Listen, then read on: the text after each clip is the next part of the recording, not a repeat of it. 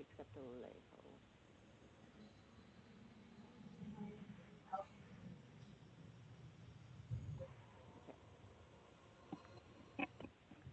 Good morning. Let the record reflect all supervisors are present, with Supervisors Phillips, Lopez, and Adams appearing via video conference, and Chair Supervisor Root Askew appearing in person, with Supervisor Alejo yet to appear. Fabulous. Could we get any additions or corrections for closed session today? There are none today, Chair. None. All right. Well, we have closed session today for items number 1A through G. Is there any public comment on closed session items for the Board of Supervisors this morning? We have nobody in chambers, and it does not appear that there is anyone on Zoom. So with that, we will close public comment and recess for closed session agenda items for the Monterey County Board of Supervisors. We will be reconvening back here on Zoom and in these chambers at 10:30 a.m. for the rest of our agenda. Thank you for joining us today. We'll see you soon.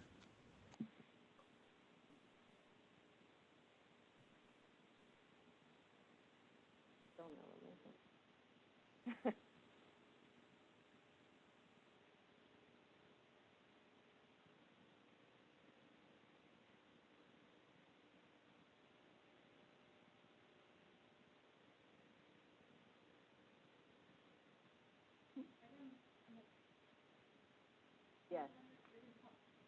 Yeah, and I'll print out what Les told us to do. I'll put it up there for you. When the chair asked if any members of the public would like to pull, that's when I would indicate 42 and 43. Go back to the supervisors, and then when it's time for the public, I would state why he wants to pull it. But I'll print that out and put it up there for you.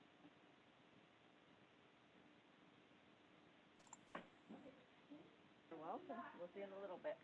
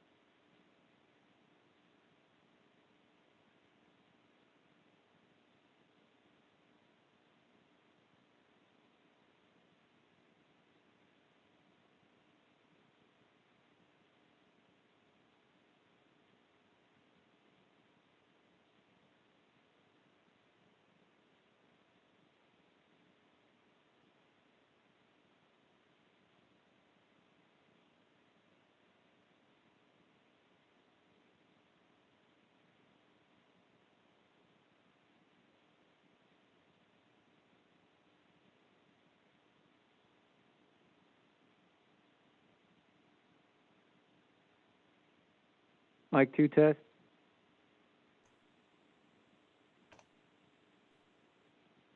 Mic 6 test.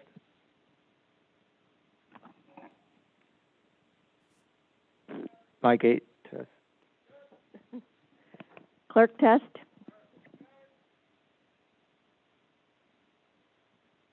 Staff PC. Mic 12 test.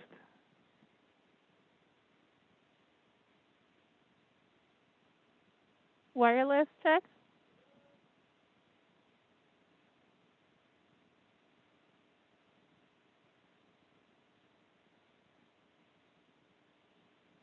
Podium test.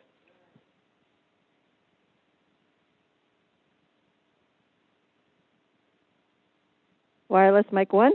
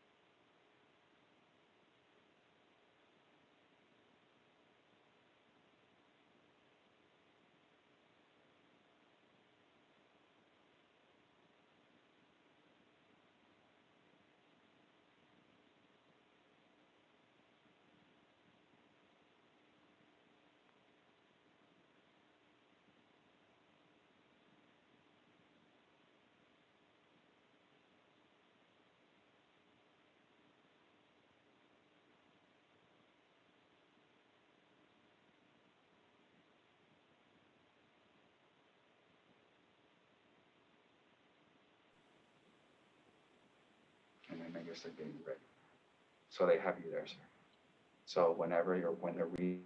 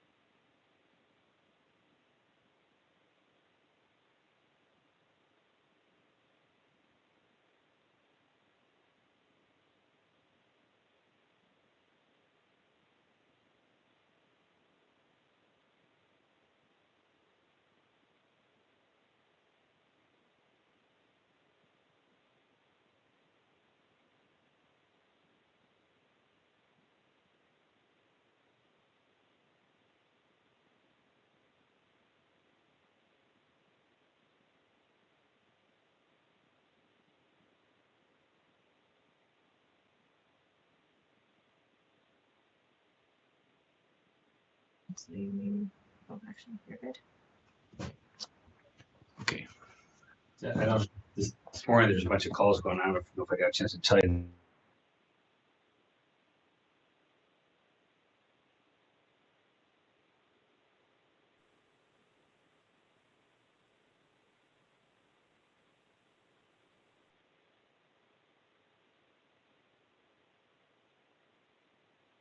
All right, welcome.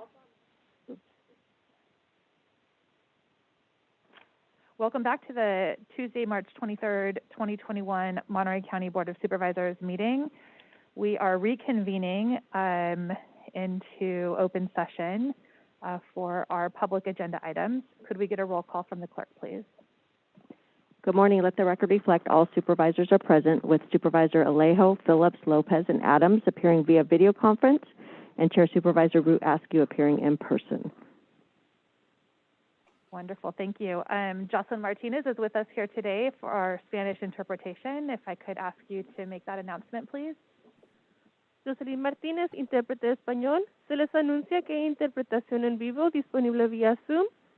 Al pie de su pantalla, si presiona el icono del mundo y selecciona el lenguaje español, tendrá acceso. En estos momentos, este servicio no está disponible para aquellos que llaman a la Junta. Wonderful, thank you very much. Are there any additions and corrections from the clerk? Oh, okay, let's do additions and corrections first, and then I'll go back to the pledge. Perfect. Yes, there are additions and corrections, and there is a correction to the Housing and Community Development Consent Calendar, and that is for item number 45. The department is requesting that item to be pulled from the agenda and to be brought back at a later time. All right, thank you. So we will pull item 45 from consent. And before we go to ceremonial resolutions, I'd like to welcome Fatima Diaz to lead us in the Pledge of Allegiance today. I'd just like to share that Fatima is a retired communications and marketing professional, having ended her professional career at United Way for Monterey County. She's a proud descendant of Portuguese immigrants and enjoys opportunities for world travel. She's a resident of Monterey and co-president of the Monterey Peninsula branch of the American Association of University Women. The AAUW is a leader in the fight for fair pay and economic opportunity for women. Though they are nonpartisan, the AAUW is not values neutral. They fight to remove barriers and biases that stand in the way of gender equity. The AAUW trains women to negotiate for pay and benefits and to pursue leadership roles. And they advocate for state, federal, and local laws and policies to ensure equity and to end discrimination. So pleased to have Fatima here today representing the local chapter of this organization and to help the county shine a light on the issue of gender-based pay and equity. If we could give Fatima permission to lead us in the pledge. Thank you for joining us. Should I just start? Sorry. Yeah, that'd be perfect. Okay. Thank you. Okay, thank you, Wendy. I pledge allegiance to the flag of the United States of America and to the republic for which it stands, one nation, under God, indivisible, with liberty and justice for all. Make sure I got all the words right. Thank you, Supervisor Root Askew, and to the whole Board of Supervisors for honoring us with the ability to do the pledge and with being here. I just wanted to tell you a very little amount about the AUW locally. We've been here for nearly 100 years, and although we're called the American Association of University Women of the Monterey Peninsula, we originally were together with Salinas, but because of gas rationing during World War II, we broke apart.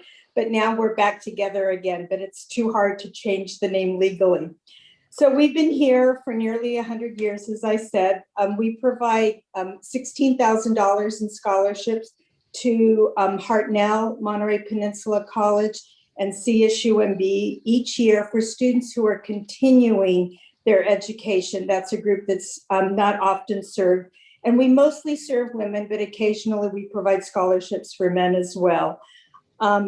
we provide Tech Trek, which is an intensive 1-week STEM program, which is normally housed at Stanford, but this year will be virtual, and 15 local middle school girls will attend that. And then in partnerships with CSUMB and Hartnell, we also provide a workshop which is called Work Smart, and it's designed to train people, especially young women, but people, everybody is welcome to go, how to negotiate for salary, how to get a good idea of what your salary range should be in your community, and then how to go in and negotiate for that. And there's a virtual workshop that's available on AAUW's website nationally, and it's called Work Smart. So anybody, I highly recommend it to all the people here who have to negotiate a salary. And then in conjunction with the colleges, we do a more in-depth program with practicing and everything like that. So anyways, that's a little bit about the American Association of University Women here in Monterey County. And our goal really is to provide pay equity for women, because when women have pay equity, we all rise up. I think we're all pretty aware of how important it is to distribute our wealth so that everybody has an advantage to be able to advance themselves and do the best for their families. We all benefit from that. So with that, I would like to once again thank Supervisor Root Askew and the rest of the board for this opportunity. Thank you. Thank you so much again for joining us and for leading us. And we're going to go right into our resolutions, and we do have an Equal Pay Day resolution. So we have 5 resolutions for the board to consider today. I'd be happy to entertain a motion for those resolutions, and then we have a few presentations. So moved. Lopez seconds. Fabulous. Thank you, Supervisor Alejo, for the motion and Lopez for the second. Could we get a roll call vote? Or I guess any public comment on the resolutions for today? Seeing no hands raised, I'll close public comment and bring it back for a vote. Oh, I'm sorry, we do have one public comment. Jackie Atkinson. Jackie, we'll do a brief presentation after we approve them. Thank you. Okay, so Jackie, we'll get to you when we do the presentation, if that's all right. Okay, so seeing no other public comment, we will take a roll call vote. Supervisor Alejo? Aye. Supervisor Phillips? Aye. Supervisor Lopez? Aye. Supervisor Adams? Aye. And Chair Supervisor Root Askew. Aye. All right, so we've approved our resolutions. We have just a brief presentation for item number 2, which is our March 21st, 2021 as Equal Pay Day in Monterey County. I want to thank Ms. Diaz for her comments following the pledge. I think they really touched on what the heart of this resolution gets at. Just a couple things that I'll read from the resolution, that nearly 4 in 10 mothers are primary breadwinners in their households, and nearly 2/3 are primary or significant earners, making pay equity critical to families' economic security. And the reason why March 21st is significant is it symbolizes the day in 2021, when the wages paid to American women catch up with the wages paid to American men from the previous year. So it's a sobering date in that regard. Are there any board comments in regards to this resolution for Equal Pay Day? All right, Jackie, we have a framed presentation or framed resolution that if you were here, we would hand to you, but I will virtually hand to you. We will make sure it finds its way to you safely. And again, thank you so much for joining us this morning and welcoming our board and welcoming the county to our board meeting today via the Pledge of Allegiance. We appreciate the work that you're doing. Thank you. So moving along, we'll go to item number 3, which is adopt a resolution recognizing the effects of Cruzio and supporting their application to the CPUC, aiming to improve the quality of life for the community of San Gerardo by providing free broadband internet, thereby bridging the community's digital divide. Supervisor Lopez. Thank you, Madam Chair. Is James with us? James, if you're with us, can you raise your hand from Cruzio? There he is. Perfect. I just wanted to take some time this morning to thank the board for approving this resolution. It's an opportunity for the county to be a partner in a really unique way to help bridge the digital divide for the small community of San Gerardo, which is an old prisoner of war camp just south of Salinas that is now a farm labor co-op. It's a really neat community that has seen some challenges, but has banded together to overcome those challenges. This year, as we know, one of those major obstacles that's been thrown in front of them is the digital divide. And so I'd love to see if James would come on and share just a few comments about the project that this resolution supports, as it's supporting an application to the CPUC. But James, if you could share a little bit with us, we'd love to hear it. I'd be happy to. Thank you, Supervisor Lopez, and thank you to the board for your interest in this project and for inviting me today. As Supervisor Lopez said, the San Gerardo Cooperative is an incredible community that it's been a pleasure for me to learn a lot about over the last few months, and talking to the residents and the camp supervisor and manager there about the history of the camp and the things that the challenges they face. It's an incredible community in the county. Cruz-Io, we're primarily based in Santa Cruz County, but we do have some service in Monterey, and we're looking through the CPUC grant program to connect this community to gigabit speed broadband, free to everyone, every household in that community. We've applied for that funding. We're looking into other funding means too. We've just completed a similar project at the Buena Vista camp in Santa Cruz County as part of our Equal Access Santa Cruz County project. And we're working with the Central Coast Broadband Consortium and the Monterey Bay Economic Partnership to try to launch a similar initiative, Equal Access Monterey Bay, where we could look at projects like this and future projects that would help communities that really can't access the internet either because it's not available or it simply isn't affordable. So this would be a great project to start that off. We've an application into the CPUC that they're very favorable about. We hope that we hope we'll get good news on that front soon. A recommendation from the board will go a long way, I think, to making that happen. We've already been introduced, thanks to Supervisor Lopez, to the Monterey IT department, who have been immediately very supportive and have expressed their willingness to help in any way they can. So this is a really exciting project for Cruz-Io, a great first step in bridging the digital divide in the community. And once again, thanks to Supervisor Lopez and to the whole board for inviting me today.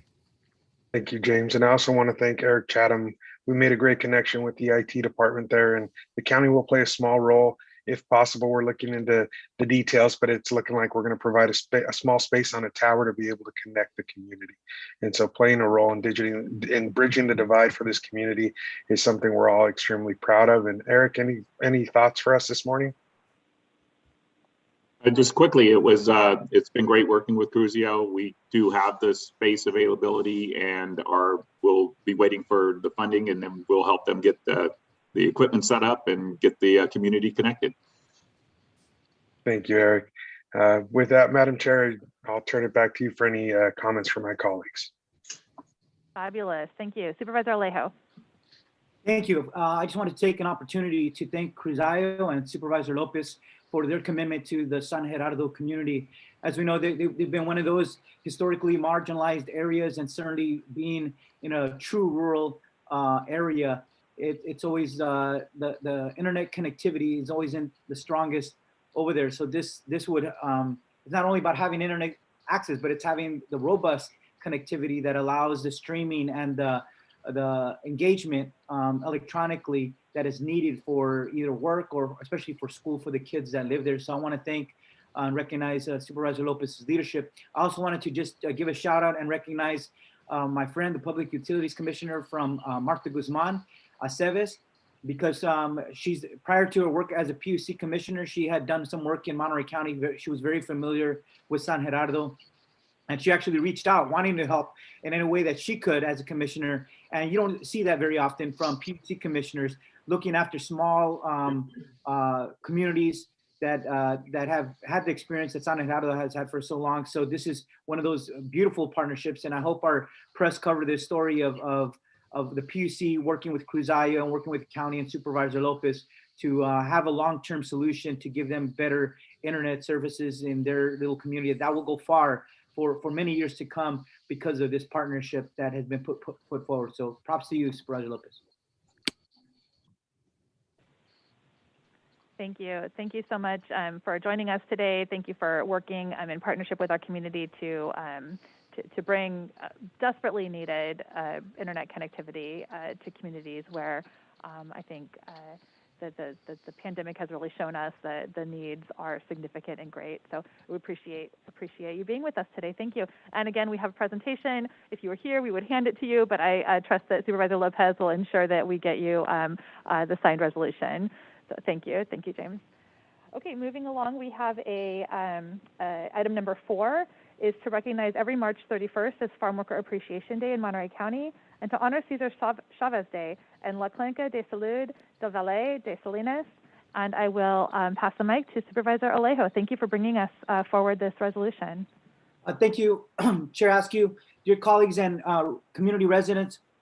It is my honor to be joined today by 2 special guests for this presentation, Dr. Max Cuevas, the CEO of Clínica de Salud del Valle de Salinas, and Henry Gonzalez, our County Ag Commissioner, who is a former farm worker himself and the first Latino to hold this position in our county.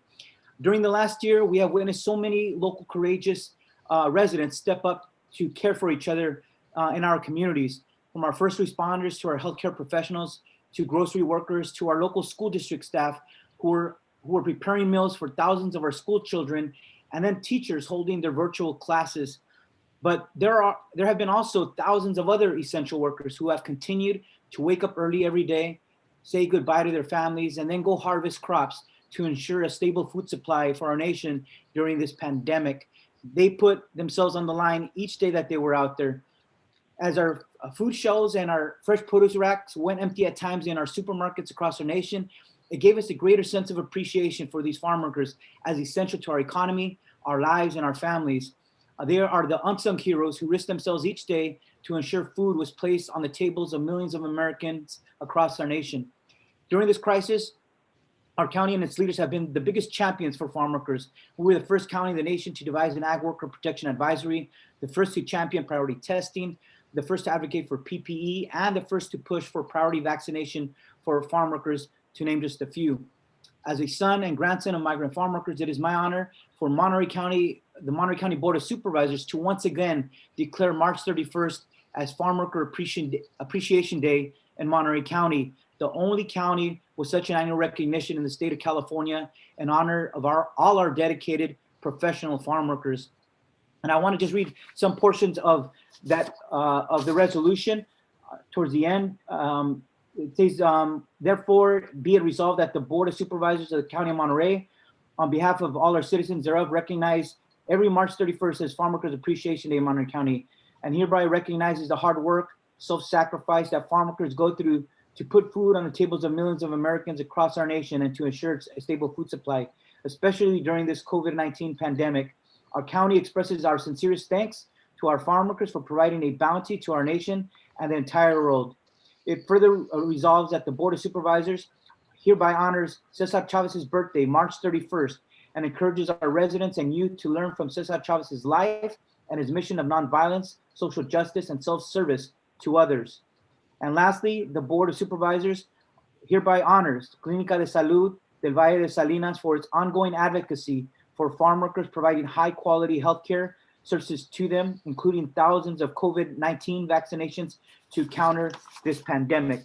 Clínica de Salud del Valle de Salinas was founded in 1980 by a group of local community members. They wanted to ensure that basic healthcare was available to all residents of Monterey County, with a focus on families working in the agricultural industry. In 1989, Clínica de Salud del Valle de Salinas became the first federally qualified healthcare center, FQHC, in Monterey County, enabling it to provide healthcare services to even a larger number of people and delivering services in areas with the most need. During the COVID-19 pandemic, Clínica Salud del Valle Salinas has been the true leaders in addressing health concerns of farm workers and providing thousands of vaccinations to them throughout Monterey County. So today, to receive this resolution, I want to introduce Dr. Maximiliano Cuevas of Clínica de Salud, who along with his entire team of professionals have done such tremendous work for farm workers and their families, and for now vaccinating thousands of farm workers each week throughout the county. And you all have been a shining example of leadership and having compassion for the most vulnerable in our county. Dr. Cuevas is not only a CEO, but he's also a specialist in obstetrics and gynecology with over 40 years of experience. He graduated from the University of California, San Francisco School of Medicine in 1981 and is a fellow of the American Congress of Obstetricians and Gynecologists. Dr. Cuevas, if you could please share some words, and then I'll pass it to our Ag Commissioner, Henry Gonzalez. Yes, thank you. Good morning, Madam Chair, Supervisor Alejo, and members of the Board of Supervisors, and county staff and fellow residents of Monterey County. So on behalf of Clínica de Salud de Valle Salinas' Board of Directors and staff, I thank you for your resolution recognizing our organization's work in providing services to the farm worker community. But I also want to thank the Monterey County Board of Supervisors for your leadership in recognizing farm workers as an essential workforce that is critical to maintaining our nation's security. Now, without food production, our nation's economy would not be sustained. You know, during this past year, the threat of infection caused many closures across the country of various work sites. Farm workers, however, continue to work to provide food to America and the rest of the world. We work closely with the ag community, namely the Grower Shipper Association, to take necessary steps to test and then to immunize to protect this workforce from infection from the SARS-CoV-2, which causes COVID-19. And we continue to work to make sure that we're protecting all members of our community. This is a collaborative effort by different organizations, different entities, but one day we'll all look back and we'll see that America stood up to the challenge and America beat this virus. So thank you so much for your resolution and the recognition. Thank you, Dr. Cuevas, and it's just been amazing seeing, I think Supervisor Lopez and I seen you every Saturday out there at the rodeo grounds or last weekend in King City. And it's a lot of respect to you and all the team. It was beautiful, fast for the farm workers, and it really showed the dignity and respect that your organization has for these essential workers. So thank you once again. I now want to pass it to Henry Gonzalez, our County Ag Commissioner.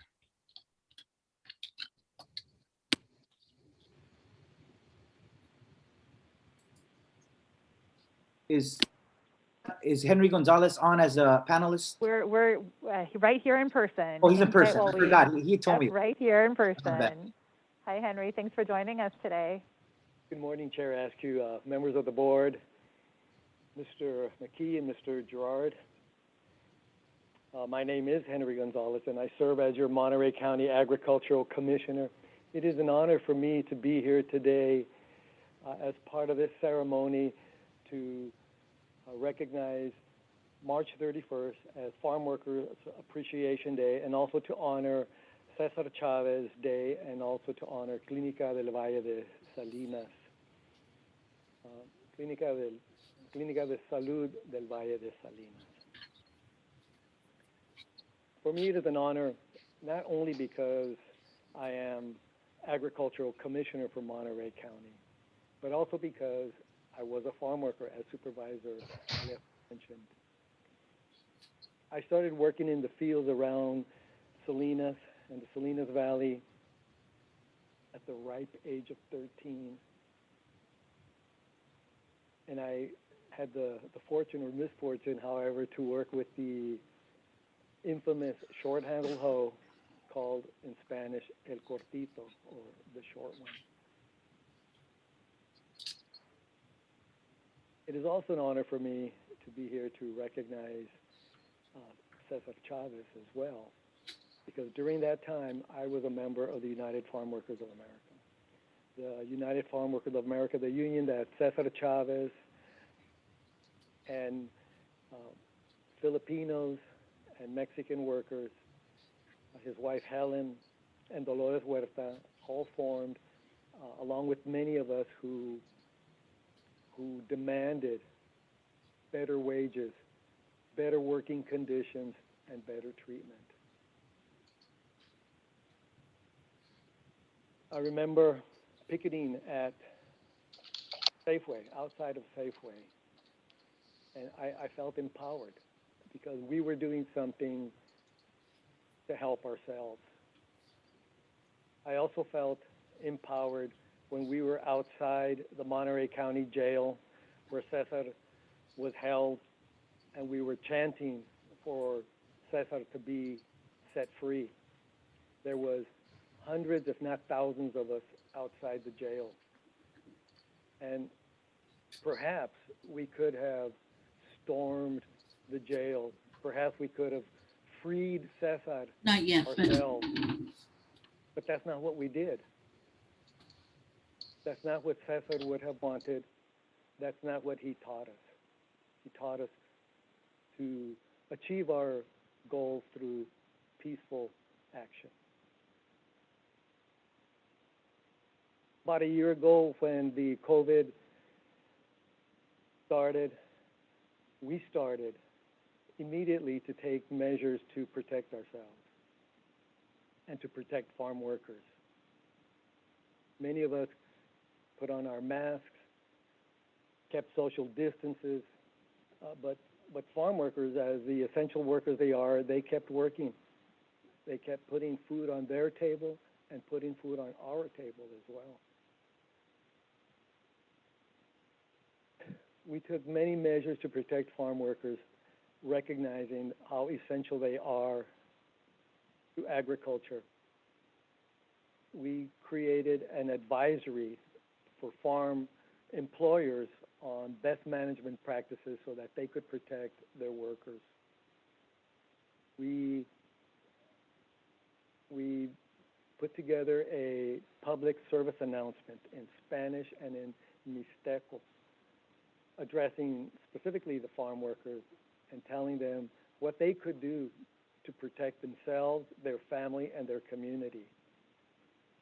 We were honored to have the Mexican Council be a part of that PSA. We developed some identification cards to identify farm workers as the essential agricultural workers they are.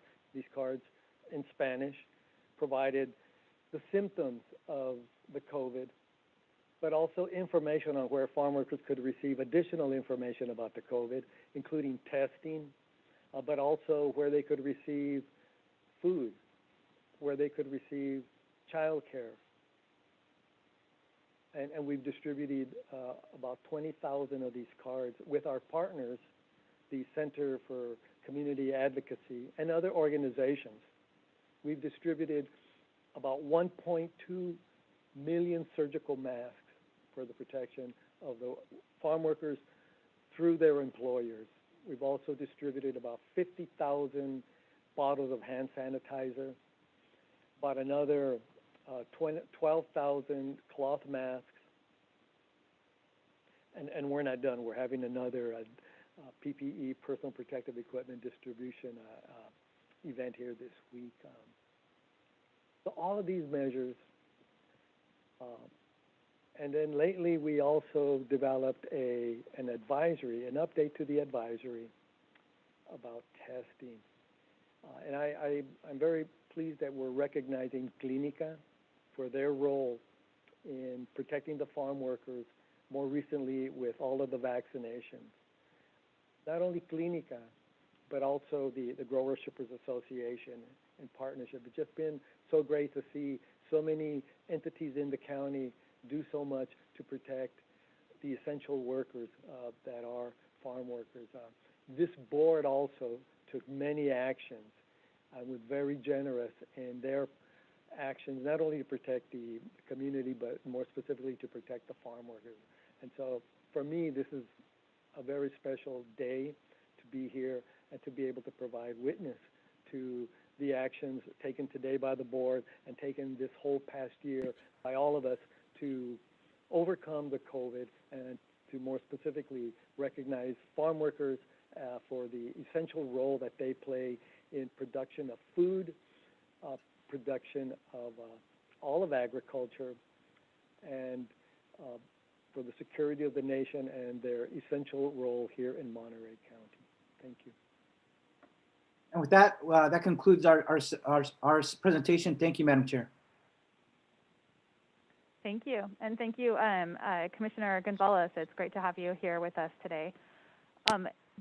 Supervisor Lopez. Thank you, Madam Chair. I just wanted to say thank you to everybody on this presentation for their work. I know that the focus here is empowerment of the farm worker.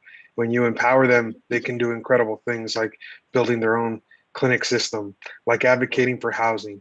And as I saw this last weekend in King City, it was farm workers who were volunteering to help our clinic run smoothly. Líderes Campesinas, UFW, and others were there just helping with the simple things that Supervisor Alejo and I were doing, flagging cars and waving them through the parking lot. But it was a sense of pride and empowerment that they were part of the solution. And when I look at organizations that we're celebrating today and the people who make them up, it is those very people who are advocating for their community. And as part of that, I really want to just say thank you to Dr. Max Cuevas. I know I've told you repeatedly on site at these clinics how moved I am by all the work happening and how grateful I am for your organization. But I wanted to take this opportunity in a public forum to just say that again from the bottom of my heart, watching all of these people who for generations sometimes have felt unseen. They're being prioritized through this particular system and given access to this vaccine in a way that's going to keep them safe, knowing the challenges they face is just so uplifting. So thank you for the work that you do day in, day out, whether it's as visible as a mass vax clinic or just the work that you do out of the sites that you have all over Monterey County. We appreciate your prioritization of this group of people who are the core of what we do here in Monterey County. They are the passion, they are the backbone, and we really appreciate you assisting and helping us get through this pandemic as one strong community. So thank you, Dr. Cuevas. Thank you, Henry, for sharing your story and the efforts. We know that the challenges are not yet over, but today is a good time to step back and celebrate this group, this industry, and the people who make it up here in Monterey County. So thank you so much, Supervisor Alejo, for bringing this forward. Thank you, Supervisor Lopez. Supervisor Adams. Thank you. Yes, I want to weigh in as well with deep thanks to Dr. Cuevas. You're absolutely legend in our county, and not just from the work that you do with Clínica de la Salud, but also just the personal leadership that you provide to so many people here in our community. And I want to personally thank you for that. I know it takes much of your time, much of your energy, but you have made such a big difference in the lives of so many people. And with that, I would also like to just congratulate the opportunity that we have for having Farm Workers Appreciation Day, obviously honoring Cesar Chavez as well. I think the opportunity that we see throughout our community, looking at how farm workers and the Hispanic culture, the Latino people who live here, help one another is really moving to all of us. And I think as we look at something like COVID and the problems that we face with that, seeing people help one another come past this horrible pandemic, I think is how we're all going to be able to get through it. A special thank you also to our Ag Commissioner. Honestly, the work that he's doing and his very personal story today was moving to me personally.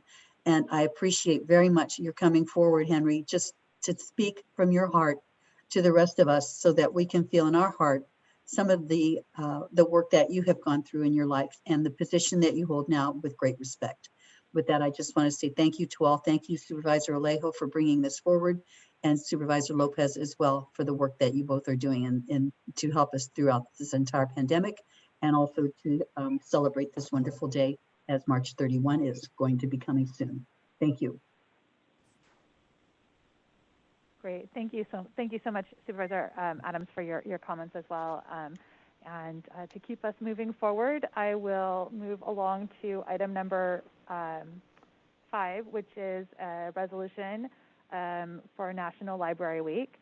And I believe we have a presentation by Hillary Thayer, our library director. And backing up real quick, I will just add, to Mr. Gonzalez and Dr. Cuevas, we also have resolutions that we would be here presenting to you today, but we will ensure that those find their way to you with signatures. So thank you again for joining us. All right, Hillary, do we have you on the line? Yes, I'm here. Wonderful. All right. Thank you.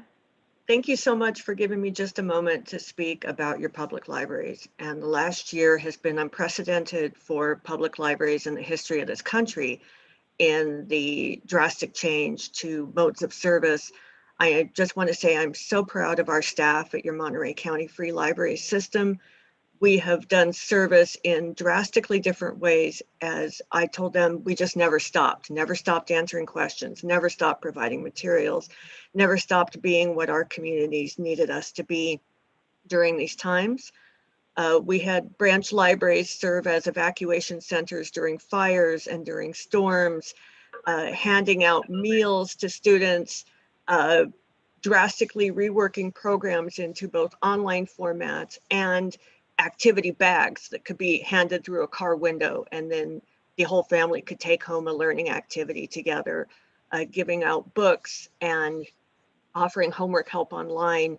It took a team, and you have an amazing team at your Monterey County Free Libraries. So I thank you for taking a few moments today to honor them.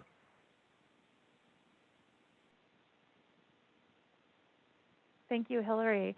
And I think that it doesn't pass anyone the amount of work that our library teams have done to be responsive to changing conditions, to arrive as first responders when necessary, when crisis occurs, to just be constantly rising to new and unprecedented and challenges that we could have never expected that we would be experiencing here in Monterey County. So I want to just personally thank you. You were already beloved in our community prior to this year, and I think if anything, this year has really shown us the significance of having a strong public library system that's available to respond in disaster service worker roles, and to just turn on a dime to ensure that people still have the resources that they need. So we love our libraries. I speaking on behalf of Marina and Seaside communities, the public library system that the county provides is just absolutely one of the most treasured resources that the county provides to the constituents that I serve. And so thank you, and please pass my thanks along to your staff. Are there any supervisors who would like to add comments for this resolution? Otherwise, Hillary, we will have a framed resolution that we will ensure finds its way to you so that you can display it proudly. Supervisor Lopez.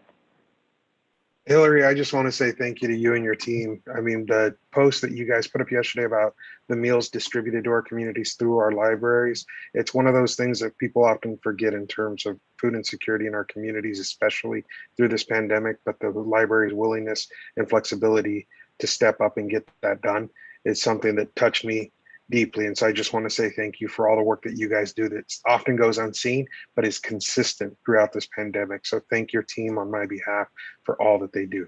Thank you, Hillary. I certainly will. Thank you. Supervisor Adams. Thank you so much, Hillary. Honestly, as I remember the fires out in the Carmel Valley, up in the Kashawa area, you, your team, you personally were there just opening the library so you could take people in and allow them to have a place where they could get a snack and have a place to sit. And this was quite in the evening, long after the daylight hours. And I just personally want to thank you for that. But more importantly, for just the leadership that you show. You're such a wonderful partner, and I'm so thankful that we have you on our team. Thanks so much. It's my honor to be here. Thank you. And Supervisor Phillips. Yeah, I concur in those remarks, Hillary. You've been a great asset and great leader for us, and I see it firsthand because my office is right here at your library. So thank you for all you're doing and how much you've stepped up during this to to still provide some services for the people that need it. So can't wait to get the libraries open back up. Yeah. I'm sure you can't either. So last week was our first pilot week of in-house computer use by appointment at 4 branches. And we did kind of a soft launch, figuring there might be things we didn't think of. But currently, Prunedale, Castroville, Seaside, and King City have computer use by appointment available. And we're looking forward to expanding that to other locations and more hours as soon as we can. So you missed Supervisor Phillips. You're right on the cusp of seeing us at our next step of evolution of service there at Castroville. great. Thanks. Lovely, thank you. And thank you again, Hillary. It's our honor to recognize public library systems this week. So thank you. Thank you. Okay, next up we have item number 6, which is adopt a resolution recognizing the Arts Council for Monterey County for their commitment to improving the quality of life for everyone in our region through the arts and supporting the creation of a Monterey County Poet Laureate. I will pass the mic over to Supervisor Lopez to proceed with the presentation. Thank you, Madam Chair. I know Jackie and I have been kicking around this idea for a while. It came from the Arts Council, and I want to thank them for their leadership. Having been on the Arts Council for nearly a decade in my prior life, I've really enjoyed continuing to watch all the work that they're doing in our community, especially through this pandemic, knowing that, as our previous director would say, arts are the answer. Right? Arts are always part of the response to whatever the crisis that we're facing may be.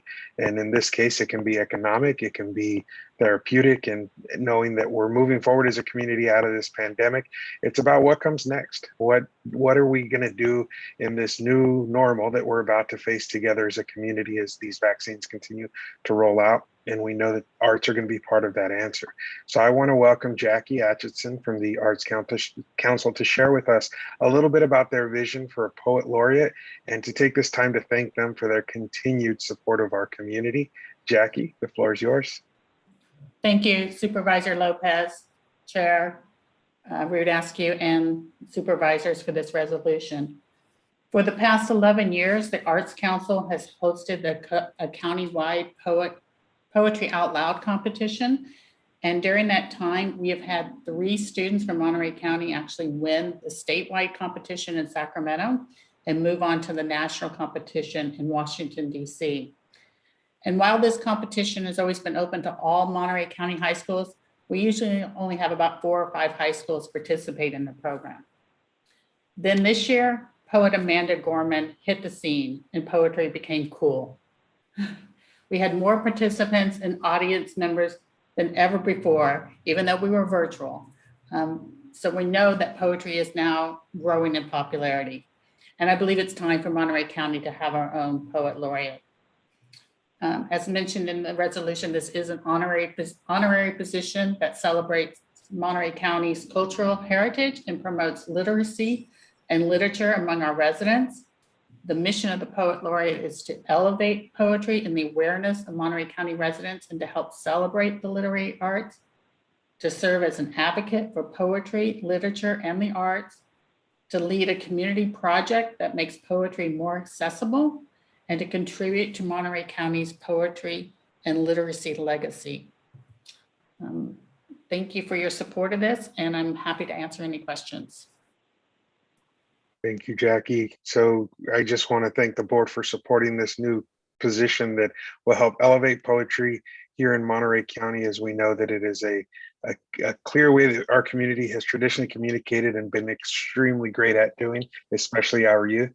We look forward to seeing who our first Monterey County Poet Laureate will be, and we look forward to this unique partnership with you.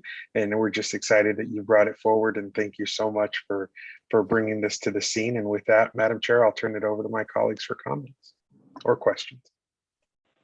Fabulous, thank you. And Jackie, thank you for joining us today. This is an exciting new way to, I think, bring arts into relevant spaces where people are paying attention and able to benefit.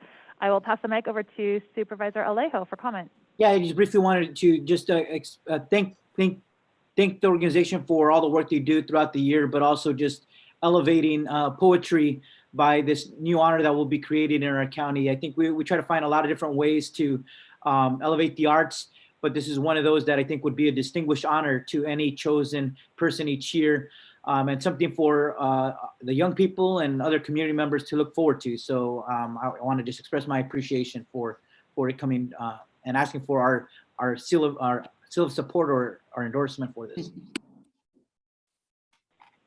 And Supervisor Adams. Thank you so much, Jackie. I appreciate very much you and the Arts Council bringing this forward. I think poetry provides people a unique way to be able to express themselves. And the spoken word is, without question, emotion, and emotion that takes the form of a beautiful piece of art makes expressing difficult situations a more easy thing for children, particularly to be able to do. So I thank you for this, and I think it's really a wonderful thing, especially now. And I could not support you even more. And I'm glad that you mentioned our wonderful national poet laureate that we have, who did just rock the nation. So thank you again for bringing it forward, and I'm very happy that we have now the opportunity to have our own countywide poet laureate. Beautiful. Thank you for your comments today. So I believe we will also have a resolution, Jackie, that if you were here, we would be presenting to you, but we will ensure that it gets delivered safely to you. And thank you again to you and your board and your team for ensuring that we are maximizing the expansiveness of arts in Monterey County. Thank you. Thank you. Okay, next up we have items number 7 through 17, which are appointments for today. Are there any board members who would like to pool or comment on any of our appointments? Is there any public comment on appointments today?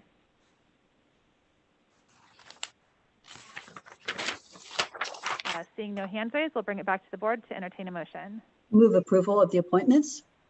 Lopez seconds. Wonderful. We have a motion from Supervisor Adams, a second from Lopez, and we'll take a roll call vote. Thank you. Supervisor Alejo? Aye. Supervisor Phillips? Aye. Supervisor Lopez? Aye. Supervisor Adams? Aye. And Chair Supervisor Root Askew. Aye, thank you. And I would just like to, again, we had quite a few folks who are being appointed to our Veterans Issues Advisory Committee. I just want to thank them for their work representing veterans in our community. And I'm sure that we have a great team that's gonna be in that working with our Military and Veterans Affairs Advisory Committee. Okay, next up we have our consent calendar, and this is items number 27 through 47. Item number 45 was pulled by staff earlier. Are there any other item numbers to pull? 36.1. 36.1. Anything else to pull?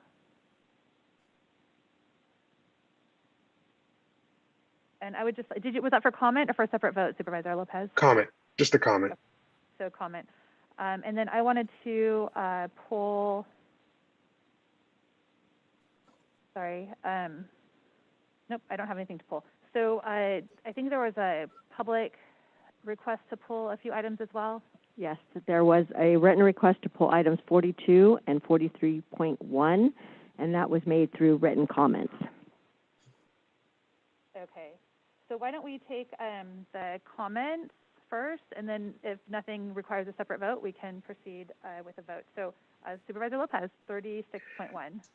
Yeah, this is welcoming Catherine Eckert to the county family. Here is our new behavioral health leader, and I just wanted to welcome her in public session. I know as we've gone through this pandemic, behavioral health has really gone under a spotlight here in Monterey County as well as throughout the state, and I think she has some big shoes to fill, but as the representative on the Behavioral Health Commission, I look forward to working closely with her, and I think it's a position that deserved just a little airing here in public session, so I just wanted to publicly say welcome and look forward to working with you. Beautiful. Thank you, Supervisor Lopez. The public request to pull 42 and 43.1, would you like to read those comments into the record, Valerie? Yes, so Mr. Weaver contends the agreements increase the intensity of the use of Laguna Seca and requests that the items be set at a future date for a full hearing.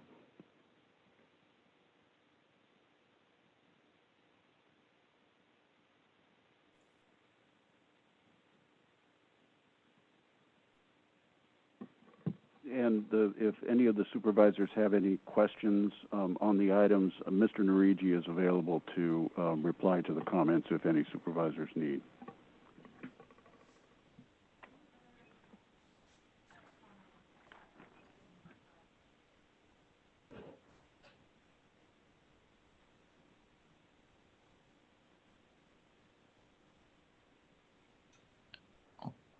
Seeing Someone none, we'll muted. bring it. Yeah, go ahead, Supervisor Phillips. I couldn't hear. It sounded like you were muted, so. Okay, I was just asking, are there any other board comments or questions on consent? All right, so we'll bring it back to the board. We've taken it out to public comment. So we have, I'd be happy to, given that we've received comments on item 36.1, 42, and 43.1, I will bring it back to the board to entertain a motion to approve consent calendar items 27 through 47 with the exception of 45, which was removed earlier in the day. Move approval. Second. Okay, I think I had Supervisor Phillips with a motion and Alejo with a second. Yes. Okay, we'll take a roll call vote. Thank you. Supervisor Alejo? Aye. Supervisor Phillips? Aye. Supervisor Lopez? Aye. Supervisor Adams?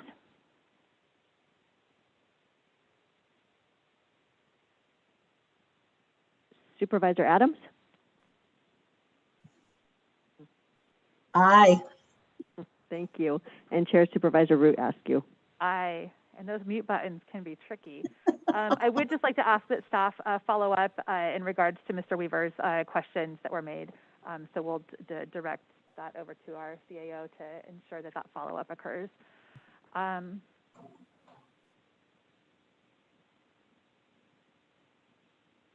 We are now on item number 18. It is for board comments. And we'll start with Supervisor Phillips today.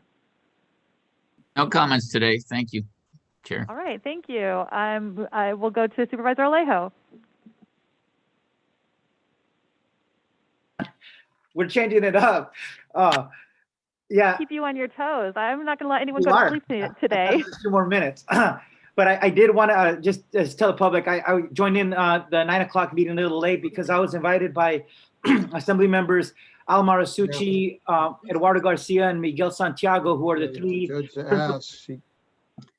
They're the principal authors of the AB 34 Broadband for All legislation, which is a $10 billion proposed bond to be placed on the 2022 ballot to address the digital divide once and for all in California. I made sure that I included the photo of these two little girls from Isolinas, as that is the image of what so many of our kids went through during this pandemic. But I am excited that now there is attention in Sacramento, that a bill is moving forward, and that I think action will get to the bill will get to the governor's desk, and I think something significant will happen this coming year. But on top of that, President Biden's commitment to add billions of dollars more to address this problem, and then the interest in local governments to address the digital divide is really showing that the stars are aligning for us to really make some progress on this issue in our state. And also last Thursday, I was also fortunate to speak before the State Board of Education under the invitation of State Superintendent Tony Thurman, and we were able to get a unanimous 11-0 vote to approve the first ever in the country model curriculum on ethnic studies for our California public high schools. It was an 8-hour hearing, but after that, we were able to get its final approval after over 4 years of this being in the progress under my legislation, AB 2016. So I want to really commend the State Board of Ed for putting forward a curriculum that I think will be a model for the nation, but also will help that our schools and the curriculum and the knowledge that our students are learning will be better reflected reflective of the diversity of the students in California public schools, of which 77% today are students of color in K through 12 schools. And lastly, I just wanted to invite the public that this Sunday, behind the Sherwood Halls, there's a memorial there for all those who were unjustly interned during World War II, our Japanese American brothers and sisters. But there will be a gathering to show support to the AAPI community against hate and violence and hateful rhetoric that has been pervasive throughout our country. Numerous violence attacks, not to mention a week ago when we tragically lost 8 Americans who were killed in Atlanta, Georgia, under that mass shooting that we witnessed on the news. And so I want to commend our local community leaders in Salinas who have put this event forward. And I just want to encourage other community members to join us again Sunday at 12 o'clock. It's right behind the Sherwood Hall near the Rodeo grounds. And that is where we will gather in support of the AAPI community in Monterey County. With that, thank you, Madam Chair. Thank you. Supervisor Lopez. Thank you, Madam Chair. I just wanted to jump on today and talk about a moment of gratitude. And I think that I hit one of those this Sunday, reflecting back on everything I saw towards the end of the week in terms of vaccination for our community. We talked a little bit about Clinica and what they were able to do in King City last weekend, but there were some really, really unique partnerships happening here in South County that just lifted me up and made me feel like we're turning this corner in a way that perhaps we hadn't seen before, and that's through the dissolution of silos. I was able to get to Me Memorial's clinic in Greenfield, where I walked into a room and saw 4 EMTs from Greenfield Fire vaccinating the community in partnership with Me Memorial. And it was just one of those moments where you see everybody working together to push in the same direction. And as we know, the answer for this pandemic at this point is multi-pronged and continuing to keep distance, wash your hands and all else. But at the end of the day, when you have access to the vaccine, the best vaccine is the one that you can get today. And seeing our community get excited, show up, and see these unique partnerships being formed to make sure that we're getting it out as quickly and efficiently as possible was something that just left me reflecting Sunday morning as I held my son and had a cup of coffee and just got excited that it's likely that soon he'll be able to hug his grandparents more often. And I'm just grateful. So thank you. I just wanted to share that moment of gratitude with everybody. Thank you, Chris.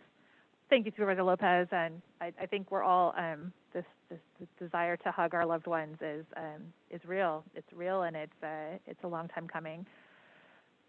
Supervisor Adams. Thank you. Very few things to say today other than Supervisor Lopez, thank you very much for sharing your moment of gratitude. It is lovely and appreciated. I'm just so very pleased that we were able to move our economy into the red tier this past week. Again, moving closer to more hugs, I think, as Supervisor Lopez just said. But I want to thank the people who have paid attention to some of the glitches that we had when we opened the red tier, and I'm happy to say that those have been straightened out, so I'm really pleased with that. More than anything, though, I just really want to encourage anyone who has not had the opportunity to get their vaccine and that are on the list to be able to, please get your vaccination. It's the way that we're going to be able to move forward in our communities. We have to continue to practice the social distancing protocols, and when we hear about the new variants of of COVID, essentially, it's really frightening. So we've got to remember to continue to take care, but getting the vaccination is the best thing that we can do. So my hope is that people will continue to follow through, get your vaccine, both the first and second shots, if that's what you need. Ensure that you do stay your social distance and that you continue to wear a mask. Those are such important things so that we can all continue to thrive. Thanks. Thank you. I just have a couple announcements. I just want to recognize and thank Natividad Hospital for the COVID vigil that they held this weekend. It was virtual, but it was a beautiful and just really touching recognition of what has taken place this past year. I'll be honest, it was difficult to watch and remain present through all of the different the folks who shared, but it was real, and it's really, I think, if you have a chance to watch it on, I think they're sharing the video now online. I think it was just a very touching and well done ceremony. I want to announce that Trans Day of Visibility is March 31st, and we will be bringing a resolution forward to honor the day on April 7th, given that we don't have a board meeting on March 30th. But I did want to announce that CSUMB is hosting a talk with Levon Cox on April 8th from 6 to 8 p.m. There is information about that event posted on the CSUMB website. And then finally, thank you, Supervisor Alejo, for announcing some of the events and actions that are taking place recently to denounce Asian hate. One event that's happening in Marina this coming Wednesday, March 24th, is an opportunity hosted by A Taste of Elegance Catering to bring a written note or card of kindness and support that will be delivered to Asian community centers. It's a drive-through event. There's information posted online, and I do know that NCBI will be continuing to post additional actions on their website as information becomes available. But I just want to be really clear. I think that this board, had just recently passed a resolution denouncing this hateful acts against our Asian neighbors, and here we are again having a similar conversation. So I just encourage everyone to do your part and to make sure that love, the love that we show one another, overcomes the hate that exists in our community. So with that, those are my comments. I will take it over to our CAO for any comments or referrals today. Thank you, Madam Chair. There are no referrals today, and I have no comments to add to the already good comments made by the board. Well, that was easy. Do we have any public comment on the no comments or referrals from our CAO? Take it out to the public. Seeing no hands raised. Oh my goodness, we have hands raised for your comments today, CAO McKee. This is not public comment. This is comment related to the comments of our CAO that were just made. Public comment will come next, but we do have a hand raised, so I will welcome Bill Leip to join us for public comment in regards to our CAO comments and referrals. Yes, thank you, Chair. Bill Leip, resident of Monterey County. Looking through the report there, it does look like there's updates to it, but some of these things have been on there for a long, long time, and I think it demonstrates the process and how things can get really sidetracked. I know some of them are being postponed, probably because there's other priorities. But I think it's good for the public to look in on these requests, these referrals, because they do eventually become some sort of policy-making venture. And I think folks need to keep tabs on it. And I hope that the process would be more efficient. So things like short-term rentals, there's some other critical things on there I think that people would agree are critical or should be addressed that hopefully don't, lag around for 6, 8, 10 years without some sort of meaningful resolution to them, one way or the other, either up or down, I guess. Thank you. Thank you for your comment, Bill. So with that, we will close public comment on item number 19, and we will move right along to general public comments. Do we have any general public comments today? This would be an opportunity to speak to things that are not posted otherwise on today's meeting agenda. And again, California's open meeting laws do require that we conduct all of our business in open public meetings, but it does limit our discussion to items that are posted on the agenda. So this means that our board may not be able to respond directly to public comment related to things that are not on today's agenda. But having said that, I will welcome Bill Leip for public comment. Thank you for joining us, Bill. Yes, thank you, Chair. Again, Bill Leip from Monterey County. And this was something that was on the agenda, but I don't believe the public has, or maybe there's not an option to reply to some of the ceremonial or the resolution talk that was earlier items on the agenda. But San Gerardo came up, and the internet access project that's going on out there, I think, is long overdue, and San Gerardo's definitely a deserving community. It's interesting to me that all the billions and trillions of dollars sloshing around in our system right now, that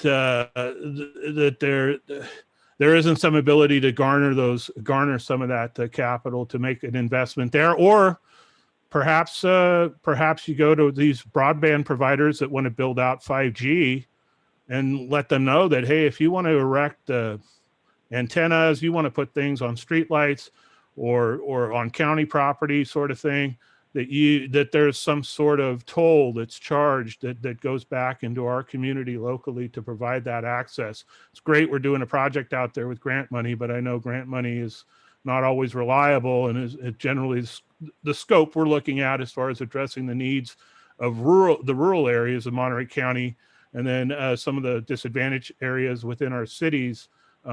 It needs to be scaled in such a way that people can get either a very affordable broadband or perhaps qualify for some sort of community broadband that doesn't incur charges.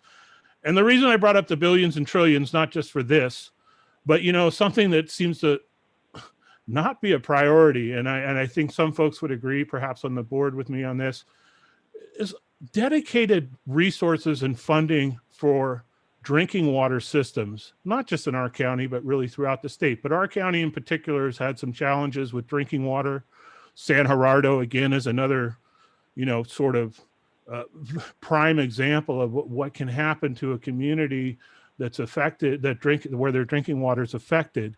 And there is a human right to safe, affordable drinking water. I'm glad, Sacramento stepped up and codified that as a right. And now it's time to step up and put some money behind it. And all these other things are great, but drinking water is sort of, it's a core need, obviously, to live. And we need more emphasis on, with all this money sloshing around, and believe me, it is sloshing around all over the place. Some of it needs to be, harvested or brought in, if you will, to support these drinking water systems all throughout our county. Small ones and medium-sized ones that aren't connected to a permanent source. Thank you very much. Thank you, Bill. Thank you for joining us today. Next up, we have Jasmine. Jasmine, we'll give you permission to unmute your microphone and share your public comment with us.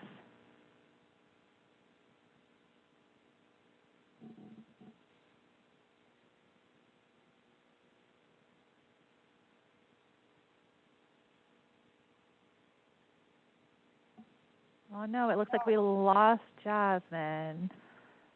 Good morning. Just a second here. Hello? Good morning. Oh, good. We've got you. Okay, we've got you on the clock. Thank you for joining us today, Jasmine. You've got 3 minutes for public comment. Okay. My name is Jasmine Viorato, and I'm from Gonzales, and I graduated from Gonzales High School. And right now, I'm part of the Salinas Valley Promise program at Hartnell.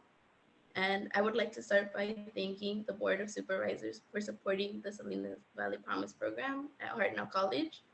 I've been part of this program since my freshman year in the fall of 2019. This makes my 4th semester in Hartnell and part of the program. I'm so thankful that I got to be part of this program because being a first generation college student can be tough and intimidating. However, the program made the transition into college a lot easier. They really make us feel welcomed and to have all the confidence to ask them any questions we may have. And one thing I like about the program is that they provided us with professional mentors, which helped us guide us through college. And now they added a new part of the program, which is student mentors. And I'm actually one of those mentors. And I think it's a great part of the program because it gives the mentees a little more confidence to ask us any questions since we're also students. And I would like to end by asking Monterey County to please keep supporting the Salinas Valley Promise program. Thank you. Thank you for joining us today, and thank you for sharing your story and your experience. I don't see any other hands raised for public comment. We have nobody here in the board chambers, so I will close public comment. And we do have 2 items on our 10:30 morning agenda. It is 11:48. We typically like to break at noon for lunch, but I'm thinking if we can work our way through these 2 items, I do believe the board needs to go back into closed session at lunch today. So we will look to attempt to keep each item to 15 minutes if everyone can agree to that. First of all, we'll move on to item number 21, which is approving and authorizing the California Child and Family Services Review System Improvement Plan for September 9th, 2019 through September 9th, 2024. I'd like to welcome Patty Hernandez and Greg Glazard to present for us today. Thank you for joining us, and thank you for waiting while we get to this item. Good morning, ladies and gentlemen of the Board of Supervisors. My name is Patty Hernandez, and I am an analyst with the Department of Social Services, Family and Children's Services Division. And good morning, members of the board. My name is Gregory Glassard. I'm the Juvenile Division Director for the Monterey County Probation Department. We're honored to be here this morning to present on the Departments of Social Services and Probation Foster Care on our 5-year system improvement plan for Board of Supervisor approval. We're going to be discussing an overview of the California Child and Family Services Review and the System Improvement Plan process, identification of our focus areas for both child welfare and juvenile probation, and we'll be doing a high-level overview of our strategies. And I'm going to go ahead and pass it back over to Patty. Hello, so I'm going to briefly go over the California Child and Family Services Review process. The California Child and Family Services Review process is a cyclical review process administered by the California Department of Social Services. The review process begins with a county self-assessment, which is an analysis of the current systems, the child welfare and juvenile probation outcomes data, and a peer review of child welfare and juvenile probation cases that are identified by peer counties. In addition, this self-assessment includes an analysis of current county demographics and socioeconomic factors. Following the county self-assessment, the counties are required to develop a system improvement plan, a 5-year plan. The development of the system improvement plan includes identifying areas of focus based on self-assessment outcomes and developing a systems improvement strategy to be implemented over the course of a 5-year period. And this is in order to address challenges and needs identified during the assessment process and tracked by annual progress reports to the Department of Social Services at the state level. The drafting of the system improvement plan is a collaborative process between the county agency representatives from child welfare and juvenile probation, as well as the Department of Social Services at the state level. It's a feedback and update cycle, which goes back and forth between the county and the state until a final draft is accepted by the state. And when it's accepted, the counties are permitted to seek approval from their local Board of Supervisors and to submit the final written plan. For our county identified areas of focus were informed by the outcomes of our county self-assessment. And likewise, our strategies were developed with feedback from stakeholders involved in the county self-assessment. For us, this included child welfare, juvenile probation, behavioral health, First 5 of Monterey County, the Child Abuse Prevention Council, the Monterey County Office of Education, and a multitude of community-based organizations who provide services and supports to the families served by our 2 agencies. I'm going to move into our child welfare focus areas and strategy overview. Child welfare identified 4 areas of focus to address in our system improvement plan. The first is what we refer to locally as P1, and that's a permanency measure. It's a measure of permanency in 12 months of first entering foster care. And the goal here is for children who enter foster care to exit to some type of permanency within 12 months. For the purposes of this measure, permanency can include reunification with parents, establishment of a legal guardianship, or an adoption. Our second focus area is quality assurance, and this is a systemic factor that refers to the county's identifiable process for evaluating ongoing practice, procedures, and policies, and the continued assessment of our systems based on this quality assurance process. Our next area of focus is agency collaboration, and this is just how it sounds. It's basically an assessment of how well our agency collaborates with identified agencies for the purpose of providing comprehensive services and resources to support children and families in our community. And our final area of focus is staff training, which is an analysis of the agency's development of training programs for staff and the ability to assist county staff in completing their work mandate. Our first strategy is to partner with Housing Authority to maximize housing supports to families receiving reunification and voluntary services. For child welfare, this is going to address the focus area of permanency within 12 months and agency collaboration. The goal here of this strategy is to collaborate with Housing Authority to refine our Family Unification Partnership Program in order to increase utilization for eligible families to this program. The Family Unification Partnership Program provides housing vouchers to families facing housing instability who have an open child welfare case or for whom housing instability is a barrier either to reunifying with their children or a risk factor for court-mandated intervention. Our second strategy is a restructure of our child and family teaming and family finding and engagement processes in order to focus on developing natural supports for families at the beginning phases of a child welfare case. This is going to address our permanency within 12 months outcomes. And the goal here is to improve our outcomes by focusing on assisting families to build natural supports earlier in the life of a child welfare case at the emergency response phase in order to empower families to utilize natural supports so that they can self-stabilize in the event of a crisis. Our third strategy is the development and implementation of a standardized continuous quality improvement process. While our agency has had various iterations of a quality assurance case review process in the past, what we currently lack is an overall continuous quality improvement process that addresses all facets of our agency's work to include case reviews, program and policy implementation, training, collaboration with other agencies, and service to families. The goal here is that we would develop a comprehensive continuous quality improvement process that would, again, touch all of the facets of our work, and we would apply and implement this continuous quality improvement process throughout all areas of our child welfare service work.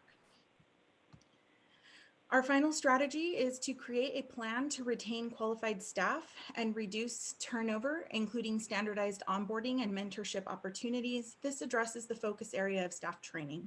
This is a bit of a three-pronged strategy. The first prong addresses how we train newly onboarded staff. The plan here is to develop an onboarding training induction process for new staff to receive one-on-one coaching and training for a period of 6 weeks prior to receiving a caseload. The second prong is to have a grow your own process for developing professionalism for our staff with leadership potential who have career aspirations to grow within our agency. We would provide them the opportunity to mentor new staff. We would provide them coaching and mentorship from leadership within our agency and the opportunity to work on passion projects and special interest areas. We would also, on the third prong, going to be working with our local HR to track vacancies and do exit interviews. I'm going to pass it back over to Greg, who's going to go over the probation areas and strategies. Thank you, Patty. Based on all the feedback and interviews throughout the process, probation elected to focus on 2 areas. The first was also the permanency within 12 months of entering foster care. And the second focus area was the enhancement of our pre-placement prevention and intervention services in an effort to avoid removal into foster care placement. Our strategies for the first one are revision of current policies and procedures. We want to identify the needs of youth who are at risk of going to foster care, incorporating family finding and our child and adolescent needs and strengths assessment tool at our child family team meetings, train our officers on how to utilize the new systems on locating family members, initiate family finding efforts prior to placement, and ongoing efforts, identify the strengths and needs of the family, develop methods to track our services, train our officers on monitoring progress of our short-term residential therapeutic programs and services, and coordinate our efforts to increase resources for families. And then finally, evaluate the effectiveness of our strategies. On our second strategy, increasing the number of child and family team meetings for youth who are at risk of placement in an effort to avoid removal into foster care, reviewing our current procedures again, training our officers about community-based resources, training our officers on child family team facilitation, facilitating preventative child family team members, team meetings in all parts of the county, and tracking those number of meetings, and then of course evaluation again. With that, that is the conclusion of our presentation. We thank you very much for your time, and we'll open up for any questions the board may have.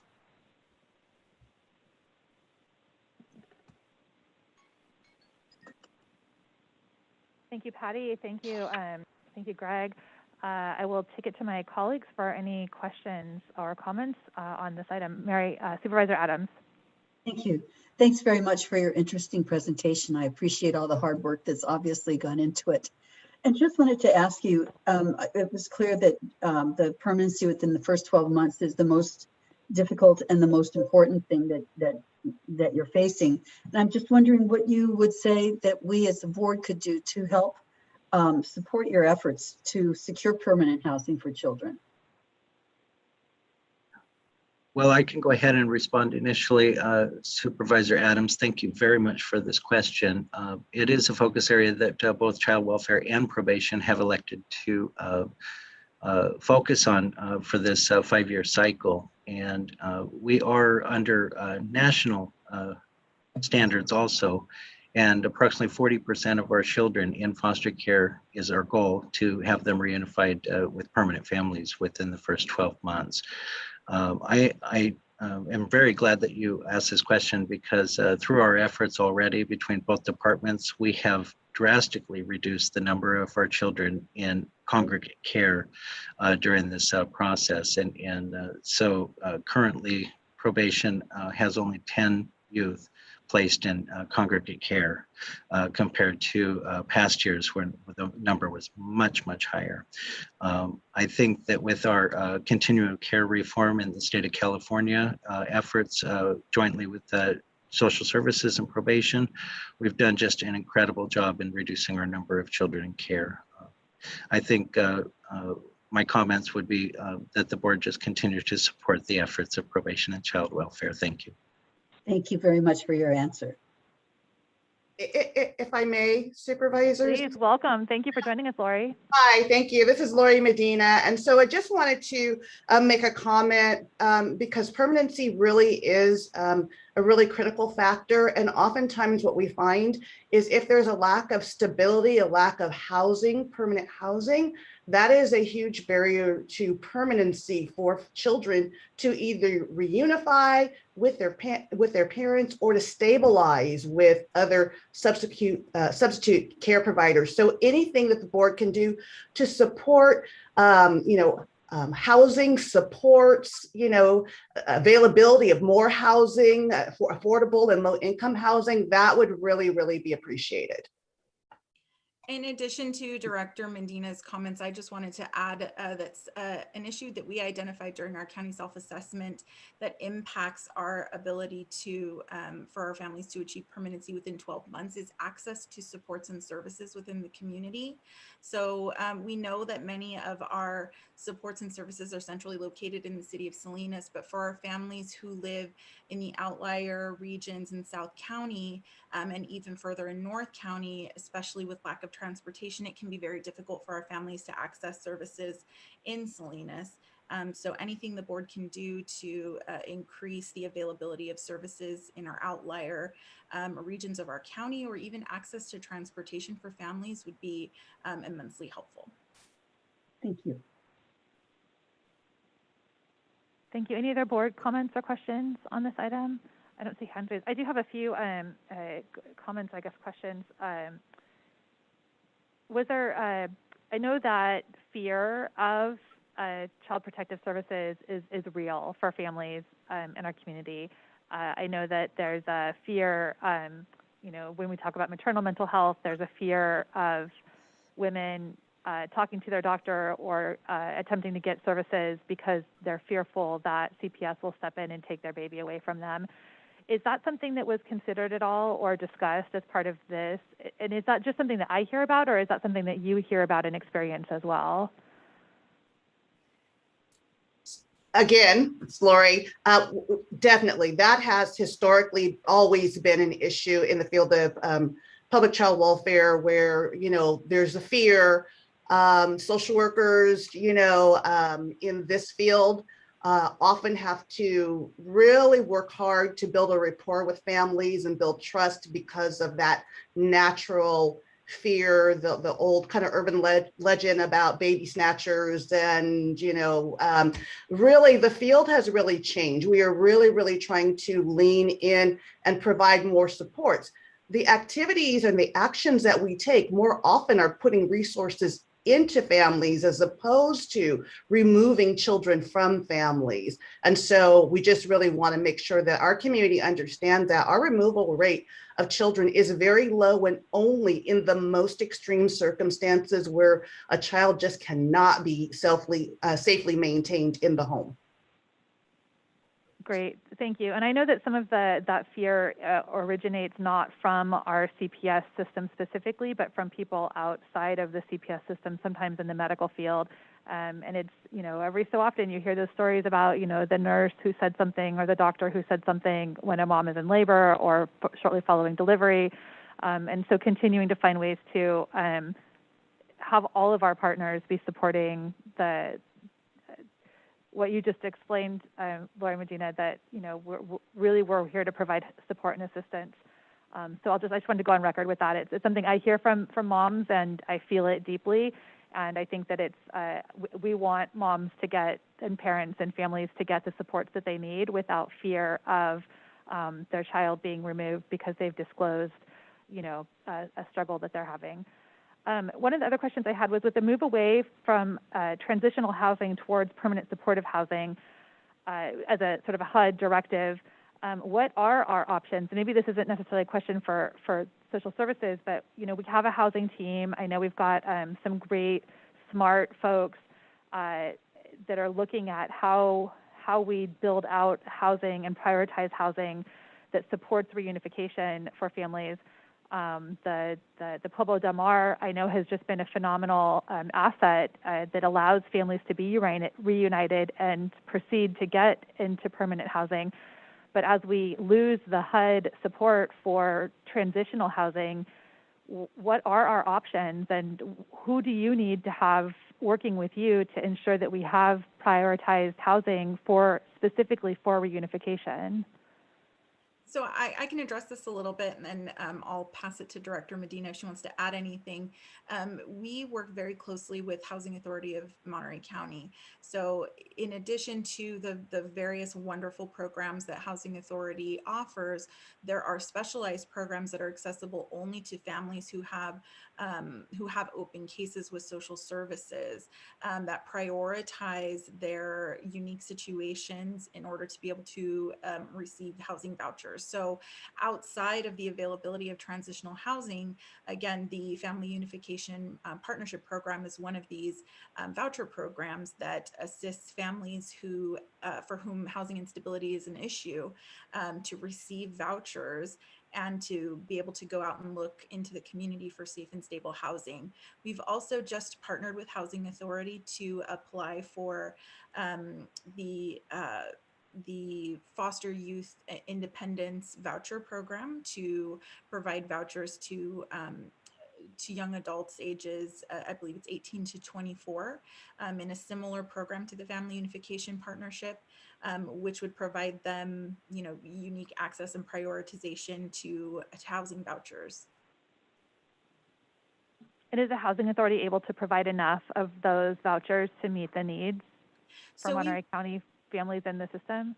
Yeah, so we work with Housing Authority to forecast the needs of the number of vouchers that we may have. We do this by looking at the data within our own systems to look at how many potentially eligible families that we have, and the number of youth who have exited from foster care because they've hit either age 18 or 21 if they were in extended foster care, in order for us to be able to adequately forecast. And then we use information like the local homeless census of 2019, and the number of homeless young adults who have reported a history of foster care in order to be able to project how many vouchers that we may need so that Housing Authority can apply for the appropriate number. Great, wonderful. That's very positive to hear. Those were my questions for today. Are there any other questions or comments from the board of supervisors? I'll take this out to public comment. Any public comment on item number 21, our California Child and Family Services System Improvement Plan? Seeing no public comment, we'll bring it back to the board, and I'd be happy to entertain a motion to approve this plan. Lopez, so moved. All right, I think I heard a motion from Supervisor Lopez, a second from Supervisor Adams. We'll take a roll call vote, please. Supervisor Alejo? Aye. Supervisor Phillips? Thank you I didn't get to say thank you for the presentation. Aye. Supervisor Lopez? I appreciate all the work. Thank you very much. And that's an aye. Supervisor Adams? Aye. And Chair Supervisor Root Askew? Aye. And with that, our motion carries. Thank you for joining us today. Thank you for the work that you're doing to take care and keep our kids and families safe here in Monterey County. Thank you. Next up, we have item number 22, which is to receive a presentation from the Monterey County Health Department's Public Health Cannabis Education Program on program accomplishments and plans for education and policy efforts to address adverse effects of cannabis use by youth, young adults, and pregnant and lactating women. And I'd like to welcome Michelle House to join us today. Hi, good afternoon, everyone. I guess, this is a question. Do I need to put my own slide deck up? Yes, please. Okay, thank you. My apologies. I'll do that now.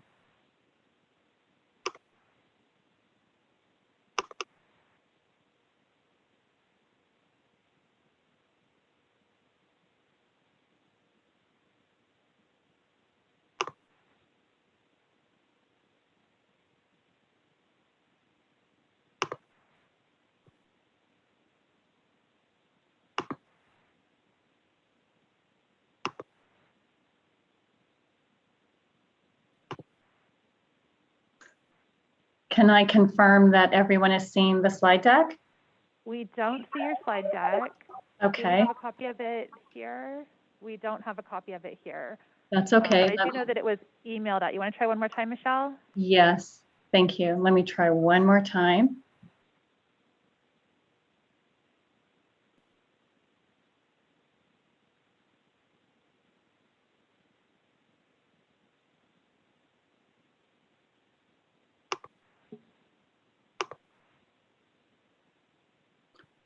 I think what I'm having issue is I'm unable to share the slide deck. There is no,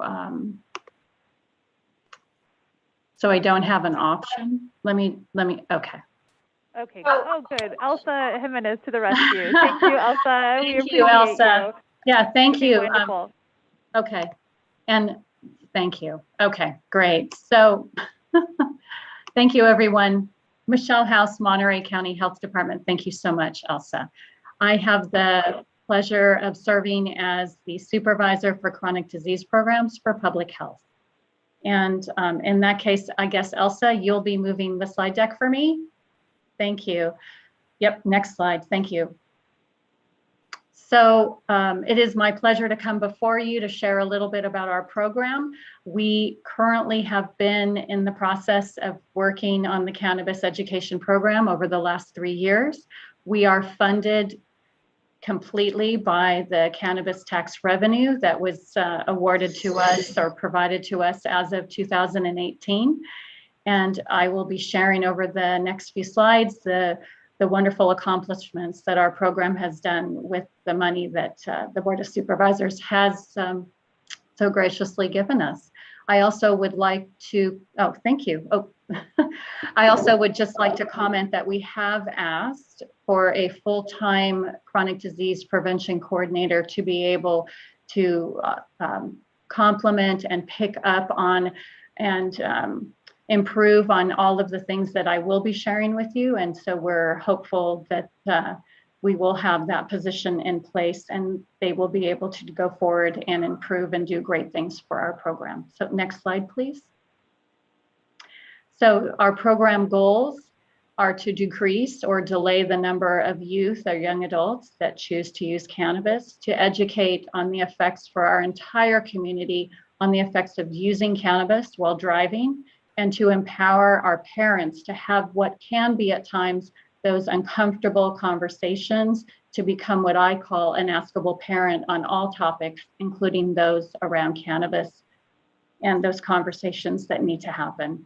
And to educate our moms or our women of childbearing age on the health effects of using cannabis while pregnant and breastfeeding. And finally, to provide cannabis surveillance and data when appropriate, utilizing a health and all policy approach. Next slide, please. Thank you. So some of the things we do for cannabis surveillance is we have been gathering detailed data throughout the county, and we are putting that up on a data dashboard so that we can monitor data on a variety of topics. We also, when sister cities ask, and sometimes I receive calls from sister cities to just ask opinions about moving forward if they have not had a dispensary yet within their city and they're considering it, they do ask for my opinion and information, and I share lots of data and papers with them. The other thing that we offer is that for all dispensaries within the unincorporated area, we provide utilizing a matrix data that will empower the decision or the placement of where those dispensaries should be within our community. Next slide, please. So first, I'm going to share with you some of the things that we do on school-based presentations as well as social media campaigns for our youth. And when I say youth, that can be our teens as well as our young adults, college-age students. So next slide, please.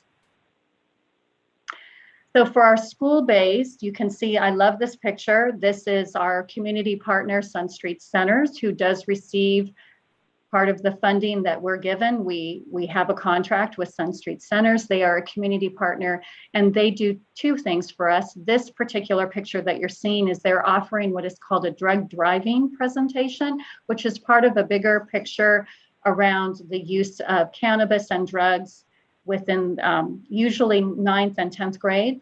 And they educate the teen on the importance of, if you are going to choose to use any kind of substance, that if you choose to do that, please do not go behind the wheel. Please call your parents, please call an Uber, but please be mindful if you do choose to use. And that currently we have served, or Sun Street Center has served as of February 2021, 279 students. And then currently we have a joint education program that will be happening in the next few weeks with CSUMB. And that is with one of our staff members within the cannabis education program, and she will be collaborating with one of her colleagues from tobacco control, and they will be doing a joint presentation on vaping, emerging tobacco products, and cannabis use. Next slide, please. Next, I'll be sharing a little bit about our social media campaign that is designed specifically for our youth and young adults. This is in collaboration with an agency called Cannabis Decoded, which is the brainchild of the Social Changery and San Mateo County.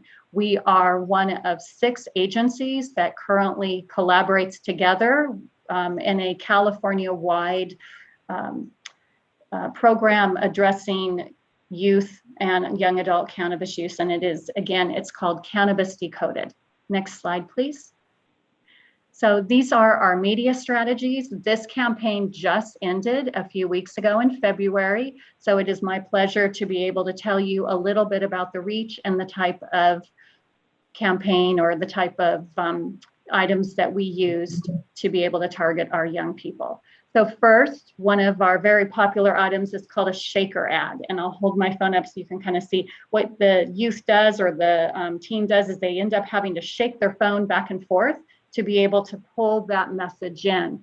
And then once that message arrives on their phone, they can read the message and then they can click and be brought into the actual Cannabis Decoded webpage. We had over 4.5 engagement on that particular strategy.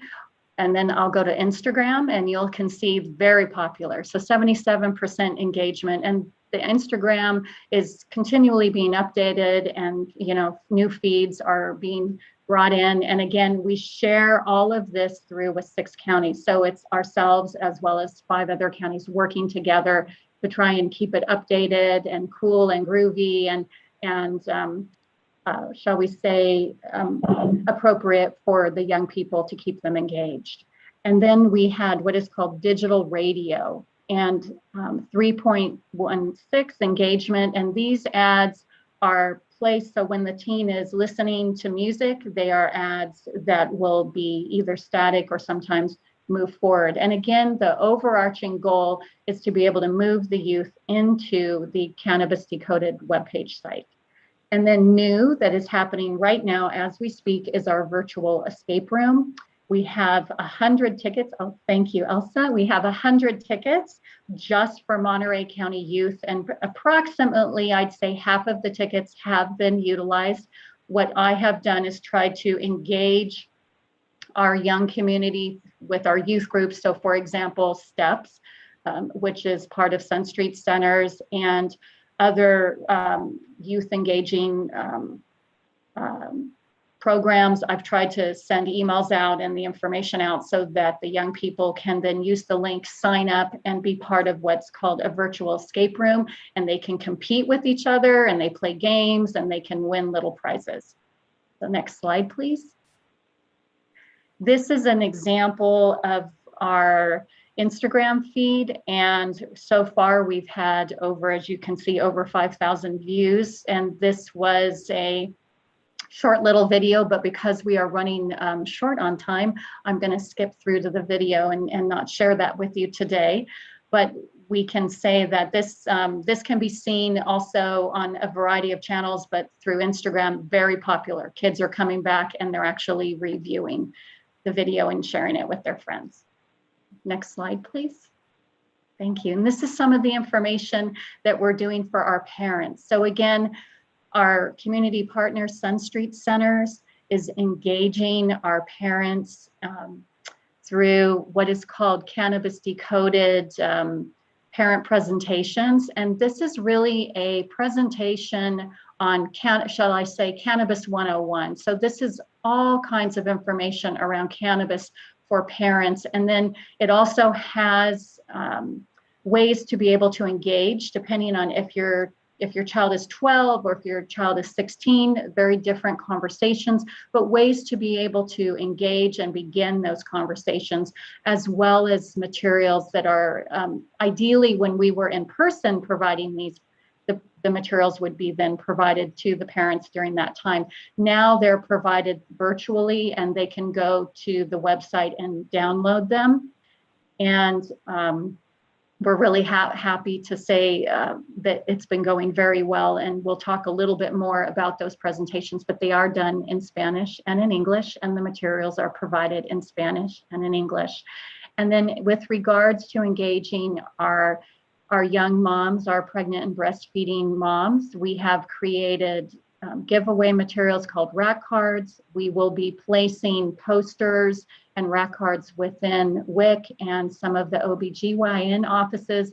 We've also been placing ads within the Coast Weekly and the DMV, and I'll share a little bit more about that here in a minute. Next slide, please. So this is an example of our Coast Weekly ads. This is currently rerunning for this year, so I'm sharing what the reach was for last year. And you can see that there's both a digital reach and a printed reach. Next slide, please. And this is an example of our ads that are running both in Spanish and in English at the Department of Motor Vehicles. We love this campaign because everyone has to go in eventually. And whether you have an appointment or not, you end up sitting for a few minutes, and it's a captive audience. So this is a campaign that goes through on the screens, and you have a choice, obviously, whether you're going to look up, but eventually you're going to look up because you're going to want to see if your number is the next one up on the screen. Next slide, please. Thank you. And then again, this is an example, as I said, from our community partner, SunStreet. Currently, they have done 3 presentations. They're done currently through Zoom, and we have reached 38 parents. I believe we've done 2 Spanish, 1 English, and again, very small, but there's an example of the materials. And then once our website goes live, and I'll be sharing a little bit about that with you in a minute, we'll be having those materials also available on our county webpage so that the community can go and upload them. Next slide, please. And this is a screenshot. We hope to be going live in the next few weeks. This is actually a sample of what the landing page will look like for our cannabis education program. And you can see we have materials and ways to engage teens, parents, and then information around the laws surrounding cannabis. Next slide, please. And I would like to share a little bit. So this is separate funding. This is funding that comes from a state grant, but I did want to acknowledge this funding because some of my colleagues are on the call today, and I just want to acknowledge Joanne Iwamoto as one of my partners on what is called the Prop 64 grant. And this grant is a collaboration between the CAO cannabis program, the district attorney, the sheriff's department, and ourselves. And from a public health standpoint, the things that we're able to do is be able to utilize the money that through this state grant to be able to offer additional services that we cannot do currently through the money that we are given through our county cannabis tax dollars. So this allows us to expand our school-based education program to be able to educate our 8th graders and offer additional services to our 9th and 10th grade health classes, as well as community education and outreach. Hopefully once we can go back out into the community and engage at community-wide events, and then collaborate again with SunStreet Centers to be able to offer a program that is currently being expanded into the Monterey Peninsula, and that is to serve our young people who are first-time offenders, and it's what I call a safety net, to be able to bring those young people back into the folds of community, be able to work with their parents and offer education, counseling services, and bring them back into, if they have been having issues with truancy or drug use, be able to address those issues right then and there with the family. So again, next slide, thank you. And again, I just want to say how appreciative I am to be able to have the money that that the Board of Supervisors gives to us, and it allows us to be able to provide education to our community that we would otherwise not be able to do. Michelle, thank you so much for this presentation, and even more so for the work that you've been doing since we welcomed the cannabis program into Monterey County. Elsa, thank you for jumping in there with the slides. We do have some board comments. Supervisor Phillips. Yeah, I had a question because we were concerned when we open up the dispensaries whether this would cause more use of marijuana by kids, especially in driving. Have we seen that? Have there been more concerns by the CHP and things of people driving under marijuana, or kids especially driving under marijuana? What's been your reaction? That's it. Thank you, Supervisor Phillips. A great question. Unfortunately, it's hard to track that because we don't have a way to test for that use currently. So for example, if I'm pulled over for driving under the influence of alcohol, I can be tested right at that moment, right through the little thing that I blow through, but we don't have a really accurate test. So to tell you that we have accurate data in the state of California would not be truthful. But what I can tell you is that other states who have gone before us in legalizing cannabis use have seen an increase in the use of cannabis while driving. Yeah, I know that was just at the time when we were doing this, I was talking to the captain of the highway patrol, and that was a concern about could be, and then how do we test for it? Exactly what you're saying. So, all right, thank you for the presentation. You're very welcome. Supervisor Adams. Hi, again, yes, thank you very much for your interesting presentation. And I just wanted to ask you, before we were impacted by COVID and you were still doing in-person instruction, can you tell me how many schools and where the schools were that you were able to present? Oh, yes. And I would say too many to rattle off the top of my memory, and I apologize. I can provide that information. SunStreet actually, and they will do it again, even for our online presentations at the end of each year, they provide a beautiful report telling us how many children or youth have been reached and the survey information. So what I'd be happy to do, Supervisor Adams, if you would like, I could share the last 2 years of those reports with you, with your office. Would that be appropriate? That would be fine. But just in the meantime, can you tell me, is it countywide? It is, yes. As well. Okay. Yes, thank you. I think I now understand your Yes, question. yeah. Yes, the goal, and as well as the goal in providing the information to, expanding into middle school is to be able to go everywhere in the county. Great. So, for example, we know that most of the time SunStreet has been able to hit both Peninsula, South County, and schools in Salinas. And again, our goal with that additional funding through Prop 64, we have almost secured an MOU with what is called the Salinas Union High School District to be able to offer in the middle school and high schools. So we almost have that MOU signed and ready to go. And then we are currently in conversation with a few school districts in South County. So again, everyone is welcome. All school districts are welcome to have these presentations, including private schools and charter schools, to have this information given to their 8th, 9th, and 10th graders. Thank you. And then just one last question, and that is something that one of my staff members wanted me to ask, and that is, do you advertise on TikTok? And I'm so glad that the colleagues have brought that particular topic up. So thank you. I believe, is that Supervisor Lopez who just raised his hand about TikTok. So I actually, and I'm glad, I'll slow down a minute because I was trying to honor that we go quickly. I should let you know that that was something I did a little research. So what I found out is that teens are currently 32% users of TikTok, and our young adults are 29% users of TikTok. And it's a perfect platform. I did reach out to our colleagues over at Cannabis Decoded, and they said other counties have asked that. So that's something that if we can pool our money together to be able to do. And then the only other piece I'll say, Supervisor Alejo, is that, of course, to keep that even current and even fresher within our county, obviously having a dedicated staff person to be able to work, with teens, or even if it's a very creative staff member, to be able to continually make new little videos and post them and be able to share. So I think I could see moving forward that could be a collaboration with some of the individual counties at the level of, the statewide prevention for Cannabis Decoded, and then county specific. So I did a little research. Good, great. Thank you very much for your responses and all of your good efforts. Thank you. Thank you. Thank you, Supervisor Adams. And Supervisor Lopez.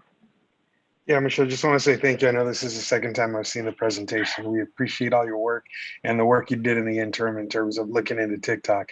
I know finding kids where they are is incredibly important to make sure that we're reaching them in the avenues that they're spending most of their time. And I think that keeping up is important. So just appreciate you doing that in the meantime to figure out if there's an avenue forward for us. So appreciate you digging on that one. But again, just appreciate the good work. Thank you so much for all you're doing to help keep us on the right track. Appreciate it.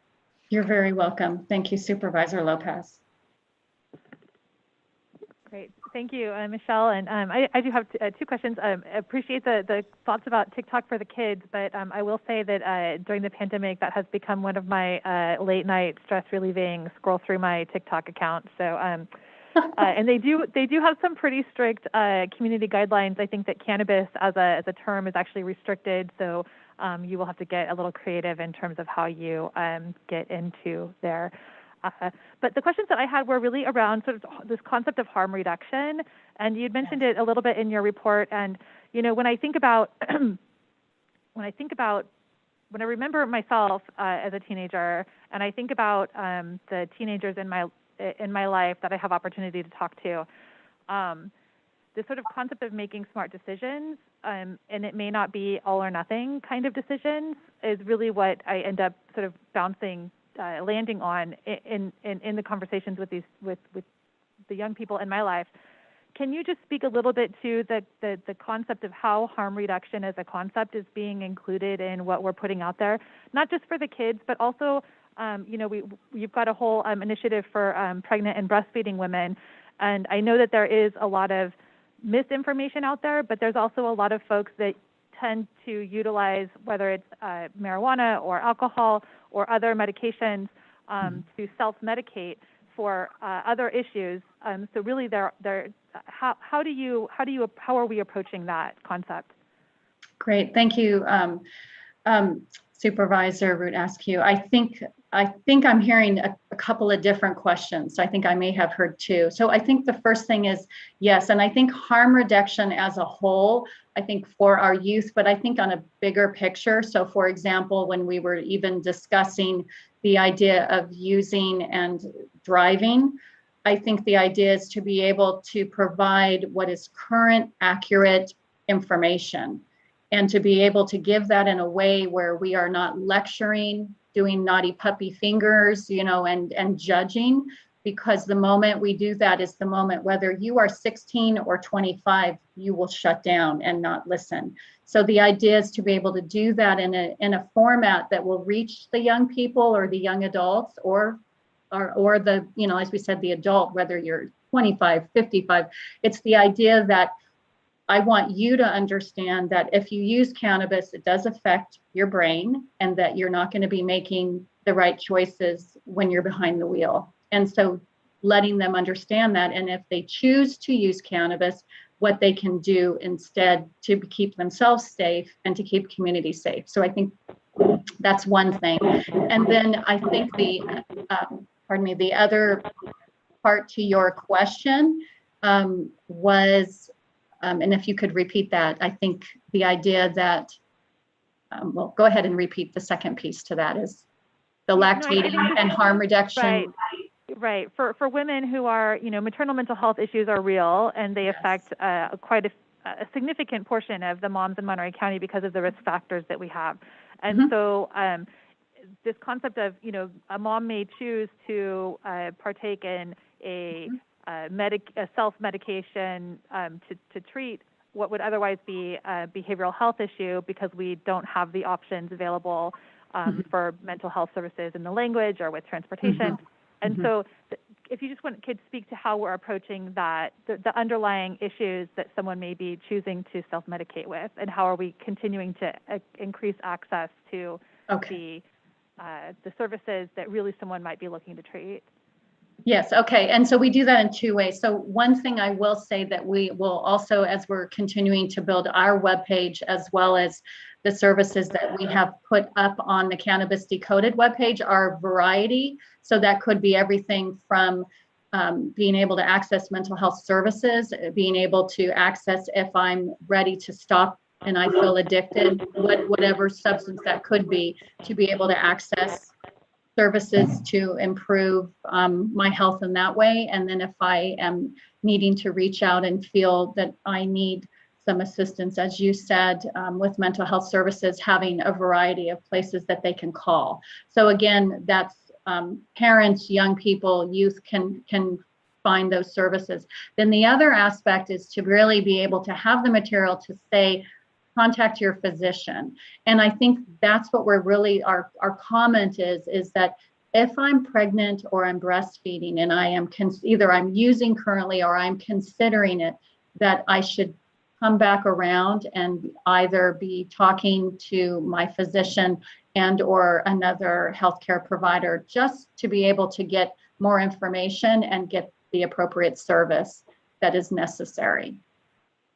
And we are, oh, sure. And the one thing I will say is we have, with the Prop 64 grant, we have been currently working, administering key informant interviews with our dispensaries. And that's one thing that a lot of the dispensaries feel very passionate about, is to be able to not be the one who is, you know, they don't consider themselves a doctor or a pharmacist. They want to be able to put that person back into, you know, before you choose to use this, please speak to your physician. So thank you. I cut you off there. Sorry. No, thank you. I think that's a really good point. So I would just encourage you also to reach out to and connect with the Maternal Mental Health Task Force that's also working on some of these similar issues. And just, you know, to keep in mind this connection, we just had our presentation from Child Protective Services, and so as we think about messaging back to moms, making sure that it's happening in a way where they feel safe enough to have those conversations. Great. So those were all of my comments. Is there any public comment on this item? We have nobody in the chambers with us today. I'm kind of lonely over here. And I don't see any hands raised, so we'll close public comment, bring it back to the board to consider a motion. I'll move approval of the receipt of the presentation. Second. Have a motion from Supervisor Adams, a second from Supervisor Phillips. So could we get a roll call vote? Supervisor Alejo? Aye. Supervisor Phillips? Aye. Supervisor Lopez? Aye. Supervisor Adams? Aye. And Chair Supervisor Root askew. Aye, thank you. With that, the motion carries, and we will recess into closed session for lunch. We will return back here at 1:30 for our COVID update. Thank you.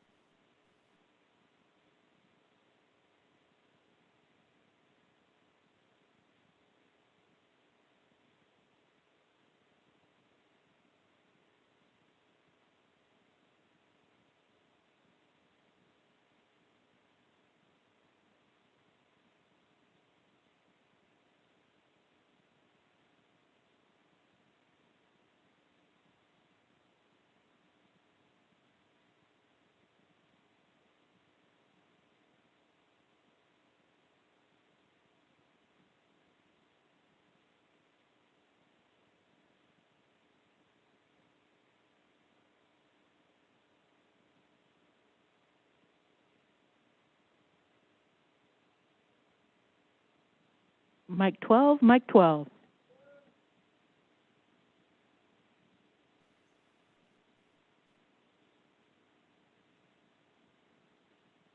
Mic 6, mic 6.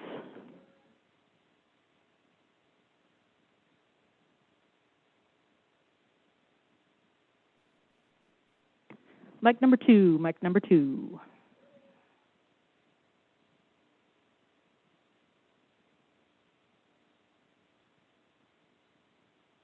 Staff mic, staff mic.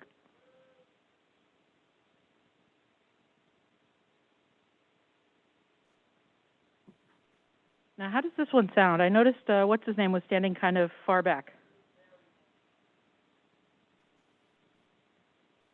Okay. Laura's mic 2.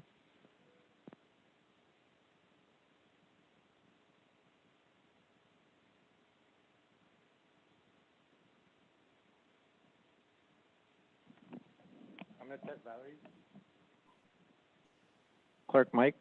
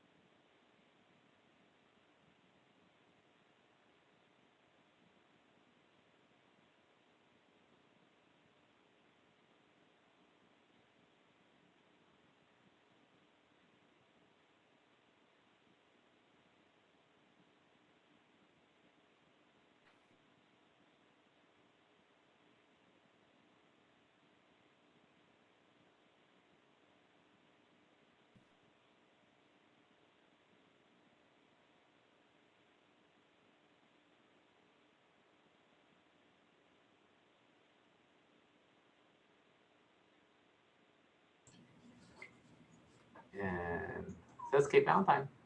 Oh, oh, And because it was a link particular to me. should we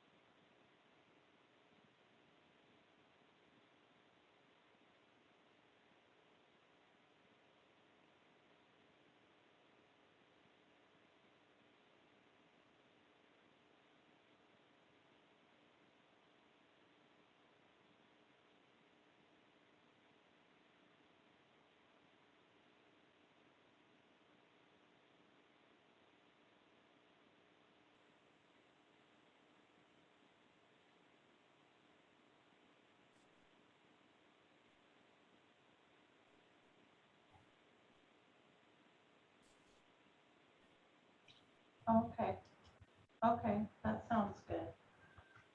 Okay.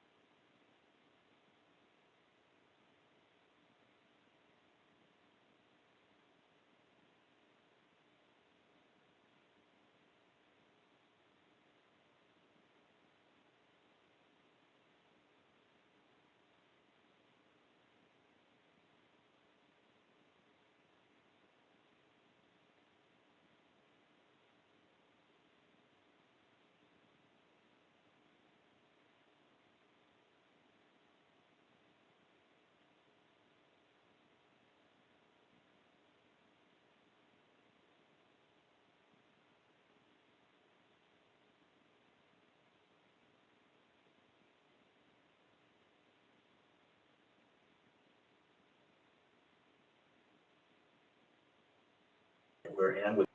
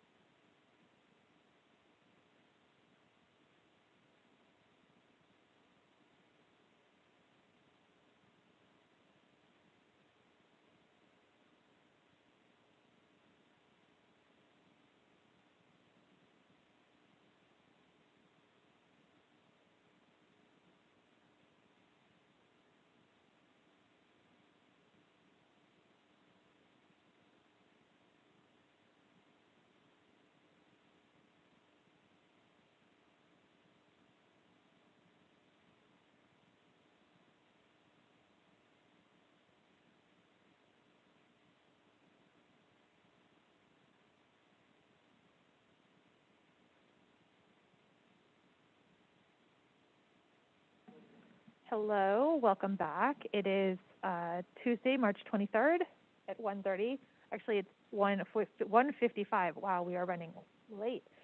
We are reconvening the Monterey County Board of Supervisors. Could we get a roll call by the clerk, please? Good afternoon. Let the record reflect all supervisors are present, with Supervisors Alejo, Phillips, Lopez, and Adams appearing via video conference, and Chair Supervisor Root Askew appearing in person. All right, our 1:30 scheduled item with our briefing and update on COVID-19. I am going to, we're looking at a 1-hour time estimate for this item, which is to include all of our board comments, our public comment, our follow-up board discussion. That will keep us on track for the rest of the afternoon. So I'm just going to be watching the clock, but if we could welcome Nick Chulos to introduce our speakers for today. Thank you. Great. Thank you, Madam Chair and board Nick, members. hold on just a second. Nick, yes. hold on. Yeah. Sorry, my bad. I would like to ask our interpreter to announce our Spanish interpretation services for today. Thank you. Jocelyn Martínez, intérprete de español, se le anuncia que hay interpretación en vivo disponible vía Zoom. Al pie de su pantalla, si presiona el icono del mundo y selecciona el lenguaje español, tendrá acceso. En estos momentos, este servicio no está disponible para aquellos que llaman a la Junta. Thank you so much. And for anyone who's watching us live on our Facebook, you're also welcome to join us on the Zoom webinar at 224-397-47, sorry, scratch that, 224-397-747. You're welcome to join us on Zoom. All right, Nick, I'll pass it back to you. Thank you.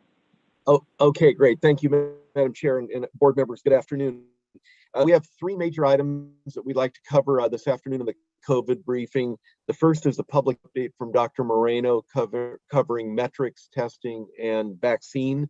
Then we would like to hear very briefly from Rick Encarnacion of the Environmental Health Bureau regarding restaurant capacity and tier and how the EA is approaching that matter.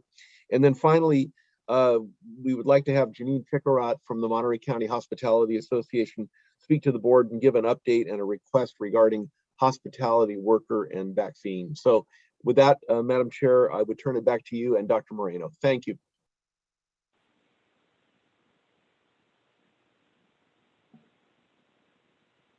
Dr. Moreno, you'll have to unmute. Thanks for joining us. Yeah. Sorry, we're running late today. Okay, good afternoon. Ed Moreno, Monterey County Health Officer, Director of Public Health. I'm going to go ahead and share my screen now.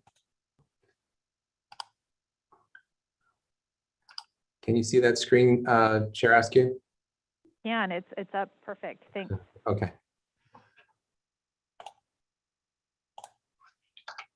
Okay, jumping into monitoring metrics. This is a summary of key metrics here in Monterey County. Our case rate is continues to decrease at 3.8 per 100,000. Test positivity is 1.8%. Hospital ICU capacity is stable. Our testing turnaround time most recently is on average 1 day across the county. And as far as our vaccination coverage, that of course continues to increase. As long as the state and the federal government sends us vaccine, that should increase. So we're at 28% of Monterey County residents 16 years of age and older have received at least 1 dose of vaccine. This is the epidemiologic curve showing the 7-day average case rate. And I did say that the case rate is dropping. It was dropping quickly in February, but as we got into March, the case rate was decreasing, but the rate of decrease is slowing down. And we are in a pandemic, and we don't have most of our individuals either fully vaccinated or have had the illness themselves. So there are vulnerable people out there in our community. So we would expect that there would be some transmission as we continue until we get more people vaccinated. However, we really do want this rate to continue to decrease. So in order to do that, Monterey County residents need to continue to do what they've been doing to get the rates down, which is wear a face covering when you're outside the home, avoid gatherings, wash hands frequently, practice social distancing, keep that 6-foot distance as much as possible. When you're eligible, get vaccinated and also get tested. As far as the state's blueprint for a safer economy, this is the newest information released today from the state of California for, metrics for Monterey County. So there are three metrics that the state follows for each county. The first is the adjusted case rate, and it is 3.8 as reported today. We are under the, excuse me, we have met goal 1 as a state for amount of individuals vaccinated in the Healthy Places Index Tier 1 communities. And so we've met, we're in red tier, so we've obviously met are past the purple tier. And now we've met criteria for red tier, but 3.8 actually falls into orange tier. So today is the first week that Monterey, oh, and also, excuse me, it's not just that, it's also the positivity rates. So the test positive rate for the entire county is actually in the yellow tier, and the test positivity for HPI quartile 1 is in the orange tier. So this is the first week that we expect Monterey County to receive credit for meeting orange tier criteria. So that's 1 week. In order to move into orange tier, we would have to continue to meet these criteria in all three metrics for a second week. And we need to be in red tier for a total of 3 weeks. So the first date that we as a county might be eligible to move into orange tier, if all that happens, would be Wednesday, April 7th, the Wednesday following the Tuesday where the state could make that determination. But again, we would have to meet the parameters for a second week in a row. I'm going to give you hopefully a brief school update. Excuse me, I'm going to talk about the state's Safe Schools for All plan. These are the requirements for schools to open in person for in-person instruction. Schools that are not currently open must complete and post their COVID-19 safety plan on their websites. That includes a school guidance checklist, the prevention plan, and these can be found on the state's website for schools. And they have to post at least 5 days before they can bring students back for full in-person instruction. Schools that are already open may remain open and must post their safety plans on their website. There's also update to school guidance, and this is in response to litigation and a ruling by the courts in San Diego County. The new recommendation is that for schools to reopen, it is recommended that the schools maintain 3 to 6 feet between students while they're masked in the classroom. It's a recommendation, it's not a requirement. The remainder of the guidance for distance are unchanged. It's still recommended that teachers keep 6 foot distance between themselves and students, and also 6 feet distance when they have to remove their mask, for example, in a cafeteria to eat. And that is also found on the state's website as well. As far as testing, we do continue to see a decreased interest in testing among Monterey County residents. However, there are people who should continue to be tested. Those are people who have symptoms of COVID, regardless of their vaccination status, or even if they've had COVID in the past. So if we find people who are infectious, they can be removed and isolated to reduce the spread of COVID-19 to keep our case rates, help keep our case rates down. Also, people who've had a close contact with someone who had COVID-19, again, these people are in quarantine, but it's helpful to know whether or not a person in quarantine actually comes down with COVID-19, because then there's isolation precautions that need to be followed. Also, people who can't work from home and have to engage the public in the line of their work, they have increased risk of exposure from multiple households. And so periodic testing there can help identify someone with COVID and get them an employee with COVID out of the work site so they don't spread it in the work site. And anyone whose doctor recommends that they get tested should get tested. Jumping now to variants. I haven't reported in public session on variants in a while, but there's some updates. Again, this virus mutates constantly, and as a result, there are variants to the virus appearing and spreading across the globe. Our health department, your health department, and other laboratories in the state send samples from confirmed cases to the state laboratory for genomic sequencing to determine what variants are out there. But our laboratory is also conducting genomic sequencing here as well in our laboratory here in Salinas. What we know is that the B117 or UK variant continues to spread in California. There are 417 cases, I believe, and some of our neighboring and close counties have confirmed this variant. It transmits, it's better at transmitting between people, and there's a potential that it might increase the mortality risk or the risk that someone might die from COVID-19. There's also the South African variant, and this has been in the United States at least since January.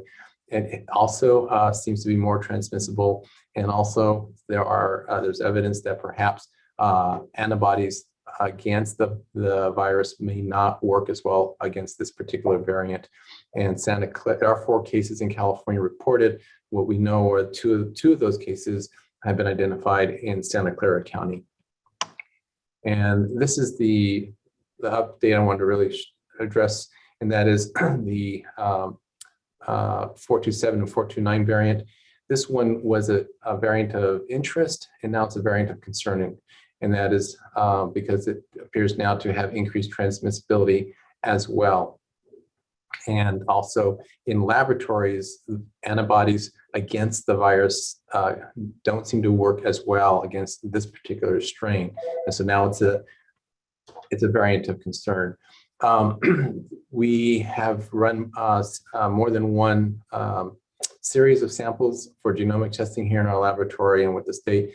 And now we have a range as well for this. And it's a wide range, but based on a few samples, but we're continuing to try to run more and more samples so we can get a better idea and narrow this range. But anywhere from apparently 30 to 70% of cases in Monterey County could be due to this variant.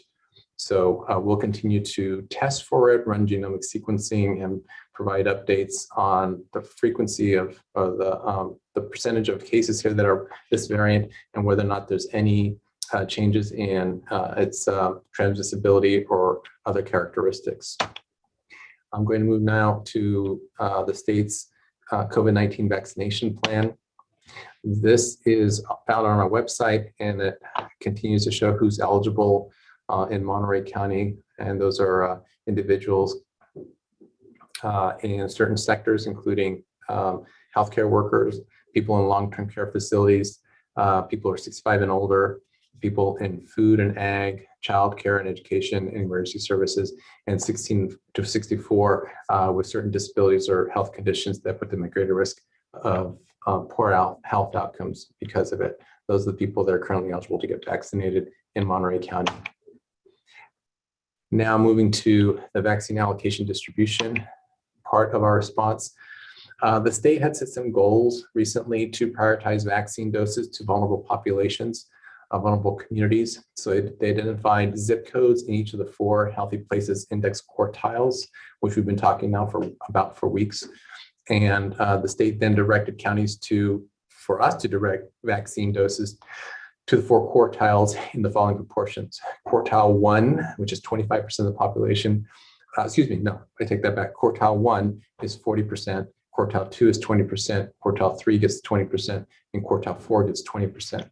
So this next slide shows which zip codes, which reflects the communities, are in each of those quartiles. So quartile 1 has these zip codes, and you can see quartile 2 has the following zip codes, and so on. So the state's goal was that 40% of the vaccine that comes in countywide from the state allocation should go to vaccinating individuals who come from these communities. So what we've done is gone back and looked at what proportion of individuals from those quartiles have been vaccinated, and we can see that for the week ending February 27th here, 18% of the vaccines went to people in quartile 1. And then the following week, 24%, and the state issued its recommendations. So since then, we've been at 31% and 30% the last 2 weeks of vaccine to quartile 1, and the state goal is 40%. So the percentage of vaccine going to the quartile 1 is increasing. As far as quartile 2, this group of zip codes does include zip codes that have high case rates and receive healthcare from the same providers that provide healthcare to quartile 1. So we do have a higher than 20% of the vaccines going to this quartile. And then quartile 3 zip codes make up a pretty small proportion of the county overall. And so not sure that we're going to be able to get to 20% as the state wants, because it's much smaller group of zip codes population wise. And then 20% we're supposed to go to quartile 4, and it was 32%, and now it's down to about 20%. And this is primarily the peninsula communities that have been receiving vaccine. So we are, this is the main goal though, the 40%. And so it appears that we've made some progress in trying to get 40% of the vaccine to the state. So we'll continue to do what we can to get vaccine to those providers that are serving communities that are in this quartile. But keep in mind that many of those communities are served by those providers are also in quartile 2. So we'll continue to do that as long as the state directs us to. But there's also local efforts to equitably distribute vaccine doses, and Monterey County Health Department is looking to try to achieve equitable distribution of vaccine doses by region and race ethnicity. And so looking at by region, if we look at North County residents make up 12% of Monterey County residents on a whole. And for the last 4 weeks, that community has received about 11% of the doses over the last 4 weeks. So we're, I think, doing pretty good in terms of trying to get a fair amount of vaccine out to North County based on population. Big Sur Peninsula community represents 33% of the Monterey County. And they have initially in January receiving a disproportionately higher amount of vaccine. But just going back to the last 4 weeks, we see that at the end of February, they received 39% of the doses, and then that dropped down to 36, then 32, and then the last week that we tracked it, they received 30% of the vaccine. So the amount of vaccine here is starting to decrease as we believe as more individuals are vaccinated on the peninsula, but also there's other factors. And moving on though, Salinas represents 37% of the population, and over the last 4 weeks, they have received anywhere from 36 to 39% of the vaccine. So again, looking at some equity here, where we still we needed to improve though was in South County, which represents 18% of the population. So a month ago, they received 12% of the weekly doses, but that has slowly increased to 14, 21, and it's for the last 2 weeks, it's been around 20, 21% of all the vaccines. So it appears that our efforts and the efforts of our health vaccine providers in Monterey County to try to get some of our target populations has been helping to get vaccine distributed out a little more equitably by region. And then we also look at it by race ethnicity. We look at African American and Black communities representing 2% of Monterey County, and they receive 2 and then 1%, 1%, 1% of all the doses. As far as Asian Pacific Islanders, they make up about 6% of Monterey County residents, and they over the last 4 weeks they received 10%, 7%, 6%, 7%. So a steady amount, 6 to 7% of vaccine doses going out to that 6% of the population. The Latinos make up 61% of Monterey County, and in January they were underrepresented. End of February, they were still underrepresented, only receiving 42% of the vaccines. But over the last few weeks, there's been 56, 62, and most recently 64% of vaccine going to 61% of the population. And then finally, the white non-Hispanic community makes up 28% of the population. They were overrepresented in January and much of February, but and that may have to do partly with the fact that we started off vaccinating healthcare workers. And again, the healthcare worker population does not, by itself, is not representative of the demographics of Monterey County. But if you vaccinate a population like that, you expect your demographics for vaccinated individuals to start to look like the population you're targeting. But we've vaccinated most of the healthcare workers that want to get vaccinated, and we're moving through this other sector. So at this point, the demographics will start of the vaccinated population will start to look like the demographics of Monterey County. So in the end of February, 43% of vaccines we're going to white non-Hispanic community individuals, and that's dropped down to 34, 27, and most recent 25%. So things are starting to look like there's a little more equitable here in Monterey County by region and by race and ethnicity. And that's my update, Nick and Chair. Thank you.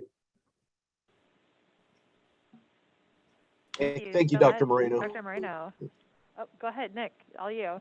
No, that's it. No, back to you, Chair. That's fine. Thank you. All right. Well, with that, we will welcome Rick Encarnacion, who's here to share some information about restaurant capacity in the red tier. Thank you for joining us today, Rick. Thank you, Chair Askew. Good afternoon, Chair, members of the board. Rick Encarnacion, Acting Bureau Chief, Environmental Health Bureau. I'm here to explain the red tier requirements for restaurant indoor dining. Restaurant indoor dining capacity right now is requires 25% of room occupancy or 100 people, whichever is less. The baseline that we would use for determining room occupancy is that posted by the fire marshal, which is usually posted near the exit door of the room. And using the fire marshal's capacity is just a common practice that other counties are using. So we're just using that same practice of the fire marshal's posting of the room occupancy. Now, counting of if there's performers in the dining room, they have to be counted in that count for the requirement as it's written in the guidance. But we recommend, it's only a recommendation, counting the staff in the dining room. The recommendation encourages operators and business owners to consider the safety of their staff, but we're not being more restrictive than what the state requires. So just to be clear, it's just a recommendation to count the staff in the dining room. But like what Dr. Moreno said, we still like to emphasize the basics, washing hands, making sure that the place is sanitary. There's a working plan in place for COVID, social distancing, and especially not going to work when you're sick, and face coverings. But with respects to, as we move through the tiers and the indoor dining requirements, again, fire marshal occupancy is the baseline. Counting the performers is a requirement, and it's only a recommendation to count the staff. With that, I'll entertain any questions. Great, thank you. Thank you for the clarity of information, which I know was not clear earlier last week. Next, we'll move on to our Monterey County Hospitality Association update with Janine Chikra. Are you with us? Oh, there you are. I see you. I am. Okay, thank you for joining us. All right, please proceed. All right. Thank you, Madam Chair and Board. I appreciate you having us here today. And I first want to thank you for clarifying that 25% occupancy in terms of the restaurants. Our request today is actually quite simple, and it'll be quick. But we'd love for you to write a letter to the state asking that all hospitality workers be deemed essential. We are seeing across the country, you're starting to see a rebound in tourism. We want to get our workers vaccinated and get it out in front of what may be coming our way if we continue to have such positive trends. So we recognize the county it is struggling in terms of getting the vaccines that you want, but there's also other points of distribution in our community that we could take advantage of. So if you could kindly write a letter to the state stressing the urgency of getting all hospitality workers as essential, that would be fantastic. So again, it's a simple request today, and I appreciate the time. I do want to add on that we are also in the process of filming a commercial about testing that we're going to roll out later this week. We're going to be promoting free testing sites throughout the county. We firmly believe that we need to protect against new variants, as you saw in Dr. Moreno's report, as well as reinfection. And it's really also a tool in making sure there's not hotspots within our community. So we think countywide having testing, and we've been, it's been something that we've been advocating since the beginning of the year, and we'll continue to advocate for that. So we decided to take the next step and create some commercials of our own to encourage people to get tested. Thank you. Thank you very much. All right, any board comments or questions on any of our COVID-related updates? Supervisor Phillips. Yeah, I appreciate your comments and all that you're working to do it. And I don't know, we have to check with county council to see if we need to make a motion to provide that letter, but I would certainly support it if it's agendized in the right way. Those people working in hospitality, they don't have any choice but to come in contact with the public, and of all the people that we ought to push to get vaccinated sooner than later, especially with things opening up, it ought to be the hospitality people. So, Supervisor Adams. Thank you. I do have just one question, a little bit off the current subject. But Janine, I was just wondering if there has been any conversation around the hospitality industry about having some sort of a, I don't know, like a lanyard with the symbol on it that shows that you have been inoculated, you've been vaccinated. I am just kind of wondering what the temperature of the public is as far as feeling confident to going into a restaurant, knowing that their server or their, the kitchen staff, et cetera, have been vaccinated. Has there been any kind of discussion going on within the industry in that regard that you're aware of? No, I have not seen anything either locally or nationally in that regards. So, I mean, obviously we'd have to confer with legal to see if it's something that we could do. But no, I understand your concern. And the only thing that I've read is potentially airlines going down that path where you have to show proof of being vaccinated before you travel on some airlines. Right. Thank you, Janine. And then to Rick Encarnacion, same sort of question, really. Would you ever imagine that a restaurant would get some sort of special certification if it showed that all of its employees were vaccinated, so they could have like some sort of a sticker in the window? Thank you, Supervisor Adams. We've been discussing many forms of public informing the public, not just for COVID, but including COVID as like an extension of what's required. In the County of Monterey, we have our Gold Seal program for food safety. And then we've also been working with Maya Carroll and Karen Smith with regard to how to recognize businesses that are applying this. I agree with Janine about it may be a legal question because you're talking about health information. But just today I've been talking with staff with regards to how this integrates with the health inspection, because we're the health inspectors for your county, and not only for food safety, but employee safety and employee health. But providing something that the customers would look for prior to doing business, kind of like our Gold Seal, or if you go to other counties, the grade card system, something that would probably build off of that. I could see that happening if it's the will of the county. We are more than prepared to put something together. But again, I think there would be legal questions with regards to broadcasting health information of food workers.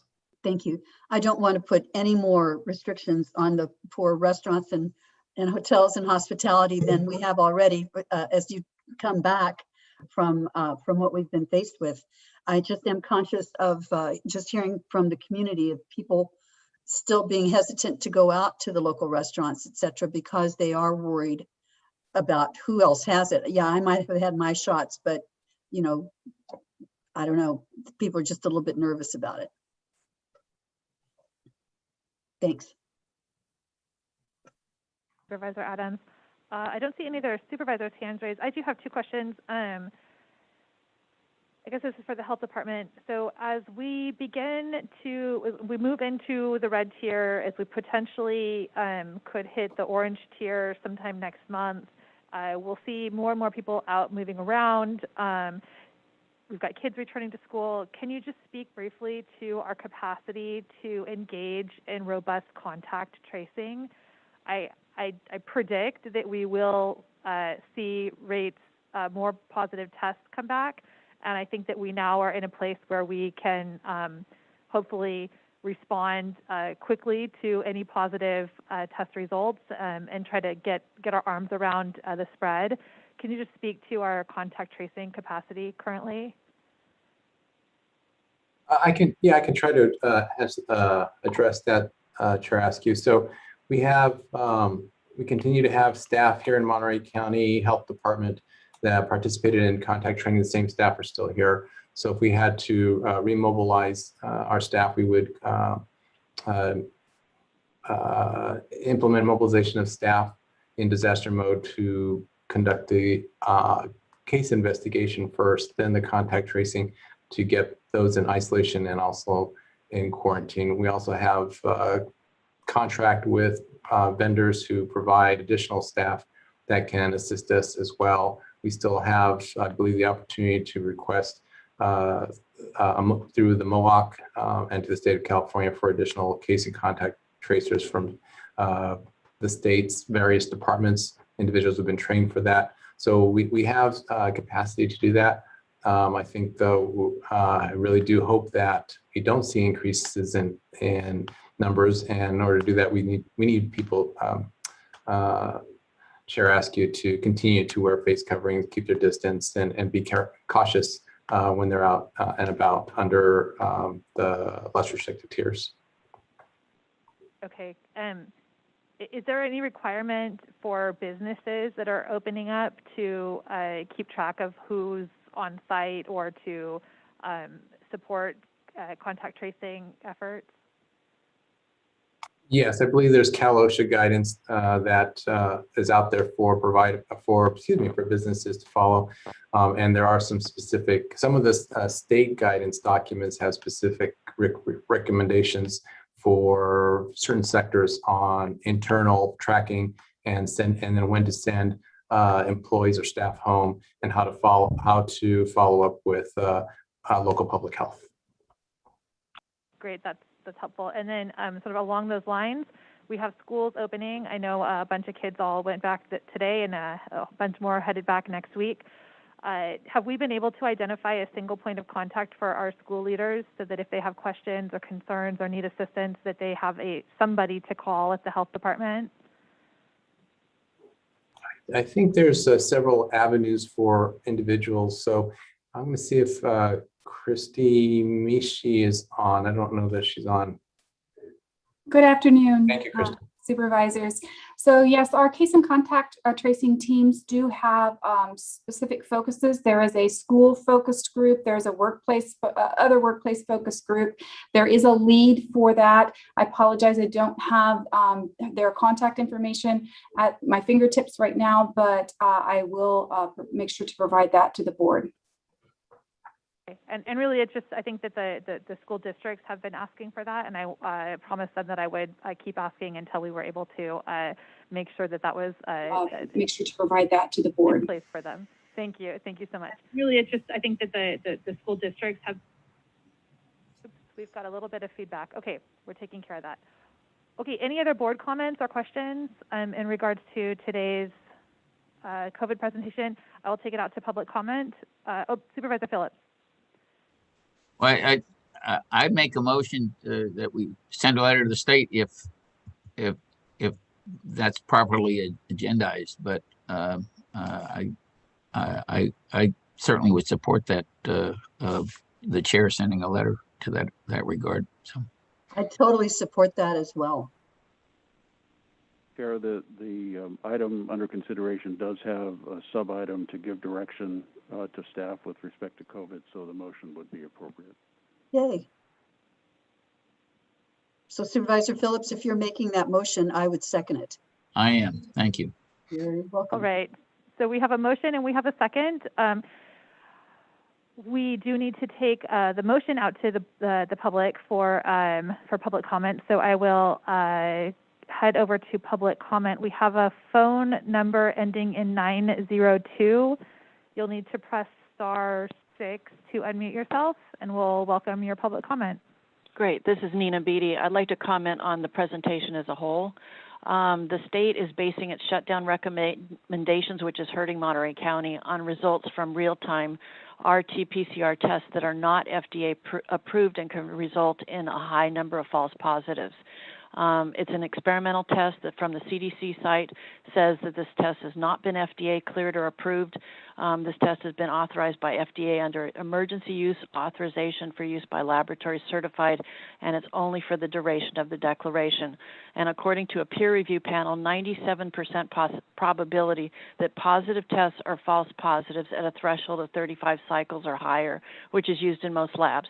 Yet the CDC guidance says that the RT-PCR testing's upper limit is within 40 CTs. So how much of the state and the county's data are false positives, pushing us into the wrong tiers? Dr. Michael Mina of Harvard told the New York Times last year that CTs this high can find genetic fragments or leftovers from infection, akin to finding a hair in a room long after the person is left. And he said that 85 to 90% of people who tested positive in Massachusetts in July would have been deemed negative if the threshold were 30 cycles. And I'd like to know where the 2021 flu season went. The WHO shows no 2021 flu stats, and it looks like they've mischaracterized these flu cases as COVID-19. So ramping up testing with a faulty test means more bad data, and better and safer tests are needed, like the new saliva test that doesn't risk puncturing the brain, which is already happening. There have been over 38,000 reports of adverse events between December 14th and March 11th following COVID vaccines, including over 1,700 deaths and over 6,200 serious injuries, including 478 cases of Bell's palsy. And these government study found that this may be only 1% of the adverse events reported. Vaccines don't convey immunity. These ones don't. The British Medical Journal said that the vaccine endpoints were not for severe COVID-19 and they were not for the interruption of transmission. So please stop talking about immunity, because when the British Medical Journal says something, we need to pay attention. The shots make a person's body create spike proteins, and research now shows that these spike proteins may be a major factor in the severe disease and damage in COVID-19 outside the lungs. This is a very, very serious problem, and people of different ethnic groups may be even at greater risk for these problems. So with a vaccine that actually makes the body create spike proteins, this is a very serious public health threat. So please stop the vaccinations now. Get good testing so that we can know exactly who has this, and tests that are accurate. We need accurate testing. We need to get this county and the state back to normal. We need to get our economy going again. Please take action on this. I've written to you. I sent you a letter last week detailing some of the research on this situation. This needs to be addressed. The county needs to take action on it and be a leader to protect the public health from vaccination. Nina, I'm sorry our time is up, but thank you for your comments. Thank you for joining our meeting today. Are there any other public comments on this motion that is currently on the table to send a letter to the state asking to consider the inclusion of hospitality workers in the current vaccine priority tier? Seeing no additional further comment, I'll bring it back to the board. And I don't see any hands raised, so I'll just share. I fully appreciate the request, and I am inclined to support asking the state to include our hospitality workforce. However, I'm also very aware that we just opened up vaccination eligibility for people who have like life-threatening and very serious pre-existing conditions. I know these are folks who've been waiting a really long time, who are, literally their life is at risk because of their coexisting or pre-existing conditions.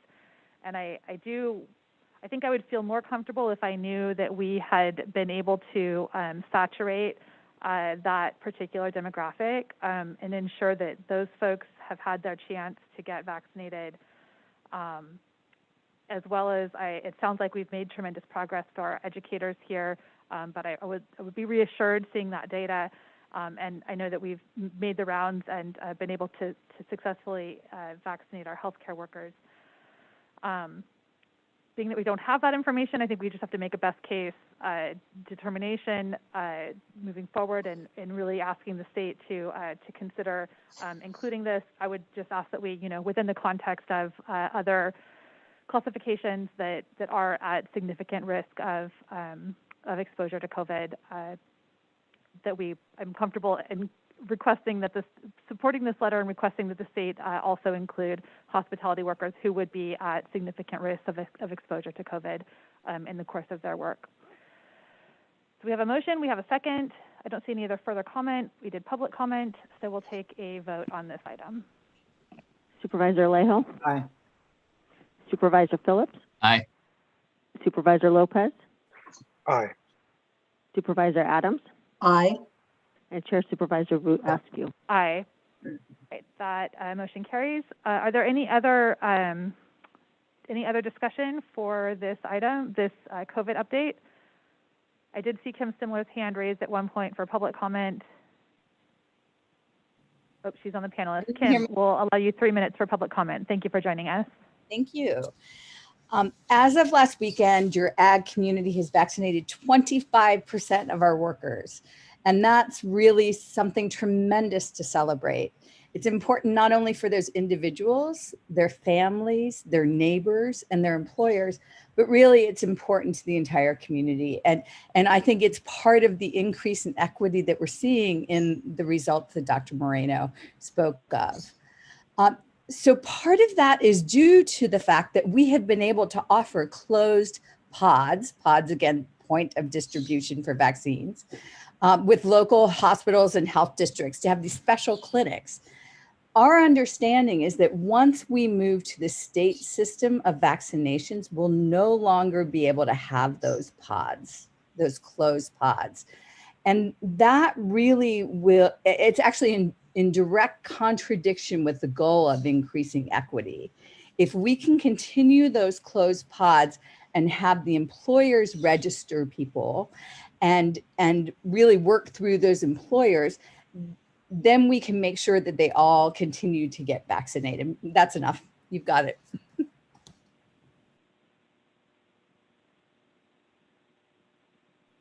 Thank you, Kim. And I think you raise a really good question that I believe we are continuing to try to get some additional information and resolution on. Charles, our County Counsel, do you want to comment any more on that particular point?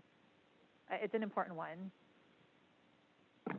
And I apologize. I was working on something else at the moment. Could you restate the close, point? yeah, so just the issue of the closed pods I can address when we get to the MOU item. Fabulous. All right. So we will have some additional discussion about closed pods and the MOU for the TPA on our next item. All right. I don't see any other comments from my colleagues or the public, so we will close this item. We gave direction on a motion. For everything else, we'll just receive the rest of the report and move on to item number 24. Item number 24 is authorizing the county administrative officer to execute for and on behalf of the County of Monterey a memorandum of understanding with the state of California regarding the allocation of vaccines for COVID-19. And we have 15 minutes allocated for all discussion on this item, and I'll pass it over to Les Gerard. Thank you. Thank you very much, Honorable Chair, members of the board, and members of the public. I'll try to be brief on this, but there's been some moving parts in the last day or two. So, I lost my, forgive me, I hit the wrong button. As the board knows, the state of California has gone to a third-party administrator system for the allocation and distribution of vaccines. That third-party administrator is Blue Shield of California, and a number of the counties, many of the counties in California, pushed back on the requirement the state was making to sign an agreement with the private entity Blue Shield in order to participate in the allocation and distribution of the vaccines. And the counties were able to negotiate as an alternative to the TPA agreement an MOU with the state of California, which essentially did the same thing. And you'll forgive me, I need to share my screen, and I closed up the Zoom meeting. Okay. So we have before you today that MOU. The state of California has issued a couple of letters that clarify the intent and purposes of the MOU. And if I could ask the clerk to promote me to as a panelist so I can share my screen.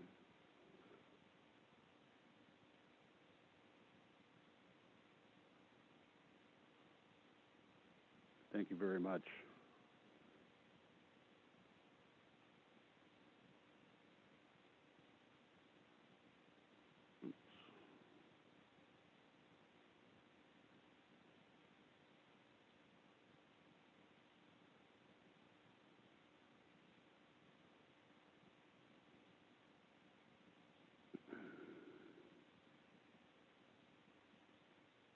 So here is the MOU, and it basically states that the TPA, Blue Shield, will work with counties to ensure the appropriate allocation and distribution of vaccines to the counties.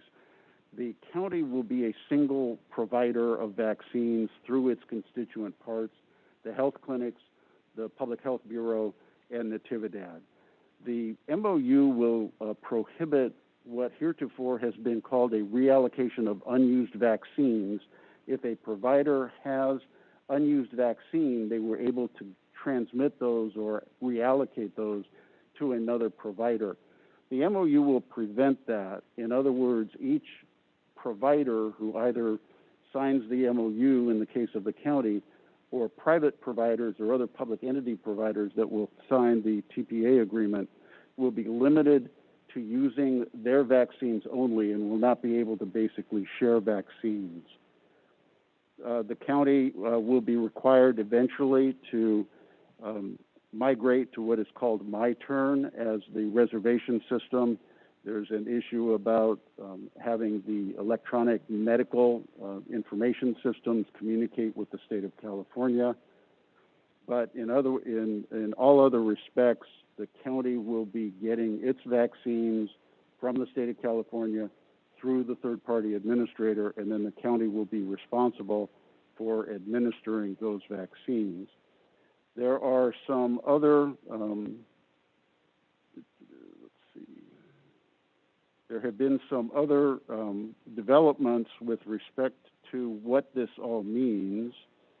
First, there was a letter issued on March 16th by the state of California that clarifies that the counties and the TPA need to cooperate together in order to ensure that the appropriate amount of vaccines are allocated and distributed, and that the county can utilize its own vaccines in the way that it sees fit. If it wants to hire independent contractors or independent entities in order to help vaccinate people, as long as those entities or people are not otherwise a provider receiving vaccines from the third-party administrator, that is appropriate. This would, for example, allow the county to utilize other contractors to do mobile clinics or provide services where the county is not able to. However, it will be county vaccines that will be used, and the county will be responsible for reporting. On Monday, the state issued another clarifying letter that basically addresses the closed pod vaccination structure. And it says that the county will be able to maintain a closed pod vaccination structure so that we can focus on eligible populations, but we do have to report on a daily basis to the state of California how those vaccinations are being given. And they are allowing a longer transition to the use of My Turn as the reservation system, so that what the state is saying is that they like the idea of the closed pod vaccinations as a way to get vaccinations out. So hopefully that clarifies the issue for Ms. Stemler. Those closed pod vaccination structures will continue to be allowed. So in sum, we are requesting that the board authorize the CAO to execute the MOU with the state of California.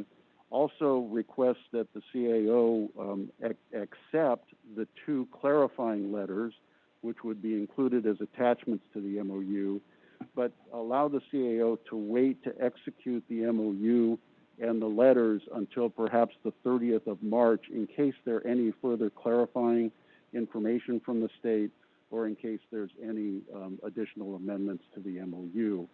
And so the authority would be basically to sign the MOU no later than March 30th with any changes or modifications that may come from the state of California. And I think Mr. McKee wanted to make a point on that.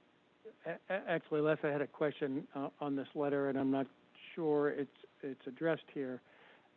What I see there is it says that the county and LHJ, which is the local health jurisdictions, I think, can continue operating the closed pods. But do you know about the non-county operated clinics under the TPA agreement, whether they can continue having the closed pods?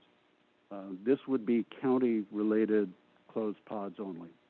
So if other entities, other providers have been using closed pods, they will have to look at the TPA agreement in order to determine whether that can continue. I'm happy that concludes my presentation. I'm happy to answer any questions. All right, so live time information changing by the hour, by the day. So my notes that I have here for this item have changed since we drafted them. So thank you for the additional information, Les. Right. Okay, Board of Supervisors, comments or questions. Supervisor Adams.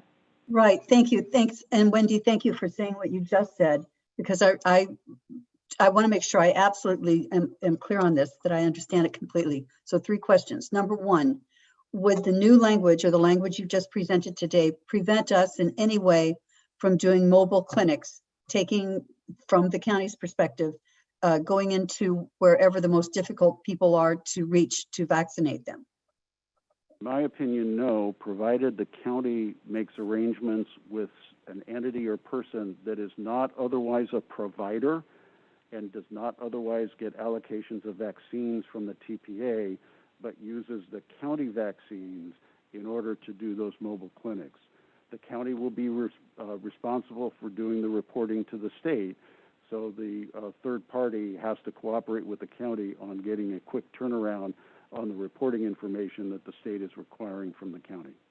Okay, and then secondly, so an organization like the Pebble Beach Health and Wellness Area that had been doing, had been getting an allocation directly, if they choose not to sign an agreement with TPA, could the county provide vaccines to the Pebble Beach Health and Wellness Center so they can continue to administer vaccines to their employees, et cetera?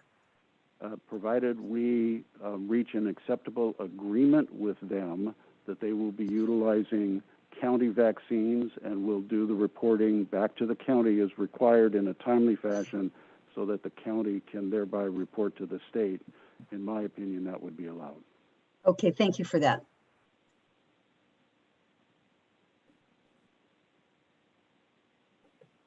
Are there any other questions or comments from supervisors? Okay, I'll take this out to public comment for any public comments or questions.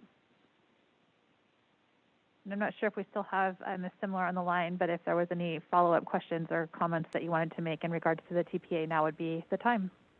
Thank you, Chair Askew. I am happy with that information, and I hope that others will apply as well. But I'm very happy. Thank you, Les.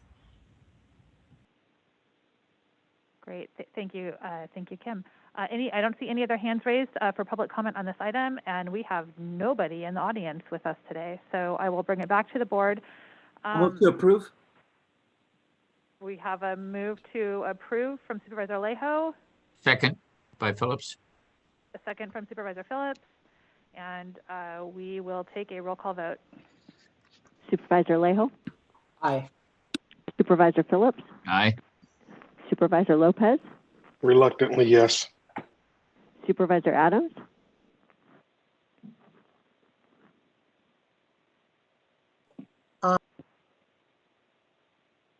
Aye. And Chair Supervisor Root Askew. Will also be an aye And I do, I would just add that, Supervisor Lopez's reluctance, I think that we need to monitor this carefully, and if there's a need to continue communicating to the state what our ongoing concerns are, I know that we have our state reps who are ready and willing to listen to us. Supervisor Lopez, did you want to elaborate any more? Yeah, I just wanted to share, I appreciate staff's diligent work. This document is changing daily, hourly, and I think signing something in the middle of continued changes leaves me uneasy, especially when I feel that we have done a great job, especially per Dr. Moreno's presentation, of really focusing on equity and making sure doses get to those communities in Monterey County that need them.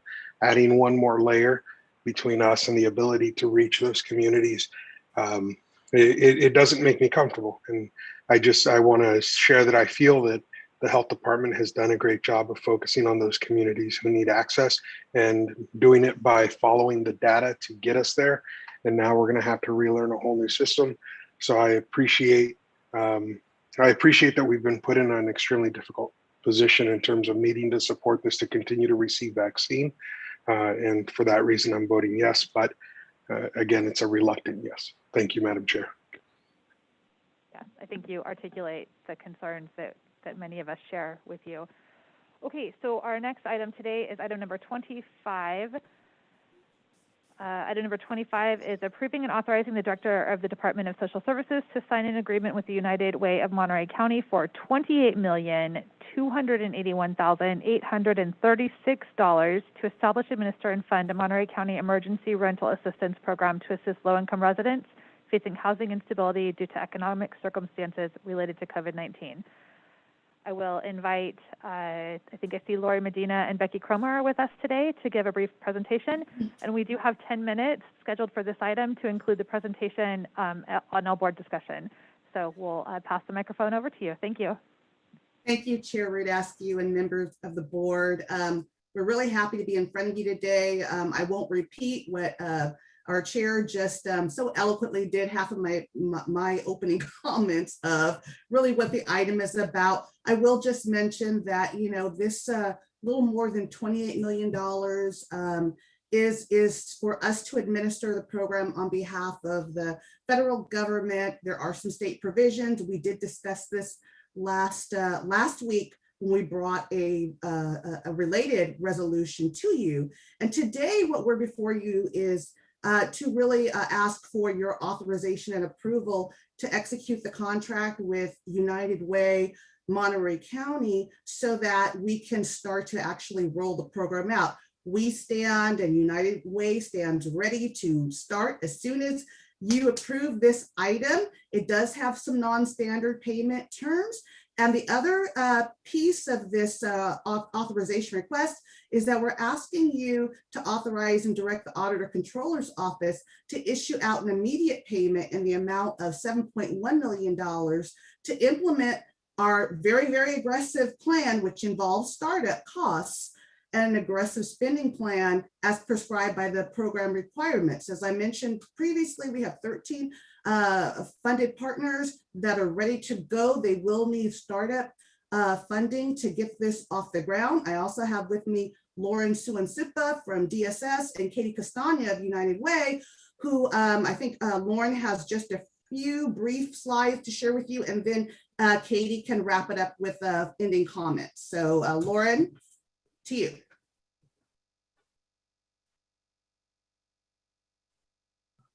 I am just trying to make sure I got the right screen up for you.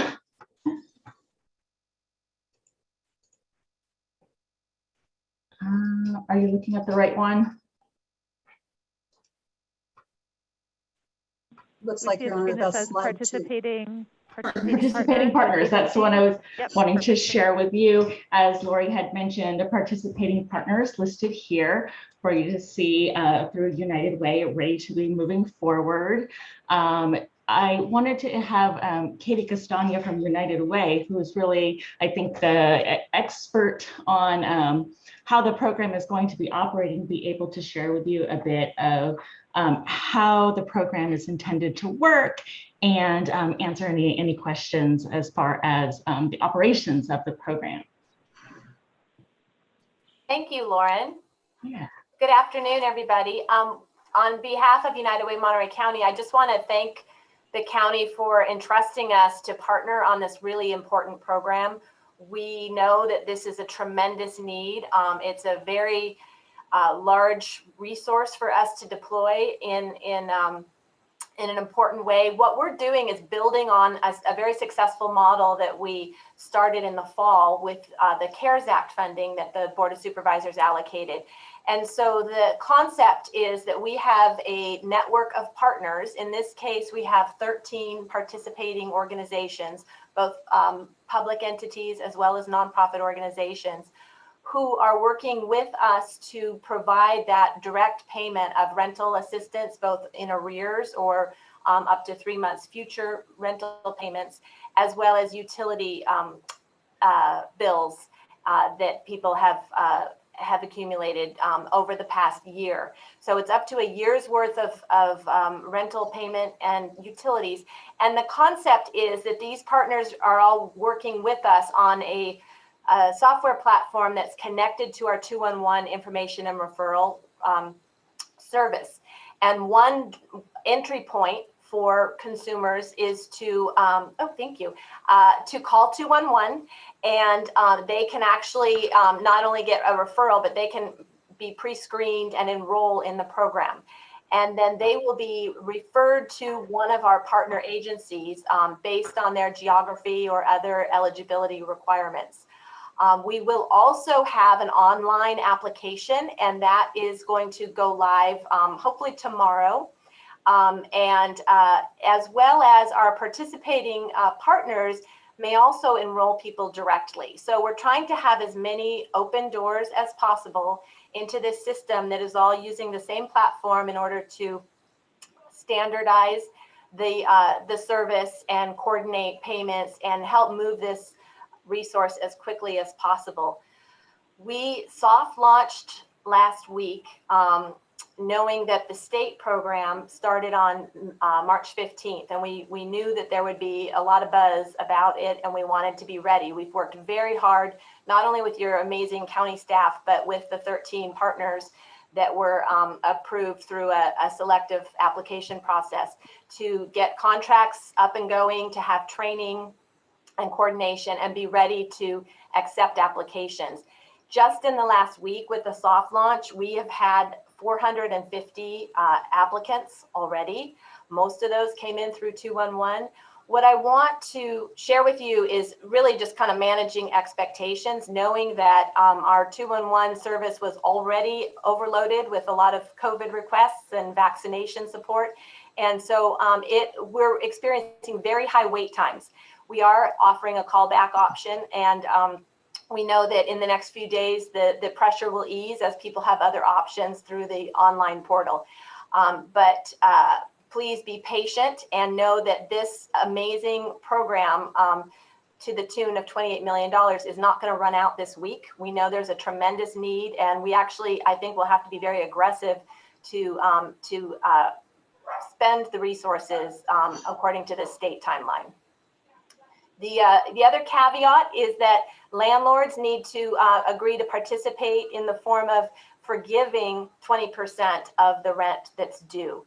And what we've heard in a preliminary way from landlords in our initial conversations is that many of them are very eager to participate in this, because some of them are looking at large debts they don't know if they'll ever be paid. So we are doing some outreach to landlords, and we're starting a series of webinars to share the program out with them and help facilitate the participation of their tenants. So just a few caveats on the benefits. It is up to 12 months of assistance per household. We have eligibility for utilities as well. And that forgiveness by the landlord means that they cannot go after the tenant for that additional 20%. And the goal is to prevent homelessness and to relieve the financial pressure that has built on our low-income households throughout the pandemic, so that hopefully as the eviction moratorium lifts, that there's not a lot of debt and that there is not a wave of homelessness resulting from that. So we will be happy and are planning to share back frequent reports to you of the utilization of the service. And just as we did with the CARES Act funding in December. And we're really thrilled to be able to partner with you. We know because of the phone calls we've been getting through 211 and here at our office at United Way that the need is great. And so we really appreciate your trust in partnering with us to continue to meet that need. Those are my comments, Lauren. I don't know if you have anything else, or Lori, but I want to again thank the county staff for working with us to really quickly stand up this program, which only came about in the last month or two. I think we're just available for any questions. Thank you. Great. Thank you very much for the presentation. This is very exciting. Supervisor Alejo.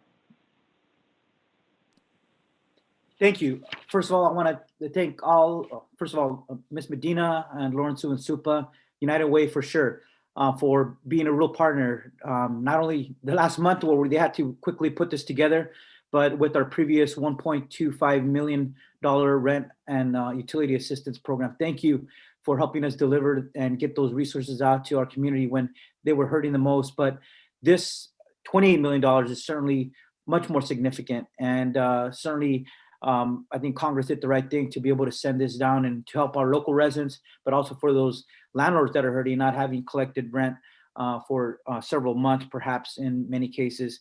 But so I have a few questions, and I thank you for the clarification for the community, the 12 months, that it also includes utility, because there was some confusion the last several days, because Santa Cruz, I think, started with the state program, and then San Benito and calls were coming in, not only to, I'm sure 211, but to California Rural Legal Assistance, among other partners, about when was Monterey County's program going to start. So there is an urgent need to get this up soon.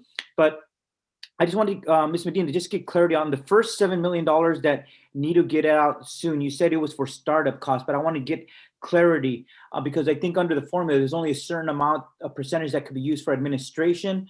So this is like a first, I think, installment or first phase to start getting money out. As United Way just said, they already got over 100 applications wanting the funding. If you could provide some clarity just on that, and what are the restrictions on how much could be used for administrative costs? Yes, absolutely. And thank you, Supervisor Alejo. Excellent question. And yes, because the need is so urgent and we are dealing with a very aggressive timeline, it was really necessary to get the funding out to our partners so that they can start issuing payments to people immediately and not have to wait for several weeks after they've submitted an application. And that's what that startup is about. We are able to use up to 10% for a combination of administrative and other types of supports. It could be first and last month's rent, those types of things. And so this is really going to help us to be able to, one, our funded partners to be able to get people on board to administer the program, because this money is going to flow to our funded partners as well. So they'll have a proportion of administrative costs that they're going to be able to utilize, as well as issuing out the payment. And of course, like I said, because we have 13 funded partners at this point, of course, we have to think about more than just the payments issued. We also have to think about what it takes for them to get on the online platform, for them to be able to staff appropriately, to respond to this need. As Katie mentioned, we do think that in the next week or so, once we start actually approving people, that some of that pressure point in terms of applications is going to be alleviated as we start to get rolling. But it's really critical for us to get the funding out the door, and we can't wait to use our normal processes where it's a reimbursement type of basis. We need to get the funding up front to our funded partners so that we can get the payments issued out the door. Right. No, I agree with that. Many nonprofits, I don't know, but they're on a strict budget too, so they need to have that yes. So they could do what they want to do, which is have a successful program. and have this be a success story for Monterey County. So thank you, Ms. Castagna, for your leadership on this. And I'm looking forward to get some of those flyers so we could also post and get the word out to as many folks in Spanish and English. But the two big issues here that I want to talk on. One is just on the checks for potential fraud, right? That's like any program that we install. We want to get it out to people who need it, but there's also those, as we saw with EDD, there's also those who are looking to do the wrong things here. And so if you could just elaborate on the checks that are going to be in place to make sure that this is going to people who really need it, to real claims by landlords and tenants, because that's a question that's out there, and we got to have some procedure there to make sure that this program is going to run right and it's going to go to those who are in need and not people who try to abuse the system. Yeah, absolutely. I'll start and then I'll let Katie respond because I know she's all over this. So there are very specific eligibility requirements, which do require the landlords to provide certain information or the utility to provide certain information. There is an avenue for some self-attestation, but really our funded partners and United Way are really they're going to be monitoring that closely. And when I say monitoring it closely, not only just for the requirements, but also for, are they spending to the level that we need them to? Because the spending plan that we've already submitted, is already a very aggressive one. We have to demonstrate that we have expended a very significant amount by June and then August and then September. So, so that we continue to not be at risk for any reallocation of the funding that we're receiving. So, so you are right that it does take vigilance and monitoring, and I'll let Katie add any other additional comments to what I've already shared.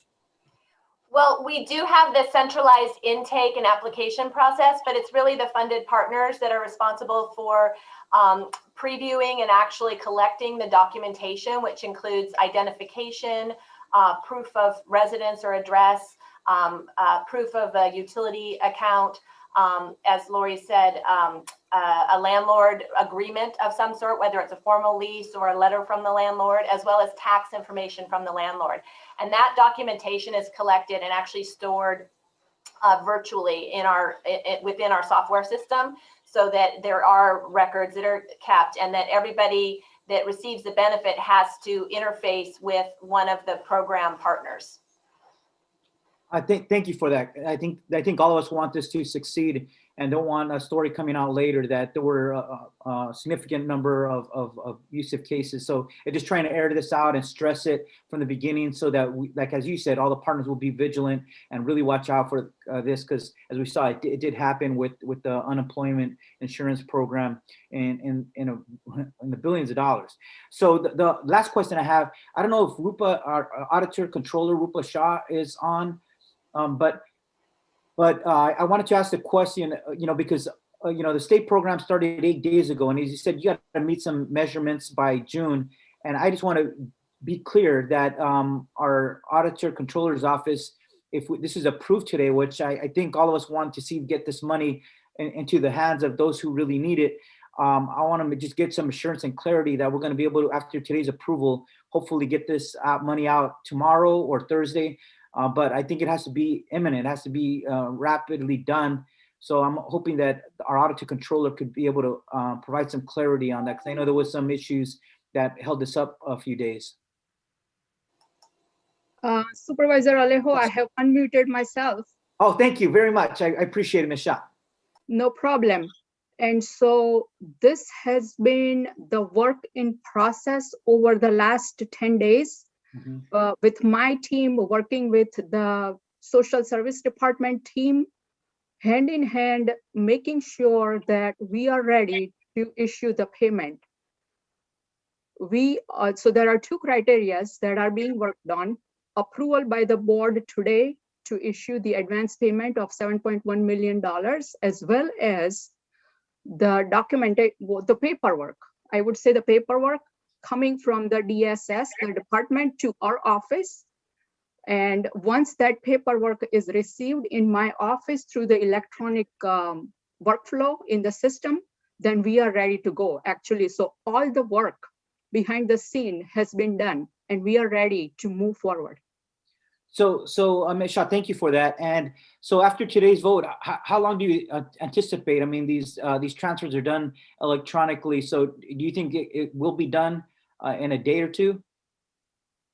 Yes, Supervisor Alejo, actually a wire will be issued there. That means that the money will be transferred to United Way's bank account as soon as the transaction is processed. So as soon as we receive the paperwork from Social Service Department, which may be today, which I don't know exactly when. But I understand it's already happened. Yep. Okay. Yeah, that actually makes sense, because that's what the process that our two teams have worked out. And so, yes, that means that the process at my office will be done tonight, and hopefully the money will be transferred tomorrow. Thank you, Ms. Shaw. I appreciate that clarity and all your work on this and your willingness to try to expedite this as well. And this is, we took a different route. There was different options with this program, and there was an option to just let the state handle this. We decided no. We thought our local partners and our local nonprofits could handle this better and make sure that we get it out as we have the best local knowledge of how of the needs of our local community. So we want this to be a success story. We want to be able to look back, and we said we utilized the money, we drew it down, we gave it to our residents and to these landlords and to really provide the relief that it intended to provide for our families hurting as a result of this pandemic. So thank you, everyone, and I'll pass it back to the chair. Thank you. Thank you, and thanks for all the really good questions, Supervisor Alejo. We have Supervisor Lopez with some additional comments and questions. Thank you, Madam Chair. Just wanted to clarify and repeat for the sake of the community that we're going to adhere to those percentages in terms of the administration costs. I know that the way it was stated at the top as startup costs was kind of pricked my ears up, but again, just want to make sure that the community knows that we're doing everything to make sure that the maximum amount of dollars makes it into the community to alleviate potential hardships on Monterey County families. So Laura, any additional thoughts on that? But just wanted to be crystal clear on that piece. Thank you. Absolutely, and thank you. And I understand your perspective and the board's concern about that. And actually, based on the program requirements, we had an option of asking for actually even more of a startup than we did. But we knew that, this is very unusual for us to ask for a $7 million kind of startup. We could have gone up to 9 million. But in partnership with United Way, we said, well, we have to be a little judicious. We think this will get us on the road and help us monitor and track, but also not inhibit us from starting getting money out the door to our constituents. Thank you. Great, Supervisor Phillips. Yeah, I just wanted to chime in with what Supervisor Alejo said. I think we made the wise choice, especially see how we having to deal with the state during COVID, that we decided to use our local entities to get this money distributed in the right way in a timely fashion. So I appreciate the help of United Way and all the other agencies that are coming in behind us. So thank you. Supervisor Adams.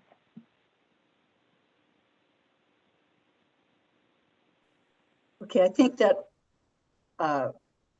one of the reasons why I believe that this is going to be so successful is the longstanding relationships that United Way has established with a lot of the partner agencies that are going to be working on this. They've worked together in the past, and I think there's a certain amount of trust that exists. And I'm appreciative of my colleagues' comments about ensuring the, that there isn't anything like what happened with EDD. And I feel absolutely confident that the systems that are in place and the oversight that will be provided by our trusted partners at United Way will shine through. And I'm sure that the rest of the county feels the same way. So I'm just really delighted that we're going to be moving forward. And I think it's going to be just a wonderful, wonderful program for people to be able to have that security. It costs so much more money, time, and effort when a family falls out of being housed to getting them back in. And this way is just a wonderful approach to being able to be prudent with our resources. So I'm really delighted that we're taking this step forward. Thank you. Thank you, Supervisor Adams. I have a couple questions. So the program, so just as background, we've watched over this year the percentage of McKinney-Vento homeless students at MPUSD just skyrocket. And what we know is that that includes a lot of families who are now doubled, tripled up in overcrowded housing conditions, renting a room from a friend. And in many of those cases, we know that there aren't formal rental agreements in place, but these are some of our most vulnerable families who have fallen behind on even these informal agreements. Are there template documents that can be provided that would allow for individuals who are in these types of situations to be able to participate in this rental assistance program? And what, if not, where are the what is the line by which we have to draw so that we can include as many of these folks as possible who are in these, like I said, informal or less formal rental arrangements? So I'll start, and then I will let Katie, chime in. So the program has very specific requirements about the documentation that needs to be provided in terms of either formal rental agreements or an attestation and showing a record of paying consistent rent over time to establish that you have a rental history. What it doesn't allow is for example, subleases.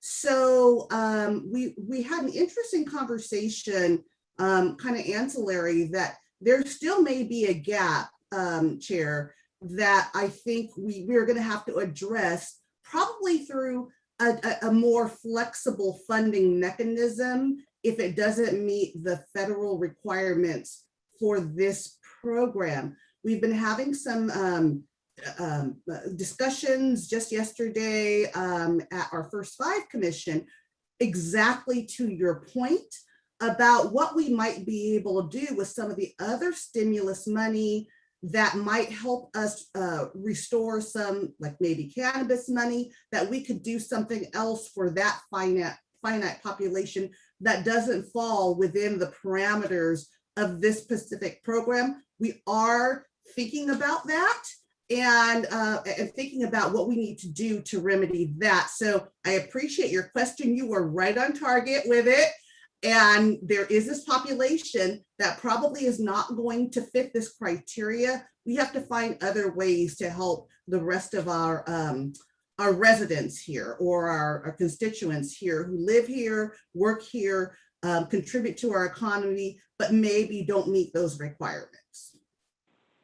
Okay, so then to that point, I think two points or two questions, two requests.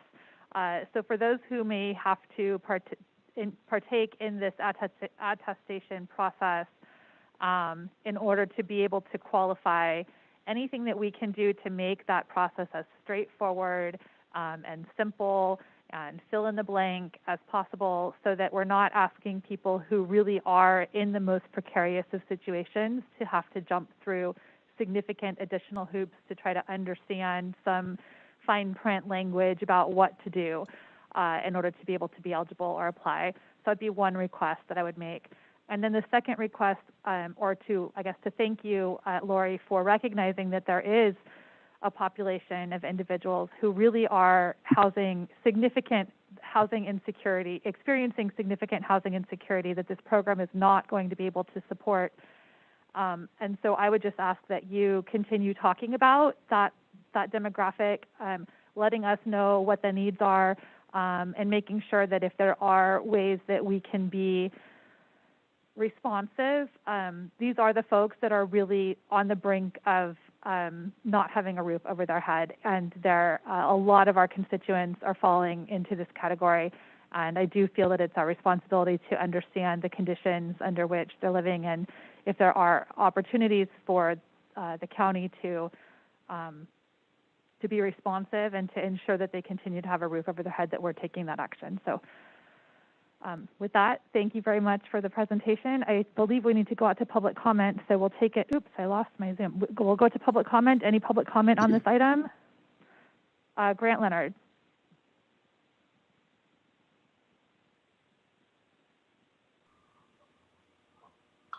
Good afternoon, Chair and members of the board. This is Grant Leonard speaking on behalf of the North Monterey County Recreation and Park District this afternoon, wishing to thank the county and the United Way for providing additional rental assistance to North Monterey County through this program. As you may recall, the North County Recreation Park District participated in the last round of rental assistance in the fall of last year, and we're excited to continue to offer this service. Also want to highlight that we've expanded the program through this round with an additional partnership for the Castroville Family Resource Center, which is part of the North Monterey County Unified School District.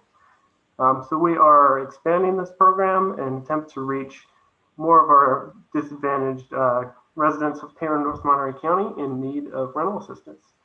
It really is a vital project, and we're just so thankful and look forward to partnering with the United Way on implementing this project.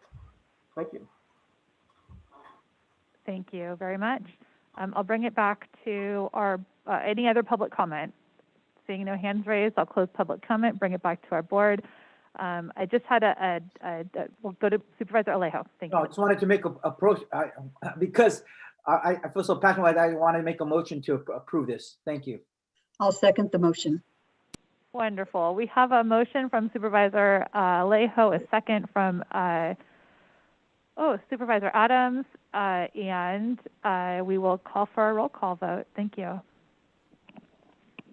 Supervisor Alejo? Aye. Supervisor Phillips? Aye. Supervisor Lopez? Aye. Supervisor Adams? Aye. And Chair Supervisor Root Askew. Aye, thank you. Actually, before we move on, just one, the total administrative cost for this program, could you once again repeat that for us, Lori? We can use up to 10%, and that's a combination, and they did not give us a formula for this, a combination of administrative costs and other supportive housing efforts. So that we have up to 10% that we could use for administrative costs and those other efforts. And then, but 90% of all of our funding has to go to direct assistance. And one of the things I also would like to just clarify is that even when we're talking about the $7 million advance that we're requesting for, that's not all administrative. That is still to get direct payments out the door. Very little of that is administrative. Okay, great. Thank you very much. Okay.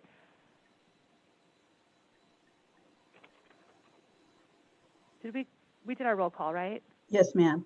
Yep. Okay, perfect. Ooh, good. All right.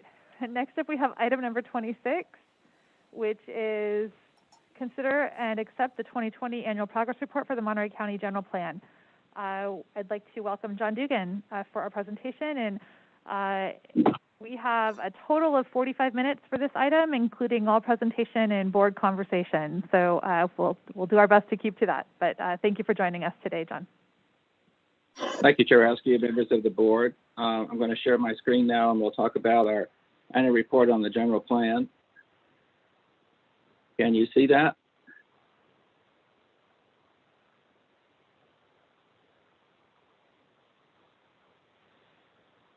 So we have the annual report overview. We're going to be talking about the general plan implementation, the 2010 general plan inland and the coastal plan, the housing element, and including the regional housing needs allocation, the RHNA arena. I'm not seeing the presentation. Am I the only one? No, sorry, no, John, stop. we don't have your presentation up. You want to try one more time? I'm sorry. Let's try it again.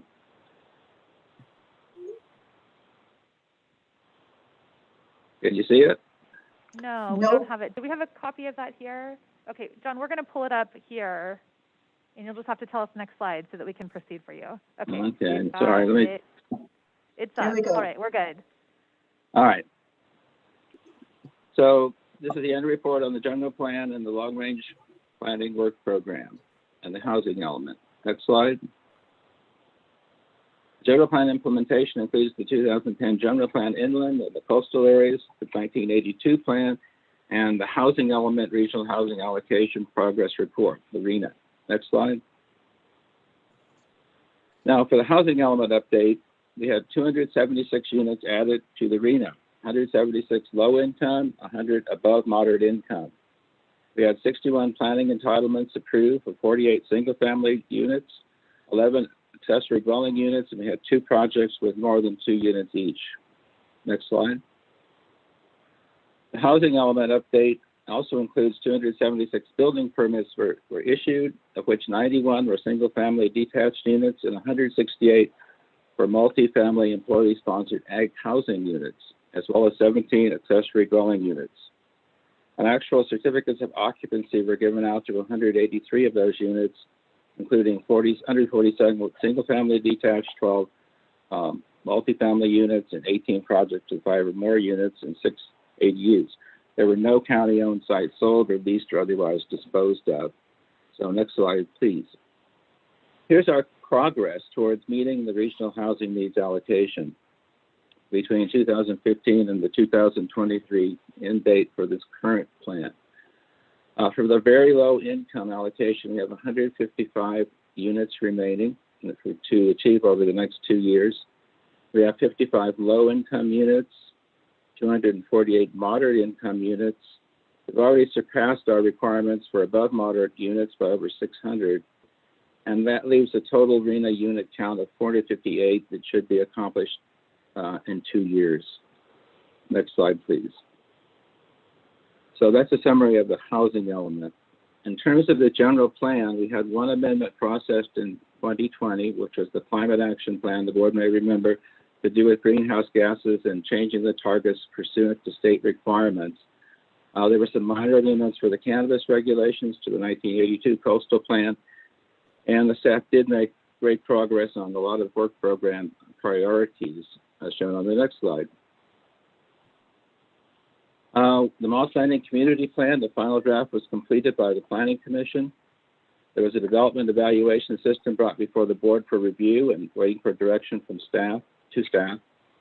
The CR-free project EIR was certified, and the accessory dwelling unit ordinance was adopted by the board, and the vacation rental program received board direction on its content for the final draft. Next slide.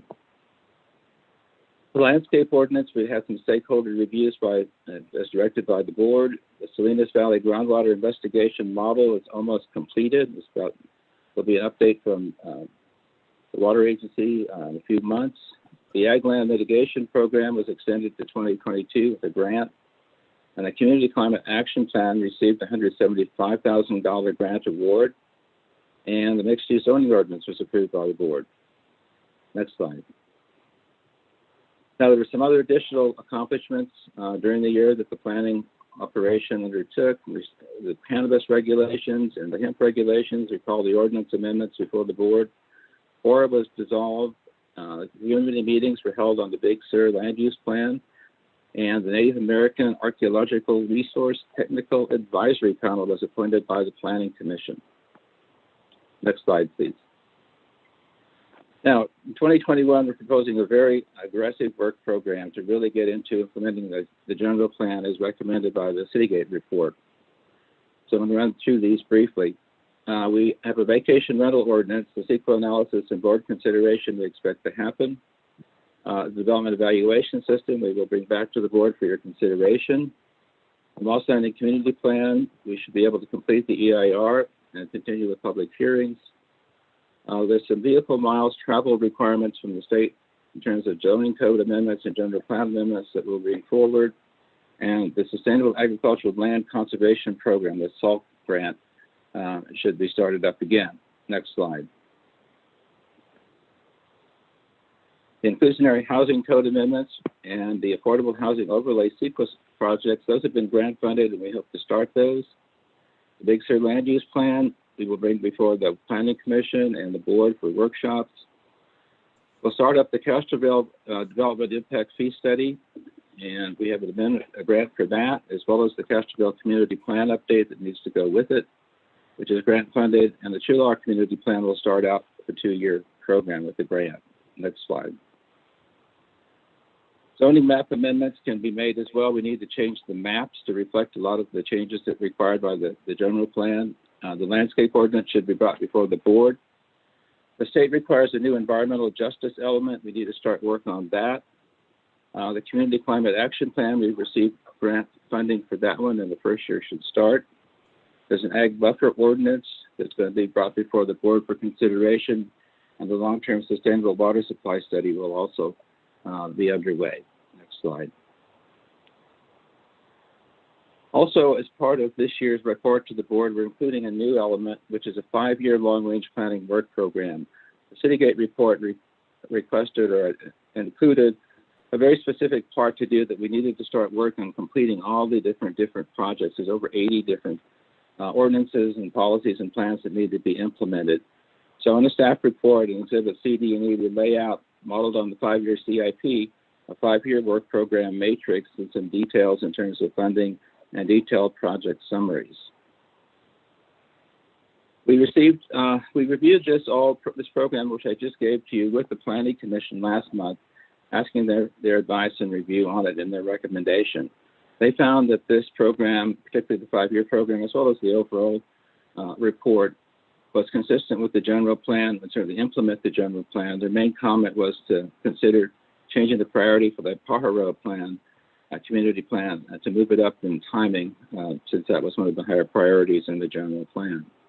We also received a letter from Michael DeLappa, the executive director of Land Watch, commenting on the proposal, saying that we may have missed a couple of the different projects that are in the general plan. I looked through those, and there may be 2 or 3 or 4, but generally we've addressed most of the ones that he listed in his letter to the board. And he also requested the board provide resources to implement this entire planning program.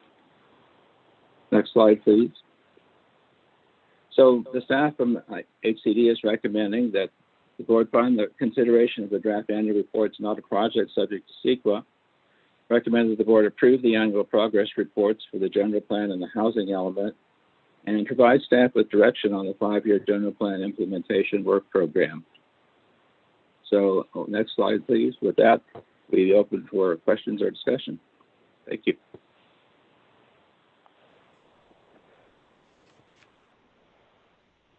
Great. Thank you so much, John Dugan, for the presentation and all the work that you've done to sort of get everything organized. We'll go to the board for comments and questions. Supervisor Phillips. Thank you, John, for your presentation. I was curious in looking at the regional housing allocation needs and other ones, and we're looking at those. Are the ag housing like T&A and the one just done at Rossi and Nunes, are they included in this, or ag housing looked at differently? They're included if they've received a building permit. So they haven't gotten the building permit yet, so they'll be in next year's report. And on the Castroville Community Plan update, looking at that, everybody feels that may open up a lot more housing out here. When do you anticipate that being revised and done? We're already starting work on putting together the request for proposal, the RFP, to get it out to consultants for bids. We expect to start that as soon as the new fiscal year starts. And we will work on that program, most of the Nexus study and the housing element update with the grants that we've received. Great. Thank you very much.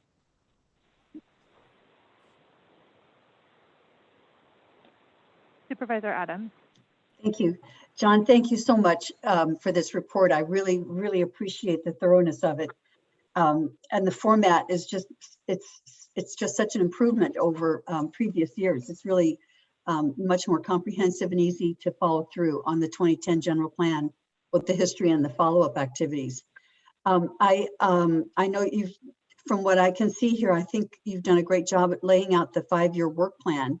And I like the way the detailed plan mirrors the CIP format. That's really helpful. Just wanted to ask, how did you determine the priorities and the order of the tasks? Sure, I thought you'd ask that. First of all, we based it on looking at an in-depth analysis of the general plan. That was the question that the Planning Commission asked, and they continued it for a couple of weeks so that I could answer that. So I went through and evaluated all of the strategy and the policies that are in the plan and whatever priorities that they were laid out in the document. If as you've read the plan, it's very hard to follow through all the different details. It's very complex. There's no real implementation piece to it, so you have to piece together all these different parts. Mm-hmm. So the first priorities are based upon those highest priorities supposed to be done within the first 2 or 3 years of its adoption. And those are the main ones that we put there. And it just so happens, and not just by chance, that we have funding that we've applied for with the grants that we received for the SALT grant, for the LEAP grant, the REAP grant, the SB2 grants. All those are from the state, designed to really foster affordable housing as well as to get those community plans completed. So generally, we followed the priorities that are in the general plan and also what we thought we could do with the staff resources that we have. I thank you for that. I'm glad to know how that worked. And I'm so thankful for the work that you guys are doing on the grant funding, because it's impossible to know whether or not we'll have funding available for other parts of this implementation. So the work that you're doing to continue looking for funds is just absolutely key. When you were setting the priorities after doing the analysis, did you have to work with other departments were there other departments involved that needed to be part of the planning? And in fact, if that's so, did they have to look at their budgets as well, or how did that work? Well, yes, particularly with the water agency, we talked to them a lot. Also with the county council department, our ready issue, and the new public works department. One of those attachments there, attachment D, sort of lays out the cost allocation that we think that it would be involved in terms of hours and dollars for the different agencies. And so we put all that together. Our grants cover almost all of those for the first year for the major projects. And just as a little advertisement, we're putting in for an augmentation for a couple more planners to really get the resources we need to really cover all the costs that we think for the first 2 years of the implementation plan. That's absolutely wonderful.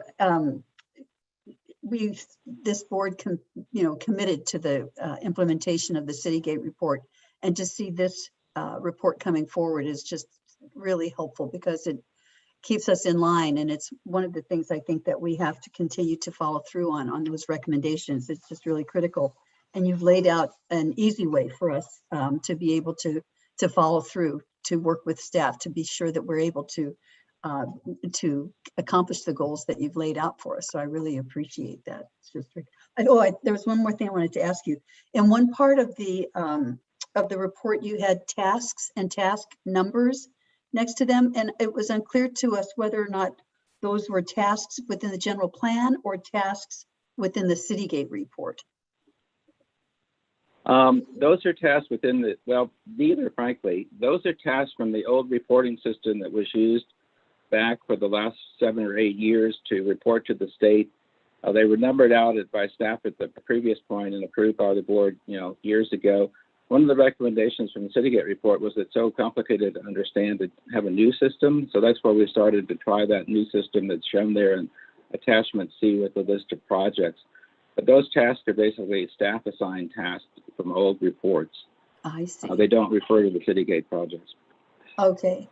Is that going to be important to keep track on, or what are we going to do about it? Well, that's what we had thought. We should probably have both, so that we at least knew the people that have a record, like for instance, Landwalk certainly has a very good record of what's been approved and what hasn't, and they're related to those that old task system. And if there are any others, and at the state too, they could really track back. Well, which one are you really implementing now? Well, it's task whatever, and it's also land use policy XYZ. Got it. Okay, so kind of dual. Well, again, I just thank you so much for it. It was a great report, and I really appreciate all of the effort that went into it from you and all of the other staff members. It's just really, really looking good. So thank you for that. Thank you. Thanks. I don't see any other supervisors with hands raised, so I'll jump in with my comments here. A couple things. Just to clarify, my understanding was that the farm worker housing that's being built does not count towards our RENA numbers. Can you clarify that for me? I'm not understanding. Well, some of it does and some of it doesn't, and it gets very technical. Perhaps Darby Marshall, our housing expert, can comment on that. Darby, are you available? Thank you. Yes, I am. And Darby, maybe I'll just make my question very explicit. How many units of additional farm worker housing have we added that ultimately won't count toward our RENA? Okay, Can you go back to that slide? You wanna see that slide? Yeah, if you can go back to that slide. So it's not a question of farm worker housing. It's more a question of employer-sponsored housing. So there are some employer-sponsored housing units where we don't have a good feel for what occupation is going to occupy them, such as with the hospitality.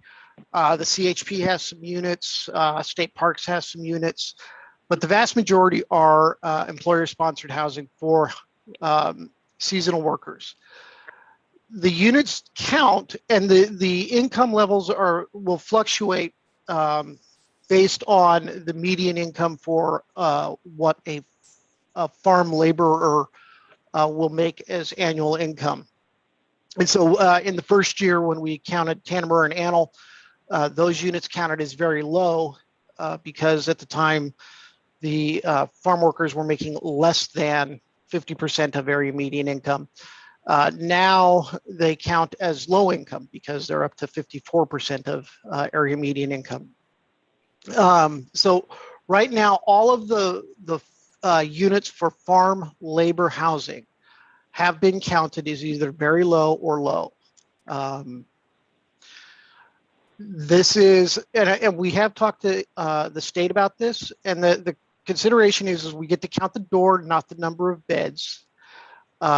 So with the project on Rossi, I believe that at build out and full occupancy, that will have, I think, 1,500 beds, but it is only 150 or 160 doors that we get to count. And the units have to be occupied at least 8 months out of the year. If the board chose to have us not count these as non-deed restricted affordable units, and that's the way we report them. There's the gold standard, which would be a deed restriction like you would have associated with the tax credit project, or something like this where we are making an assumption based on the occupancy that it is an affordable unit. If the board chose not to count those, we could simply not count them, and they would go in as permits counted as above moderate. Because they are still housing, they are still residential units that do count. Hope that answers your question. Yeah, so are there any employer-sponsored units that have been built that are not being counted towards our RENA at this point? They are not being counted as moderate, low, or very low. So there are a couple of units at like Point Lobos State Park that are employer-sponsored housing units for employees of the park. I haven't gone out and done the research to figure out what their income levels are. So the units are counted as above moderate, as opposed to being an income restricted unit. Okay. All right. Thank you for that question. Another question, or I guess comment, is in regards to the environmental justice has really become a household term for many of my residents in District 4. And I was just wondering, it seems like that, without knowing the details of what goes into that element or that work, that that a lot of that would guide future work. Once we define what environmental justice goals and values are, that would help guide us moving forward. So is there a reason that that's not in year one of the plan? Oh, it is in. Excuse me. It is in, Chairman. It is in the program for starting this coming year, in the fiscal year. We have to have the housing element by state law done by the time we start up. By the end, we start up the next RENA project, the next housing element, which will be in 2023. So we need to have that environmental justice element completed by the end of 2023. And so that's going to recall. I've seen the whole analysis of how that's done and what is required. It's going to be involved with a major program of public outreach, community engagement. There's very specific state requirements that have to be followed. So that's going to be a major project. Okay, so that'll be starting immediately so that we're ready for the consultant to do the work. Well, one of the issues there is we don't have any grant funding. We don't have any real specific funding for that. We'll have to have the staff work on that. And as you know, our staff has already turned over 50% in the last 3 months. So that's going to be a challenge, but that's certainly something we're going to start on. Okay, wonderful. I look forward to the community participating and supporting the community engagement portion of that project. And then my last, just to be more of a statement, is the development of a parks management plan is outlined for 2024, 2025. And again, that's one where we've had a lot of conversations about our county parks here at the board. And I know that there's a shared commitment to equitable access for all of our residents to, well cared for open space. And so if there are grant opportunities or other ways that we can move that up on the timeline, I think that would be appreciated by everyone. So I'll leave that as a comment. And then I guess just my one final comment is, as I had a chance to really kind of review the work plan and some of the things that are included here, so many of the tasks that you've identified are really critical in terms of being able to move forward with the board's goals and the county goals to eliminate barriers for affordable housing projects. So for instance, the Castroville specific plan nexus study, which is necessary to determine, I don't have it half up here, but to determine fees that would be changed based on transportation costs. So revised local traffic impact fees reflect changes in state and local transportation improvement plans, which would ultimately, or is anticipated to ultimately reduce the cost of new affordable housing in that community. And I want to call that out for anyone who's watching, that all of these pieces are connected, and we can't move forward with one goal that we have without having all these other pieces like dominoes fall into place. And so I'm pleased to see that we have plans and funding to be able to start knocking down some of those dominoes to make our other goals easier to achieve. So thanks for getting it all organized. Thank you very much. That's a very good perception on that. That is indeed the case. All the grants we received were focused on providing affordable housing or creating the context in which that could be fostered and supported. So thank you for your comments, and thank you all for your support for this program. We'll make every effort to implement it. Wonderful, thank you. Supervisor Adams, did you have additional comments or questions? I do. I have just one last question that I wanted to be clear in my mind regarding the RENA numbers again. So if we approve a project that takes out one, say, moderate or housing unit and puts in 2 above moderate housing units, do we have to go back and subtract that 1 unit from the RENA numbers, or because it was already in existence, we don't have to worry about that? Is that making any sense? Yes, Supervisor Adams, Darby Marshall. Not yet. So right now, once a unit is counted, it is counted. And if it gets replaced for some reason down the road, we are not obligated to replace it with a like affordability unit. Okay. Okay. Thank you. Okay, I'll take this to public comment. Do we have any public comment on item number 26, our general plan annual progress report? I don't see any hands raised, and we've got no one here in the audience. Oh, I do see one hand raised. Rafael Hernandez from MBEP. I will allow you to unmute yourself and share your thoughts with us.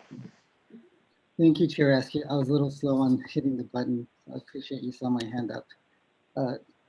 Good afternoon to you, Chair, and to the board. My name is Rafael Hernandez, Housing Associate for Monterey Bay Economic Partnership. I want to thank county staff for all the work they do on housing, and particularly with farm worker housing, which is an area of focus for me. I have a couple of comments and that I want to share. I lead in partnership with the City of Salinas, the Farm Worker Housing Study Action Plan implementation. Part of this work is tracking the number of farm worker housing units that are approved. And I'm always looking to make sure that my tracking is aligned with the county and HCD. The study, which of course Monterey County is one of the funders and endorsers of, calculated that we need to approve 5,300 units by 2023 in order to stabilize the agricultural workforce. That's why tracking is very important. So this has been very educational. I appreciate the discussion there. I also appreciate the discussion on RENA allocation on farm worker housing to help deepen the understanding of housing need that we have. The difference between H2A and our permanent year-round farm worker family residents is very important. Employer-sponsored housing projects that address the H2A housing need are important, very important, as this helps alleviate the pressure from existing housing stock. The county, along with the agricultural industry, have done great work here. It's important to alleviate this pressure from existing housing stock because we have an existing housing need in our farm worker families that live here year round. And we see that in the overcrowded living conditions, which lead to the McKinney-Vento numbers, which Chair Askew very importantly referenced earlier, as well as the long waiting lines whenever there's a affordable housing project. So this discussion is very important. It's very important to understand that we need to address both needs and the RENA numbers that should represent our permanent farm worker family living here year round. In closing, I just want to say that the work of the Farm Worker Housing Study Action Plan addresses the significant percentage of McKinney-Vento children and youth from our farm worker families.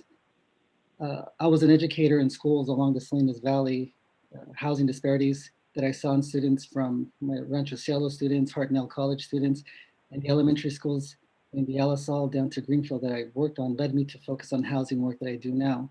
I have the pleasure to work with county staff on housing matters, and I appreciate this report very much today, which shows the work done and the work that is remaining to give us an understanding of this landscape. Let's focus also on the moderate, low, and very low income levels, and we're here to help. Me and my housing team and I are here to help with anything. Thank you very much for your time.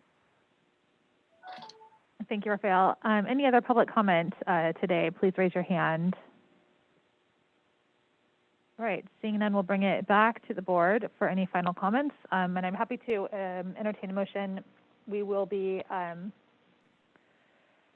accepting some reports, but also authorizing the County Housing and Community Development Department Director to submit the final progress report to the State Office of Planning and Research and the State Department of Housing and Community Development. And I believe that we did also share some direction about goals and priorities for for our planning moving forward. Supervisor Lopez. Yeah, I just wanted to make a clarification. I think one thing that as we look at these housing numbers, we have to be cognizant of is the fact that, you know, especially all the ag housing that we're talking about is not paid for by a single taxpayer dollar. It helps when I look at large projects being built from Greenfield south and even up north to Salinas and beyond. You know, those are pieces that help that are paid for with complete private dollars. And so it gives us the flexibility to use those dollars that come in to do additional projects and support projects, not always in the unincorporated, sometimes within cities. And some of those have been good projects that are going to be coming online very soon. So I just wanted to point out that, you know, there's opportunity too in working with others in terms of, you know, as we try to focus on those RENA capturable or not, what really matters there is that they were built by private dollars and we didn't have to expend a single dime to make those happen. So I think that's an important fact that has to be on the table. With that, I'm happy to move staff's recommendation today. Second. All right, we have a motion from Supervisor Lopez, a second from Supervisor Alejo, and we'll take a roll call vote. Thank you. Supervisor Alejo? Aye. Supervisor Phillips? Aye. Supervisor Lopez?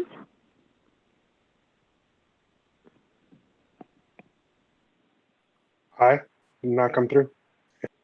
Yes, thank you. Supervisor Adams? Aye. And Chair Supervisor Root Askew. Aye.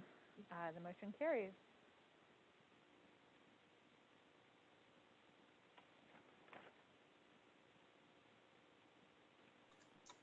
Okay, we are finished with the Monterey County Board of Supervisors meeting for the day. So I will ask for a roll. Are we going back to closed session?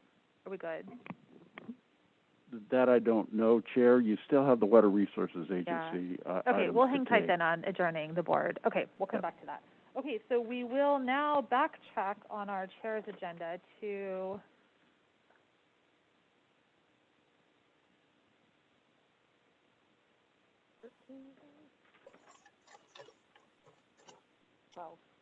What page are we on? Page 12. Page 11. We will call to order the the Board of Supervisors of the Monterey County Water Resources Agency. We will open it for any general public comment specific to the Water Resources Agency. If you're here for general public comment for Water Resources Agency, please raise your hand. Seeing none, I'll close general public comment. Are there any additions or corrections for the public agenda from the clerk? There are no additions and corrections. Okay. Our first scheduled item for the Water Resources Agency is to consider approving and authorizing the General Manager of the Monterey County Water Resources Agency to execute and file with the State Water Resources Control Board, Division of Water Rights, 3 petitions for change of water rights.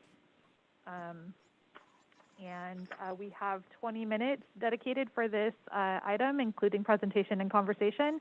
So we will welcome Shauna Murray and Ann Williams to present today. Thank you for joining us, and thank you for joining us so late in the afternoon as well. Thank you. Good afternoon, Chair and members of the board. Shauna Murray with the Water Resource Agency. And the action is here before you. So this action did go to the Monterey County Water Resource Agency Board of Directors, and it was recommended to move forward to the Board of Supervisors at the March meeting. There are fees associated with the change petitions. Those are dictated by the State Water Resources Control Board's fee schedule.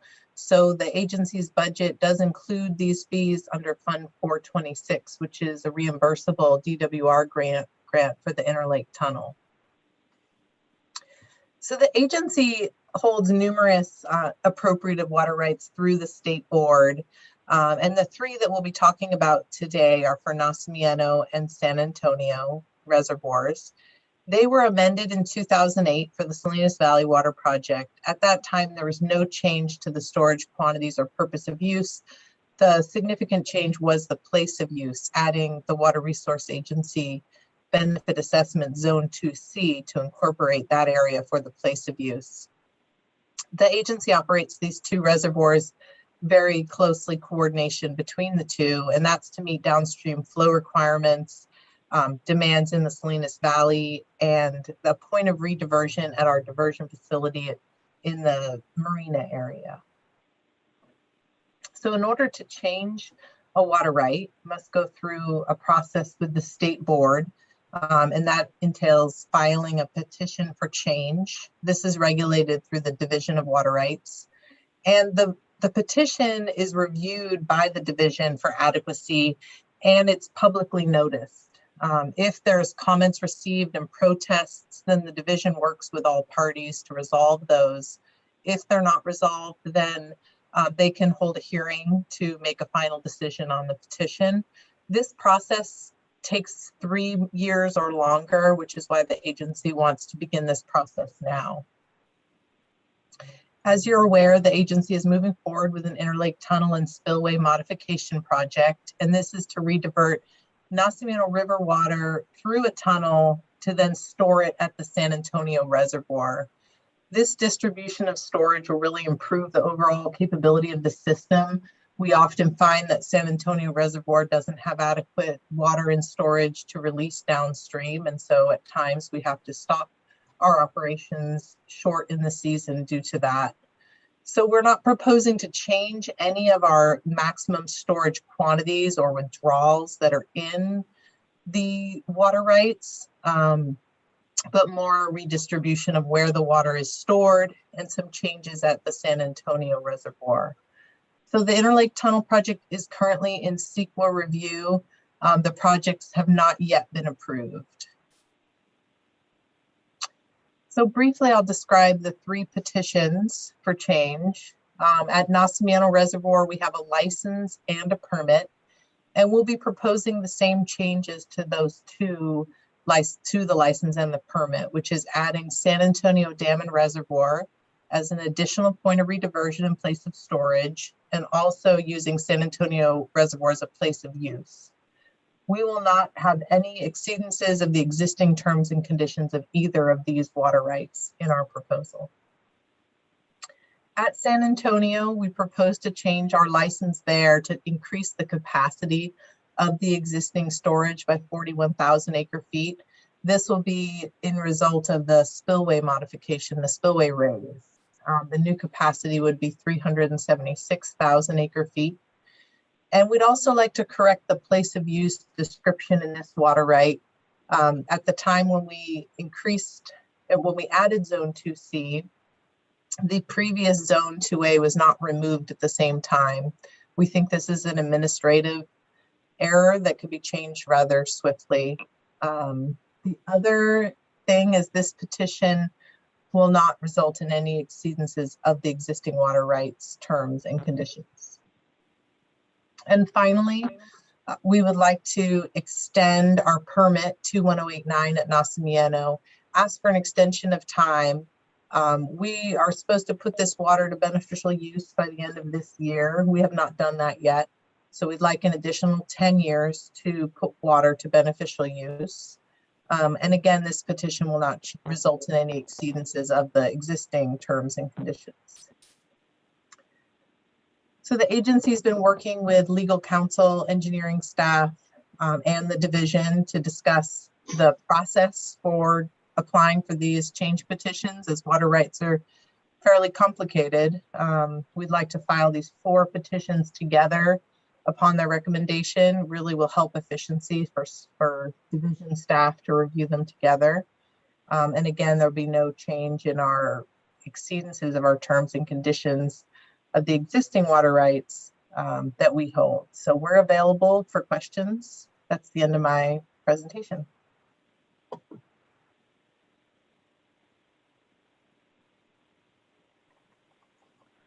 Right, thank you. Do we have any board comments or questions on this item? Supervisor Lopez. Yeah, Shannon, just a clarification. So, I mean, we don't know what's going to happen with Future 218. So what happens if those don't pass? I'm just curious because obviously we're making a small change in language here. Is it an allowance for future use, or just looking for some clarification on that, on what happens if? So part of the process with the state board, it's a lengthy process, as I stated, 3+ years. And they won't make a final determination until the final CEQA document is adopted and the project is approved. So if that doesn't happen, if the project's not approved for some reason, then these change petitions will never become effective. They will never actually result in changing our water rights. But again, based on timing, we needed to get into the state board, and it's appropriate to get in there before your CEQA is completed. That's very typical. And so again, if the project's not approved, these changes will not occur. I appreciate that. Thank you. Supervisor Alejo. No, first of all, I want to thank the whole team for this work. As we know, couple weeks ago, we finalized the agreement with the Department of Fish and Wildlife for the $17 million for the fish screen funding, which is great because we got that secure now. We got that contractual agreement, and now this is another one of those critical steps to address the other pending issues that were before us. And regardless of what decision gets made on the 218, these are all the different moving pieces that we need to address and get approvals on. And as staff just stated, they're still going to take some time as well to get a decision by the state agency. But I'm glad that we're moving forward. And like I often like reminding people, water is going to become more scarce as climate change continues to impact communities, but especially agricultural regions. And when droughts hit, we have to plan for the worst. And that means also investing in our infrastructure. It means making plans to maximize capacity. These days in California, it's hard to get new dams or reservoirs built, but certainly making use within the existing footprint of what we have already is not only smart, it's more efficient, and it's more logical to get it through the environmental review and the many rigorous regulations and requirements that are needed. So this is smart, and we are, the Salinas Valley is not a part of the California water system and grid. We're on our own, so that's why what we're doing today is planning for the future of what water sustainability is going to look 10, 20, 30, 40, 50 years down the road. And so this is having a vision for the future and making sure that Monterey County will continue to be a critical agricultural provider in the world. And it's critical to have that sustainable water supply for future generations of farmers and farm workers in agriculture within our county. So thank you for this, and I certainly want to move to make the motion to approve this at the right time. Thank you.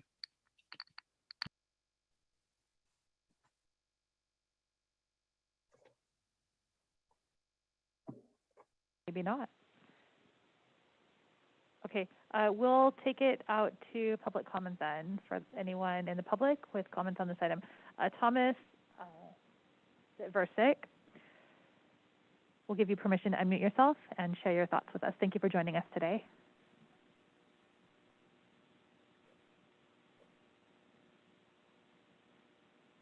Thank you. Tom Versick here. Thank you, Chair and the directors. I made a similar comment at the Board of Directors.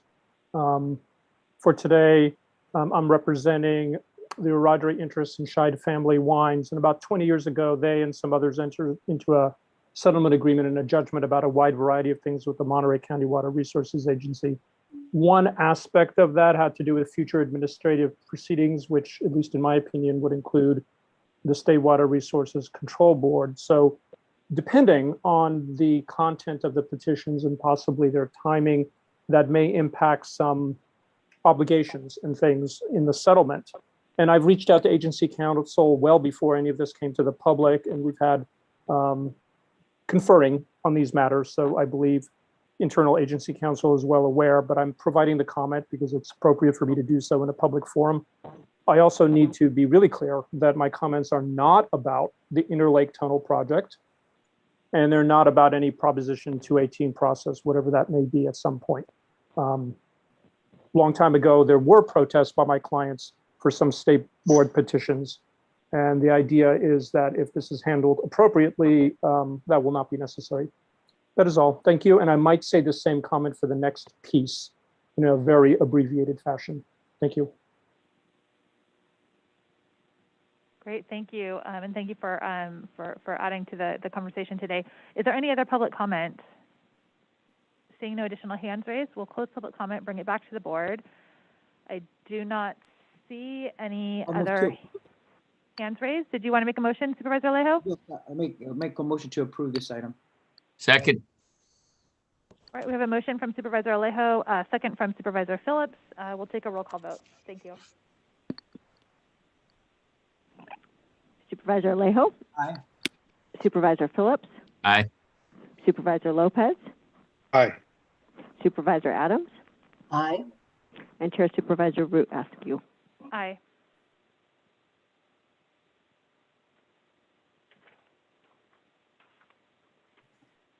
Item number 2 on today's Water Resources Agency Board of Supervisors agenda is to consider approving and authorizing the General Manager of the Monterey County Water Resources Agency to execute and file with the State Water Resources Control Board, Division of Water Rights, 2 petitions for a change of water rights license for consistency issues related to the Nacimiento Reservoir.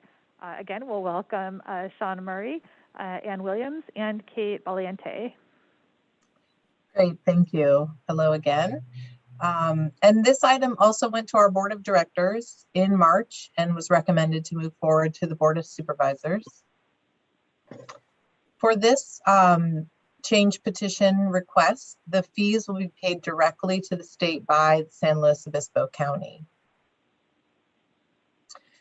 So the agency filed water rights for Nacimiento and San Antonio reservoirs back in 1954 and 55, really to address the Salinas River, the groundwater decline in the valley, and the seawater intrusion at the bay. At that time, San Luis Obispo County Flood Control and Water Conservation District protested those applications. The entities negotiated successfully an agreement in 1959, and in that agreement, the district in San Luis Obispo County received 17,500 acre feet of water from Nacimiento Reservoir. So the subject of this application is similar to the tunnel, but it's just the 2 Nacimiento water right, the license and the permit. It's completely separate of requests than what you saw previously, so they can move concurrently, ideally just for, again, efficiency of division staff, but they can move on different timelines as they're unrelated. Again, these 2, the license and the permit, were amended last in 2008. We're also going to discuss a permit on Nacimiento that we have for our hydroelectric plant. So this was issued in 1996, and it's for direct diversion for our power plant, but the diversions are incidental to the quantity of water released in the license and the permit. And it's a non-consumptive water right. So we noticed some discrepancies in the license and the permit that we would like to address. When we got the power plant online and we got that water right, it talks about the license and the permit, but those license and permit does not reference the hydro plant. So we just want to make sure that since they're related water rights, that they reference each other. We also have a similar place of use discrepancy in Monterey County. When Zone 2C was added in 2008, we didn't have Zone 2 removed, and that was the old benefit assessment zone. And so we would like to have that zone removed as it's all encompassed in the new Zone 2C. And finally, in San Luis Obispo County, the request is to remove the acreage limitation in the water right and just stick with the gross acreage that's in the water right currently, which is the flood control and water conservation district boundary. So at this point, I will have Kate Valentine, the Deputy Director, San Luis Obispo County Public Works, give more detail on the San Luis Obispo County request. All right, thank you, Shauna. Good afternoon, Chair Root Askew and Board of Supervisors. I am Kate Valentine with San Luis Obispo County. I will be speaking on behalf of the San Luis Obispo County Flood Control and Water Conservation District. And also with me today, I have John Diodati, our Interim Director of Public Works. I'm here to present on the changes being sought for San Luis Obispo County in support of the recommendation to authorize Monterey County Water Resources Agency to file the 2 change petitions for consistency issues related to the Nacimiento Reservoir. The change requested is to clean up the language in the license and permit to match the district's intended plans, which has always been to put the water to beneficial use more widely in San Luis Obispo County. Under the 1959 agreement, SLO County has 17,500 acre feet per year of Nacimiento water. The water rights specify the place of use for the water within the gross area of San Luis Obispo County, and also being limited to a net area The net area consists of 7,000 acres for urban and suburban use and 500 acres for irrigated agriculture. The county developed the Nacimiento Water Project and began delivering Nacimiento water to communities in our county in 2011. There are 7 participants served by the project, consisting of the 2 cities of Paso Robles and San Luis Obispo, as well as the Templeton CSD, the Atascadero Mutual Water Company, the Santa Margarita Ranch Mutual Water Company, and in Cayucas, the areas of CSA 10A and the Bella Vista Mobile Home Park. The county set aside 10% of the 17,500 acre foot contract for lakeside uses, and the other 90% for uses throughout the county as a supplemental supply. All of the service areas of the Nacimiento Water Project participants are within the district's gross place of use area, but in total, they exceed the net acreage limits of the water rights. For review, the current gross area is the district, which is coterminous with the county boundary, and the net area limits are 7,000 acres for urban suburban use and 500 acres for irrigated agriculture. As such, the county is seeking a change in the place of use language that would remove the net area limits, but keep the gross area as the district county boundary. The goal is to update the license and permits to have consistent place of use limits with the district's intended project operations. As I mentioned at the start, historic records show that it was always the county's or the district's intention that Nacimiento water is used throughout the county under the 1959 agreement. We aren't sure why the net acreage limitations were listed in the permit and licenses as they are, but we do need to clean up the place of use language. In summary, the refined place of use description involving the removal of the net acreage limitations will align the current Nacimiento Water Project operations to be consistent with Monterey County Water Resources Agency's license and permit. The place of use change will not modify the service area of the Nacimiento participants, change the number of participants, change the total volume of water that can be withdrawn under the license or permit, change the volume of water that the district can use from Nacimiento Reservoir, or result in a change in the beneficial use of water.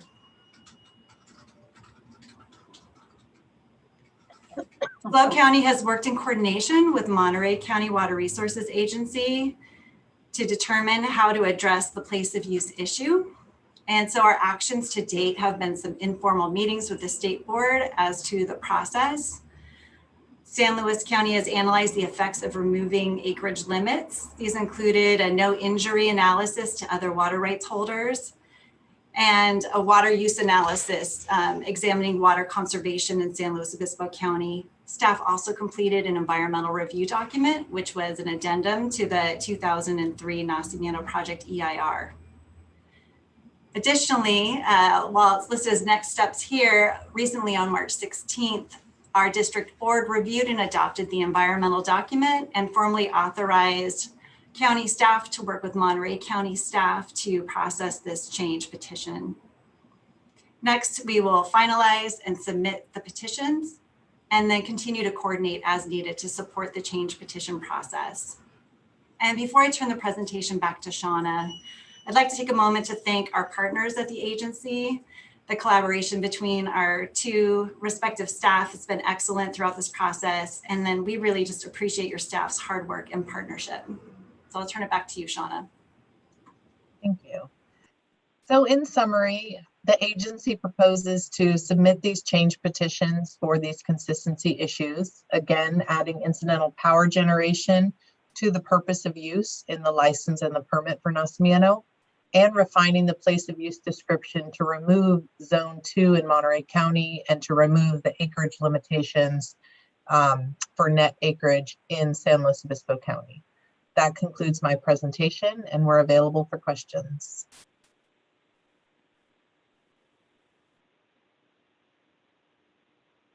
Great, thank you very much. And I always get excited when I see San Luis Obispo County show up, the proud Cal Poly alumni. So send my regards, Kate, thanks. Do we have any Board of Supervisors comments or questions today on this item? I don't see any hands raised, so I'll take it out to the public. Do we have any public comments or questions? We have Thomas. Thomas, thank you for joining us again. I will allow you to unmute your microphone and share your thoughts with us.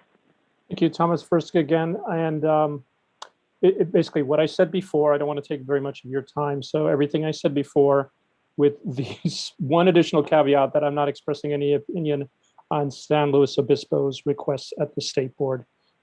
Thank you for recognizing me, Chair Rudescu. I'm done. Great. Thank you. Any other public comment for us today on this item? I'm not seeing any hands raised. So I'll bring it back to the Board of Supervisors. Are there any questions or comments from the board? Otherwise, I'd be happy to entertain a motion. So moved. Second. We have a motion from Supervisor Alejo, a second from Supervisor Phillips. Could we get a roll call vote, please? Supervisor Alejo? Aye. Supervisor Phillips? Aye. Supervisor Lopez? Aye. Supervisor Adams? Aye, aye, aye. And Chair Supervisor Root Askew. Aye. Thank you. The motion carries. I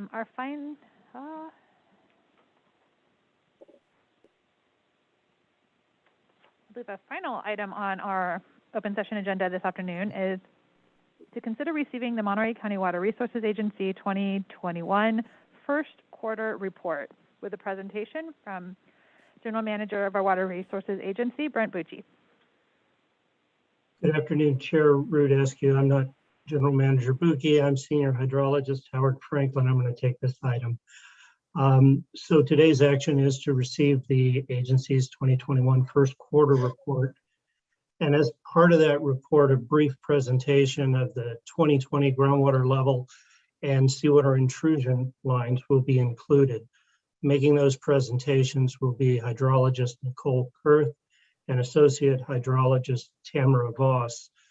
And in respect for your time and at your discretion, we'll present both sets of maps as one presentation, taking questions at the end. And with that, unless you have questions now, I'd like to introduce Nicole, who will be presenting the groundwater level contours. All right, let me share my screen.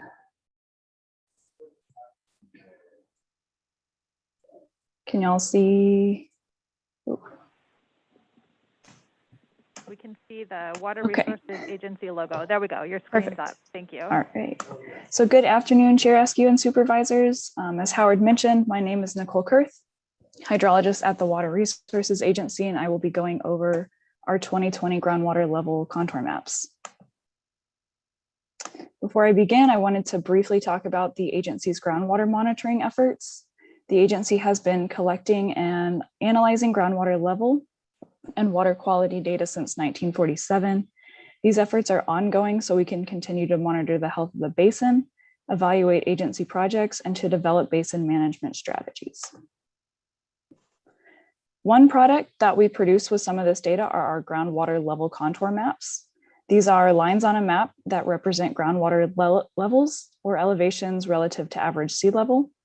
The shape and spacing of these lines can indicate the potential direction of groundwater flow. So if the lines are crowded and closer together, it indicates a steeper section of the gradient where you're going to have a stronger groundwater gradient, as opposed to if the lines are further apart, you're going to have a more gentle slope and the gradient's not going to be as strong. So our first set of contour lines are from August 2020. These lines are generated from data collected in our August trough groundwater level program, during which agency staff samples about 155 wells on a single day in August. This is considered a snapshot of groundwater level conditions at a time when the aquifers are most stressed from pumping. So first we have the 180-foot and east side shallow set of lines. Levels at the coast are just slightly above sea level, and we didn't see much movement in the lines or the gradient in the coastal region from where we saw it in 2019. We did see a widening and deepening in the extent of the east side trough, however. And then moving up towards the Chular area, we saw a slight decline in water levels from 2019, which was more noticeable on the north side of 101 through here. In the 400-foot and east side deep set aquifer lines near the coast, levels remained just below sea level, and we didn't see a change in the lines or in the groundwater gradient through here in the coastal region from where it was in 2019. We saw the east side trough widen and deepen some, in particular on the north side of the trough, but not towards the south. And then south of Salinas, moving up towards Chular, we saw a slight lowering of groundwater levels through this area from where they were in 2019. So in summary, for the August 2020 lines, in the 180-foot and east side shallow set, we didn't see a significant change in the lines near the coast. However, we did see the extent of the east side trough widen, and then further south, we did see a decline in water levels from 2019. In the 400-foot aquifer and east side deep set, we did not see a change in the lines or the gradient near the coast. We did, however, see the extent of the east side trough widen to the north some, but not the south. And then similar to the shallow set, we saw a decline in levels up valley towards Chular. Moving into our second set are the fall 2020 contours. These lines are generated from data collected during our fall program, during which agency staff samples about 490 wells between mid-November and December throughout the entire Salinas Valley. This data gives us an idea of how groundwater levels have recovered once pumping demands have relaxed, but before winter rains and flows can recharge the aquifers. In this way, we can use this data as an assessment of the relative year-to-year changes in groundwater storage in the basin. So starting with the 180-foot east side shallow forebay and upper valley aquifer set. Near the coast, we did have a slight recovery in wells along the river up towards Davis Road. That said, levels between where we had the 2 zero lines did remain just below sea level. The extent of the east side trough widened and moved towards the south some. And then between Salinas and Chular, we saw a slight decline in levels, which again was more notable on the north side of 101. South of Chular, levels were more similar to where they were last year. And this was the case for most of the valley south of here. One exception being around the Arroyo Seco Salinas River confluence. We did see a notable decline in levels through here. We did have some early rain events with some flow in the Arroyo Seco before the fall 2019 survey, which could have affected levels in this area, but didn't see any flow before the fall 2020 survey. That said, by Greenfield, the lines and levels were back to being pretty similar to where they were for 2019, which remained the case for the rest of the upper valley. Our last set is for the 400-foot and east side deep aquifer set of lines. Near the coast, lines again were similar to where they were in 2019. We still didn't see a zero line, meaning levels did remain below sea level. In the east side trough, we saw a similar expansion of the trough to the south compared to 2019. And then south of Salinas up towards Gonzales, we saw a slight lowering of groundwater levels through this area from 2019. So in summary, for the fall 2020 contour lines, in the 180-foot aquifer east side shallow forebay and upper valley set, we didn't see a significant change in the lines near the coast. However, we did see an expansion of the east side trough towards the south. Moving up valley, lines were similar to where they were last year with a couple of exceptions, some sections north of 101 and Chular, and then around the Arroyo Seco were lower. In the 400-foot aquifer and east side deep set, we didn't see a change in the lines near the coast. However, we did see the extent of the east side trough widen towards the south, and then a slight decline in levels up valley from Salinas towards Gonzales. So that is all I have for the 2020 groundwater level contours. With that, I'll pass it on to Tamara Voss for the seawater intrusion contours. Yes, good afternoon, Chair Askew and supervisors. I'm Tamara Voss, and I'm an associate hydrologist here with the agency, and I'll present the seawater intrusion contours this afternoon. Next slide, please. So seawater intrusion occurs when seawater moves into an area where groundwater levels are below sea level. And these areas were identified as in the presentation that Nicole just gave us. And they are the result of overpumping of groundwater. As seawater intrudes into an aquifer, there is a transition zone where the seawater and the fresh water mix. And this chloride concentration in this area is between the 50 milligrams per liter chloride that's found in native water quality of the 100-foot aquifer and 400-foot aquifers, and then the seawater concentration of 19,000. So 500 milligrams per liter is the chloride concentration that's used by the agency to determine the landward edge of the seawater intrusion front. And behind this front, the chloride concentration can range up to over 17,000 milligrams in some of our monitoring wells. Next slide, please. So a little bit about our monitoring program. We monitor about 120 wells. We collect samples in June and in August of each year. Our network is made up of wells from agricultural and urban production wells, as well as small diameter dedicated monitoring wells. Once the water sample is collected, we send it to the county chemistry laboratory for analysis of an ag waiver panel. This consists of the major cations and anions and a few other constituents. Next slide, please. So chloride concentration is the proxy. It's the classic proxy that's used for identifying seawater intrusion. But the agency does use other geochemical tools, including chloride and conductivity time series, which is represented in the graph in the upper left-hand corner. We use SIF diagrams, which is in the upper right-hand corner. And we use Piper or trilineal graphs, which are in the lower right-hand corner, as well as another graph that displays chloride concentration versus sodium over chloride in a molar value, and is very sensitive to early seawater intrusion. And that's an example in the lower left-hand corner. And if you have any question about these tools, I can go into them later if you would like. Just a note, we do create these graphs for every single well we monitor. And then we plot that data up, and we use other information like well construction information, the regional pumping information from the GEMS database, groundwater level information, as was presented by Nicole, to develop and review the seawater intrusion contouring process. Next slide, please. And with that, this is our first map. This is the 180-foot aquifer. This shows the 500 milligram chloride areas for the 2020 data set. This is the map that will be posted on the agency's website. And next slide, please, Nicole. We'll zoom in into the area where we have a small bit of advancement. So this is a very southern lobe in the 180-foot aquifer. This represents about 33 acres, this little polygon in dark red, kind of maroon color. And with that, we'll move on to the next one. Next slide, please, Nicole. This map represents the 400-foot aquifer, the 500 milligram contour areas, once again, for the 2020 data set. This, again, is the map that will be on the website. Go ahead, Nicole, that's all right.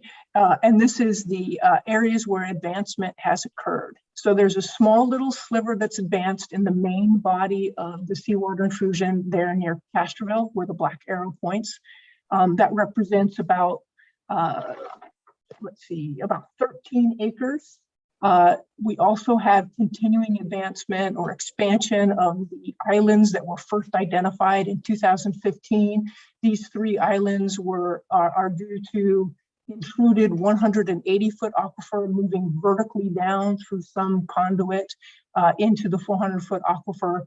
A small lobe on the east side of that large southern island, and the southern little sliver there represents together about 53 acres. And then disturbingly, the middle island and the large island did indeed join, forming a small arm connecting those 2 pieces. And that represents about 153 acres of advancement. And with that, next slide, please. So in conclusion, in the 100-foot aquifer, seawater continues to slow, although there is minimal lateral advancement. Within the 400-foot aquifer contours, we also see minimal lateral advancement. However, there is continued expansion of the 500 milligram islands. And then as I mentioned before, there's the joining of the middle island and the large island by this arm between the two of them. And with that, Nicole and I would be happy to take any questions on either the groundwater levels or the seawater intrusion contours.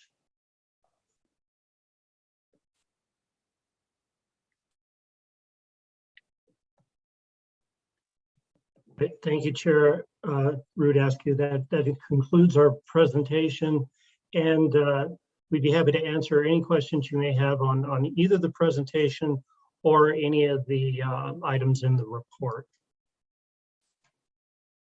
I have a question. Supervisor Adams. Thank you. Thanks very much. So my question is about the little arm that's linking the two islands. Can you give me any thought of either significance of that or concern around that? Yes, certainly, Supervisor Adams. It definitely is a concern. It's continued expansion of those islands out in front of the main body of seawater intrusion, which is laterally or regionally, or the typical you would expect. Those islands and any expansion around them represents continual vertical water coming from the 180-foot aquifer down into the 400-foot, as well as just the diffusion of that blob, in essence, or those islands of seawater intrusion that exist, expanding out and mixing with fresh water or fresher water in that area and impairing it as well. And so if it's one big blob, it's more concerned than if it's two smaller blobs? Whether it's one or whether it's two, it's that the area is continuing to grow. Yeah, right. I knew that. I just didn't know whether or not there was concern over the two linking, if that had some sort of exponential characteristics. Not particularly in and of itself, just that more area is becoming intruded out there. Yep. Got it. Thank you. Sure, absolutely. Right, any other supervisors with comments or questions?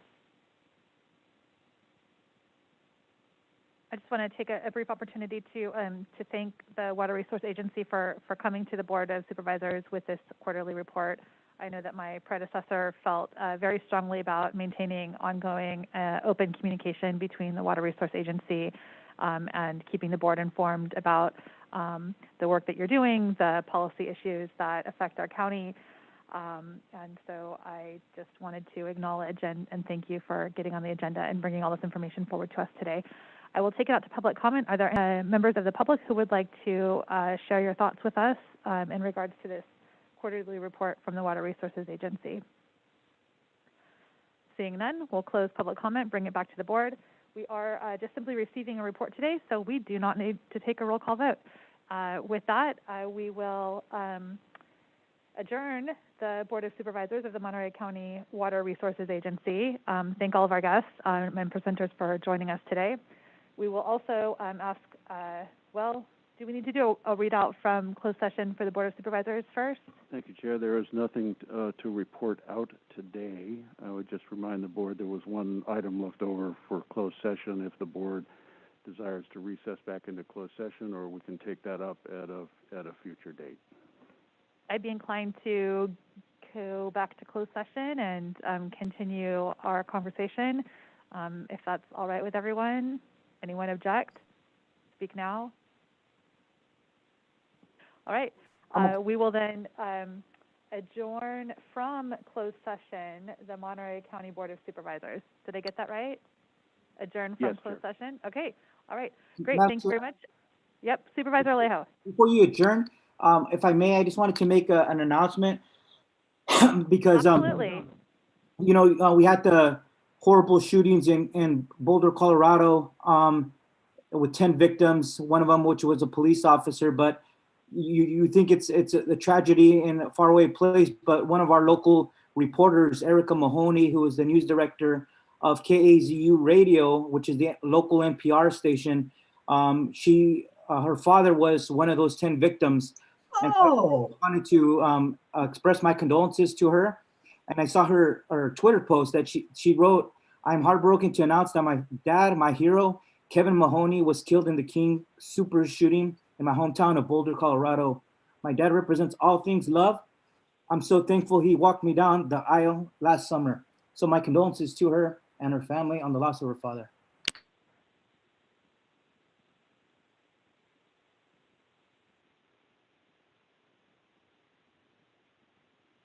Supervisor Alejo, do you have his name by chance? Yes, I just read it. It's Kevin Mahoney. And I did verify with the other news articles on the AP that he was confirmed as one of the victims. But Erica has covered a lot of stories in Monterey County, including issues of farm worker housing, among other issues.